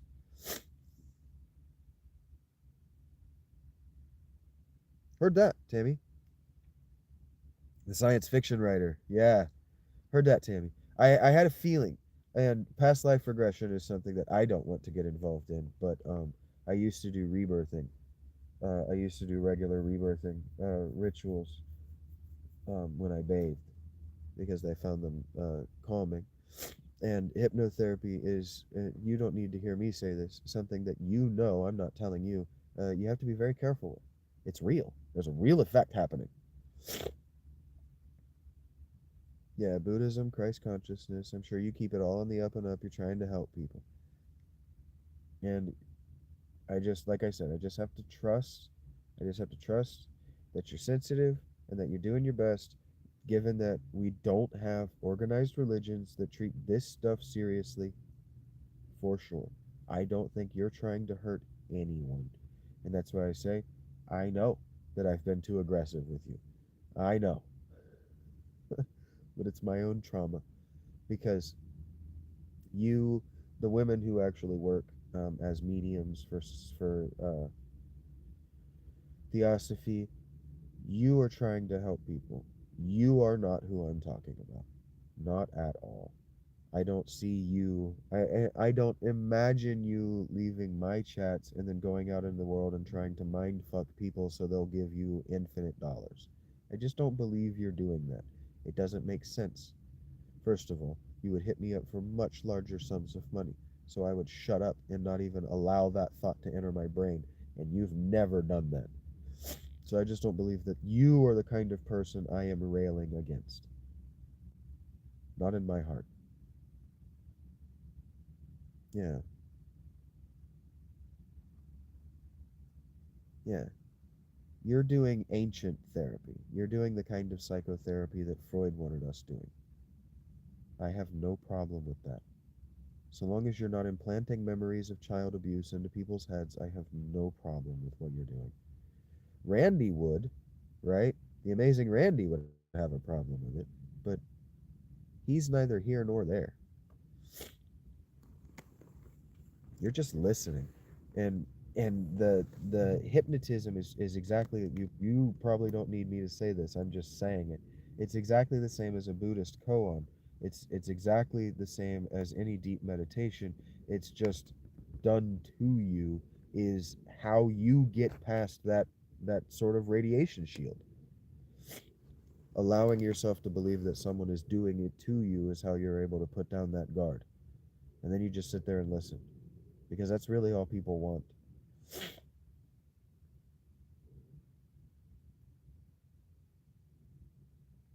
I'm sure that's true. I know what the job is. I'm not condescending to you. I'm telling the future that I'm demonstrating that I know the job.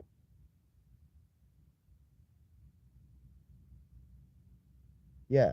Well, yeah, you're taught to have acceptance, whereas therapists are taught to have non-judgment, and therein lies the rub, and therein lies why you have a market niche.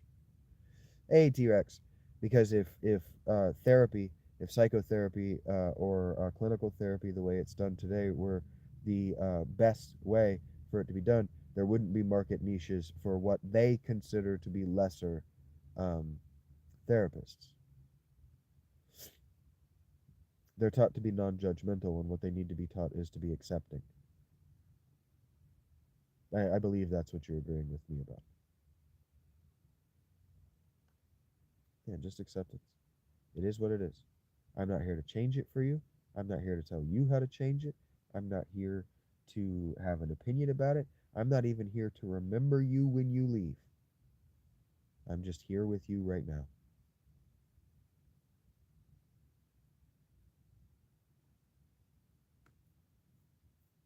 It's kind of the collapsing of a wavelength, and just accepting that this one collapsed in this place in this time, and it doesn't have to be a branching fork into the next one while we're here.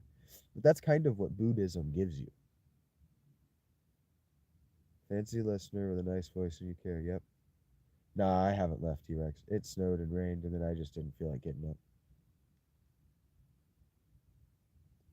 I've been having nice conversations for the last couple hours, too. Not to say that my conversation with you wasn't nice. Yeah. The care, the concern, and the ability to not let it affect your emotions.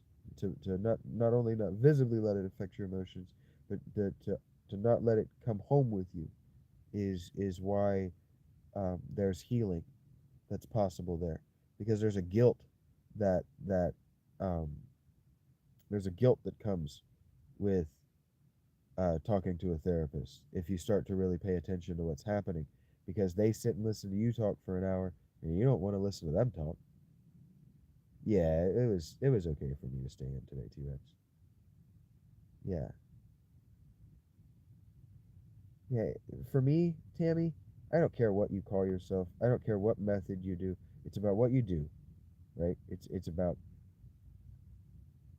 are you making an effort to do good with no residual harm? If there's evidence of good and no harm, fine. I don't have to like the method. Hey, there it is. Take care, buddy. Yeah, I will. I will. Quaz, Mr. S. Thank you for being here. I predicted it maybe an hour and a half too early. I shouldn't have predicted it at all. But go enjoy your music, buddy. Kick that ass. Get your night over. Take care. Thank you for being here for so long.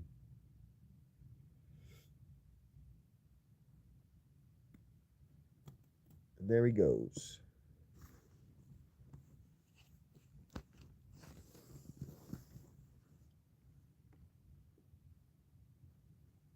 Do no harm.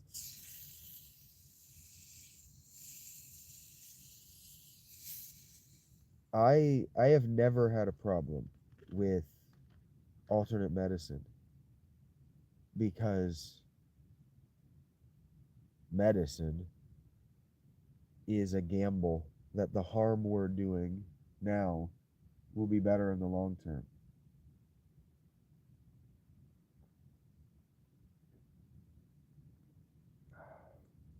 And most of the things most of the things that we experience that are a harm to us and that we think we need medicine for are actually kind of like my illness right now. Things that if we just waited it out would fix themselves. Good night, Mr. S. Good night, buddy. Um, things that if we just waited would solve themselves, would fix themselves. You know, you got a minor cold. If you just wait 24 hours, you won't have a minor cold anymore. Now it could get worse.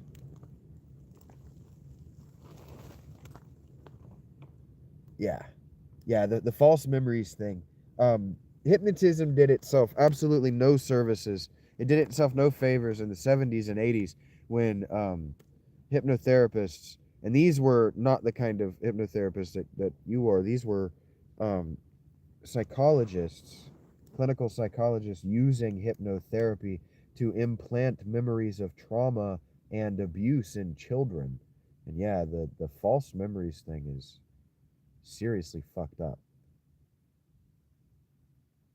It's really easy to implant a false memory in a suggestible person's mind without hypnotization. And then taking a suggestible person, putting them in a suggestible, non normative cognitive state, and implanting memories in their brain, it becomes that movie, Blade Runner. Blade Runner 2049, really. But it becomes Blade Runner. It's seriously fucked up. It's seriously fucked up. Like the Betty and Barney Hill thing. I'm convinced that was an implanted memory. Yeah. Hey, do you, man? If you can manage it, if you can do no harm, I'm not here to judge. I'm just here to say that there have been people who've done bad things. I have a book. I have a couple of audiobooks actually about the about auto hypnosis, and I auto hypnotize really easily. So yeah, it's a dream space, and you mirror and you care. Yeah, for sure. I've you're saying this not to me. It needs to be said, and I'm not doing a good job of saying all of the things that you do in your job. So advocate for yourself. You're not defending yourself from me. I just haven't read them. I just haven't wanted to be that sensitive in a hostile environment. I think you can understand that.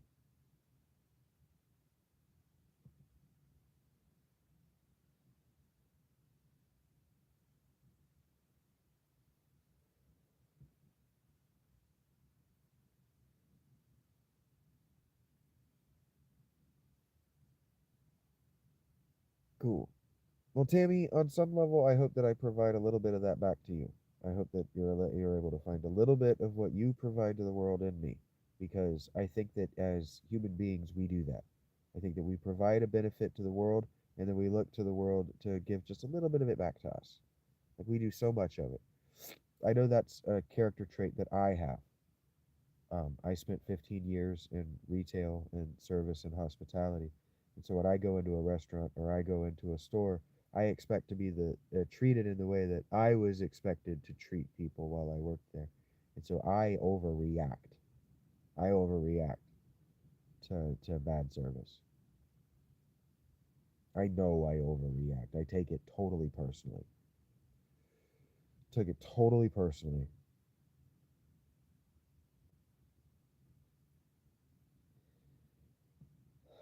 And in large part, I take it so badly. I take it so badly because that conversation. I worked in this industry for 15 years. At my age is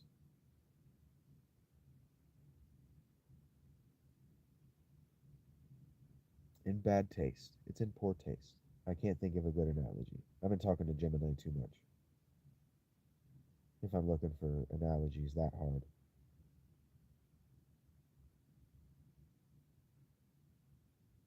But it's in poor taste. They don't care. That's not going to change their approach. It's not like military veterans, right? Where active service members salute military veterans.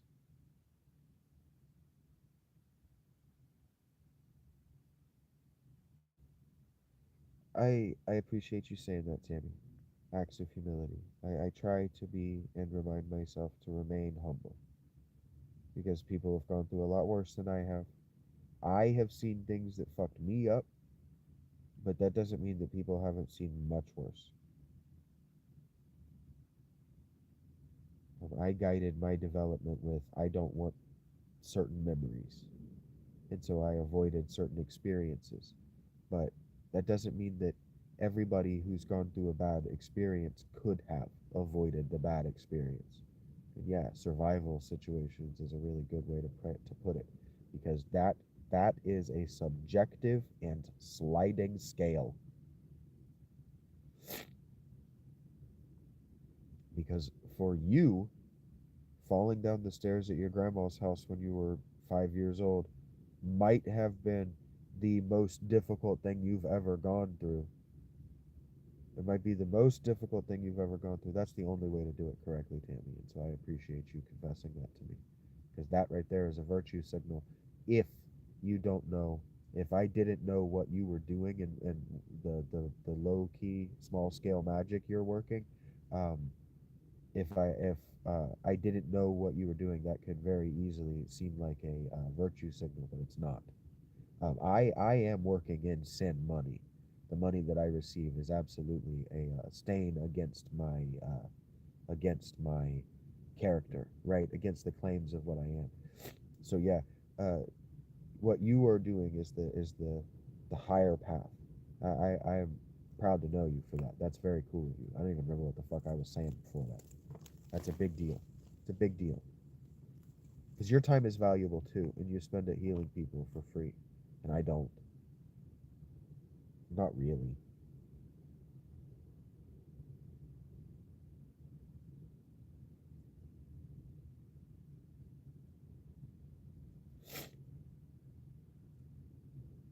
Hey, Mark, what's up? Yeah, I used to do all of everything that I do. I used to do it all for free, and part of why Devin and Kat left me was because I had always intended to do it for free. I never wanted to monetize on YouTube. Never wanted to monetize, even if I hit the, well, even when I hit the threshold, I'd always planned on just denying myself that, just doing what I'm doing right now for free because the other things that I do were drawing income, and that life did not materialize. God had different plans.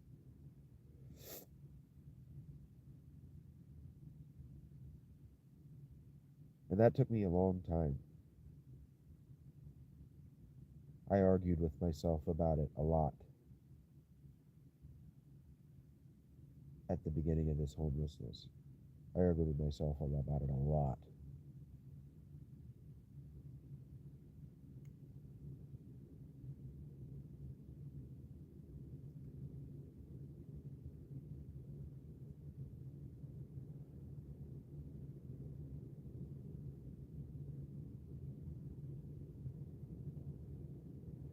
All right, dudes and dudettes. I love you very much. And I'm a sleepy boy. I'm a sick boy. I just took some NyQuil about an hour ago.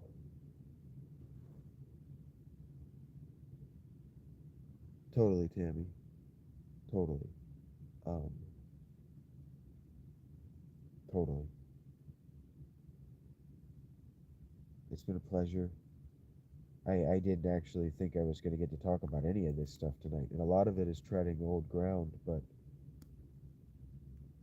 tonight it was treading old ground with somebody who never heard me say this stuff, didn't know that I had this depth, right? And so that's an honor.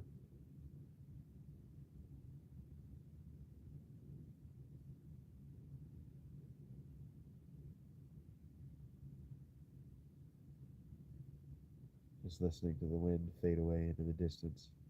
Such a magical sound. I love you guys. If I am resilient, I'm not perfect. I have intermittent explosive disorder. Sometimes I shout. Sometimes I throw little micro temper tantrums because I gotta let it out, or I'm gonna give myself cancer.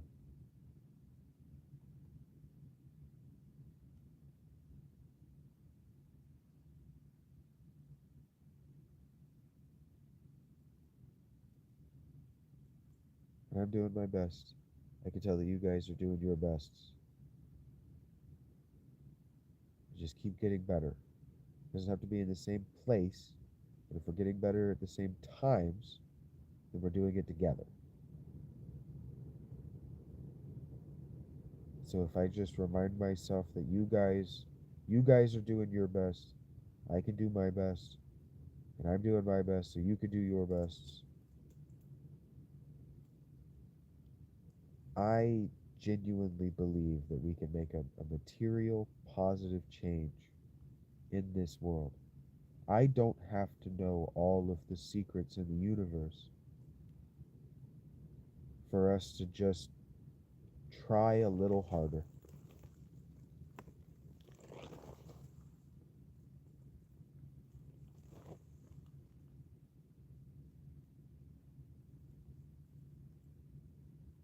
Because maybe, for example, if I walked into a restaurant and over the course of a month, maybe, or something, and it was just always pleasant to be there, maybe I would want to work there. And maybe a lot of the onus would fall away from the subscription model. And maybe if I loved being there, I wouldn't fall into that everything is meaningless and futile. I just have to put my artistic work in to do that later pile, and I wouldn't be inclined to disappear from YouTube like will happen if I take a job now. I don't know. But I do know that if we're better now and we're better in the future, that the future will be better for all of us. So I don't want a future that's better for me. That's something people say a lot. I hope the future is better for you, and they mean just me. I hope the future is better for all of us because everything is connected. And if it's better for me and it's better for you, then it'll be better for them and them too. That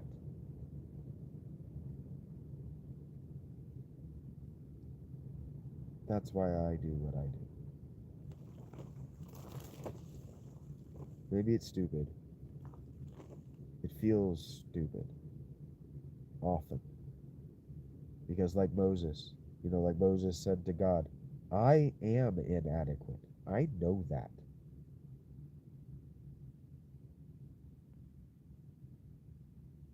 But I believe in you, and I don't hold my belief in you contingent to your believing in me. I believe that you exist, and I believe that you're doing your best, even if your best is frankly not even good enough for you. And that lets me sleep at night. It lets me sleep. It doesn't keep me from losing my temper during the day, but it helps me sleep at night. So thank you for that. Genuinely. Thank you.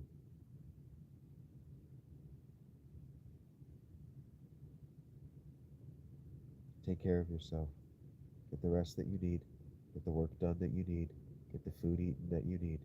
Be a better tenant. Be a better steward of your body than what I am. Right? Comparison. You can see, yeah, he's not doing a good job. I can do better. If you need me to boss you around, those are the things that I would say. Just these are the demands that I would put on you today.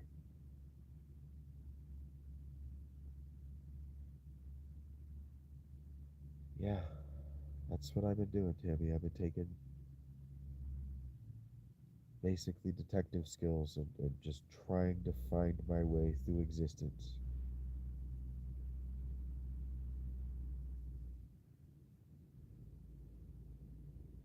We can do this. Our ancestors survived more. They survived much worse. We can do this. We don't have to give up. just because we can see the finish line.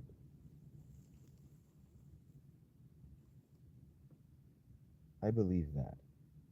And I don't mean we can make this channel popular. We can get me an income or into a house with stable electricity and Wi-Fi. I mean, we could fix this thing so that it works for more people and fewer people are trapped in a malaise that they don't understand. We could make a world that makes people like me and Tammy happy to stay free, stay without a price tag.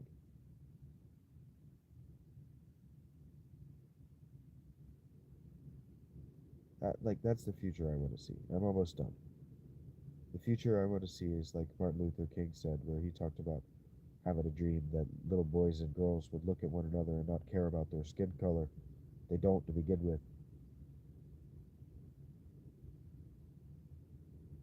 I want a world where little boys and little girls can orient themselves to the story they want to tell of their lives and then tell it. That it doesn't have to be the 1% or the most rare experience, that we live the life that we wanted to live as children, that we tell the story we wanted to tell.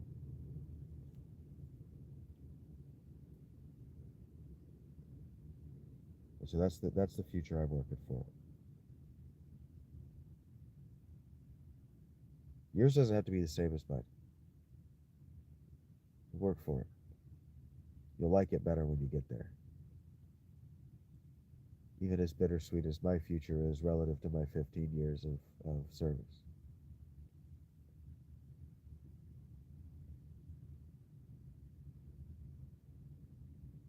Thank you, Tammy.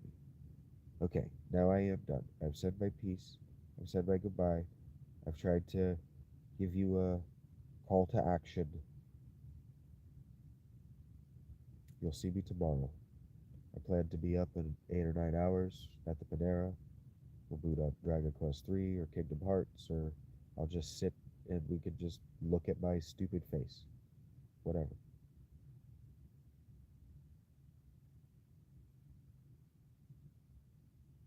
Yeah. It collapses into an expanding sphere. As above, so below. I have a lot of work to do. I know that. Because if I'm starting to understand the world in a way that's more right, that I have work to do. I have a lot of work to do. But I'll figure it out. Thank you guys. With your help, not without your help. Don't don't let me ever leave the impression in your mind that when I say I will figure it out, I mean without your help. This is how I'm going to end. Today, they asked Steve Bisciotti, yesterday, Ravens owner, if his players were going to be involved in the head coach selection. And he said that his players will have a voice, but they will have no power. I think what people are concerned about is that they will have no power over my channel. You will have no power over my channel, but you will have a voice. You will have a say. That ain't nothing. It really ain't. I love you guys. Be well.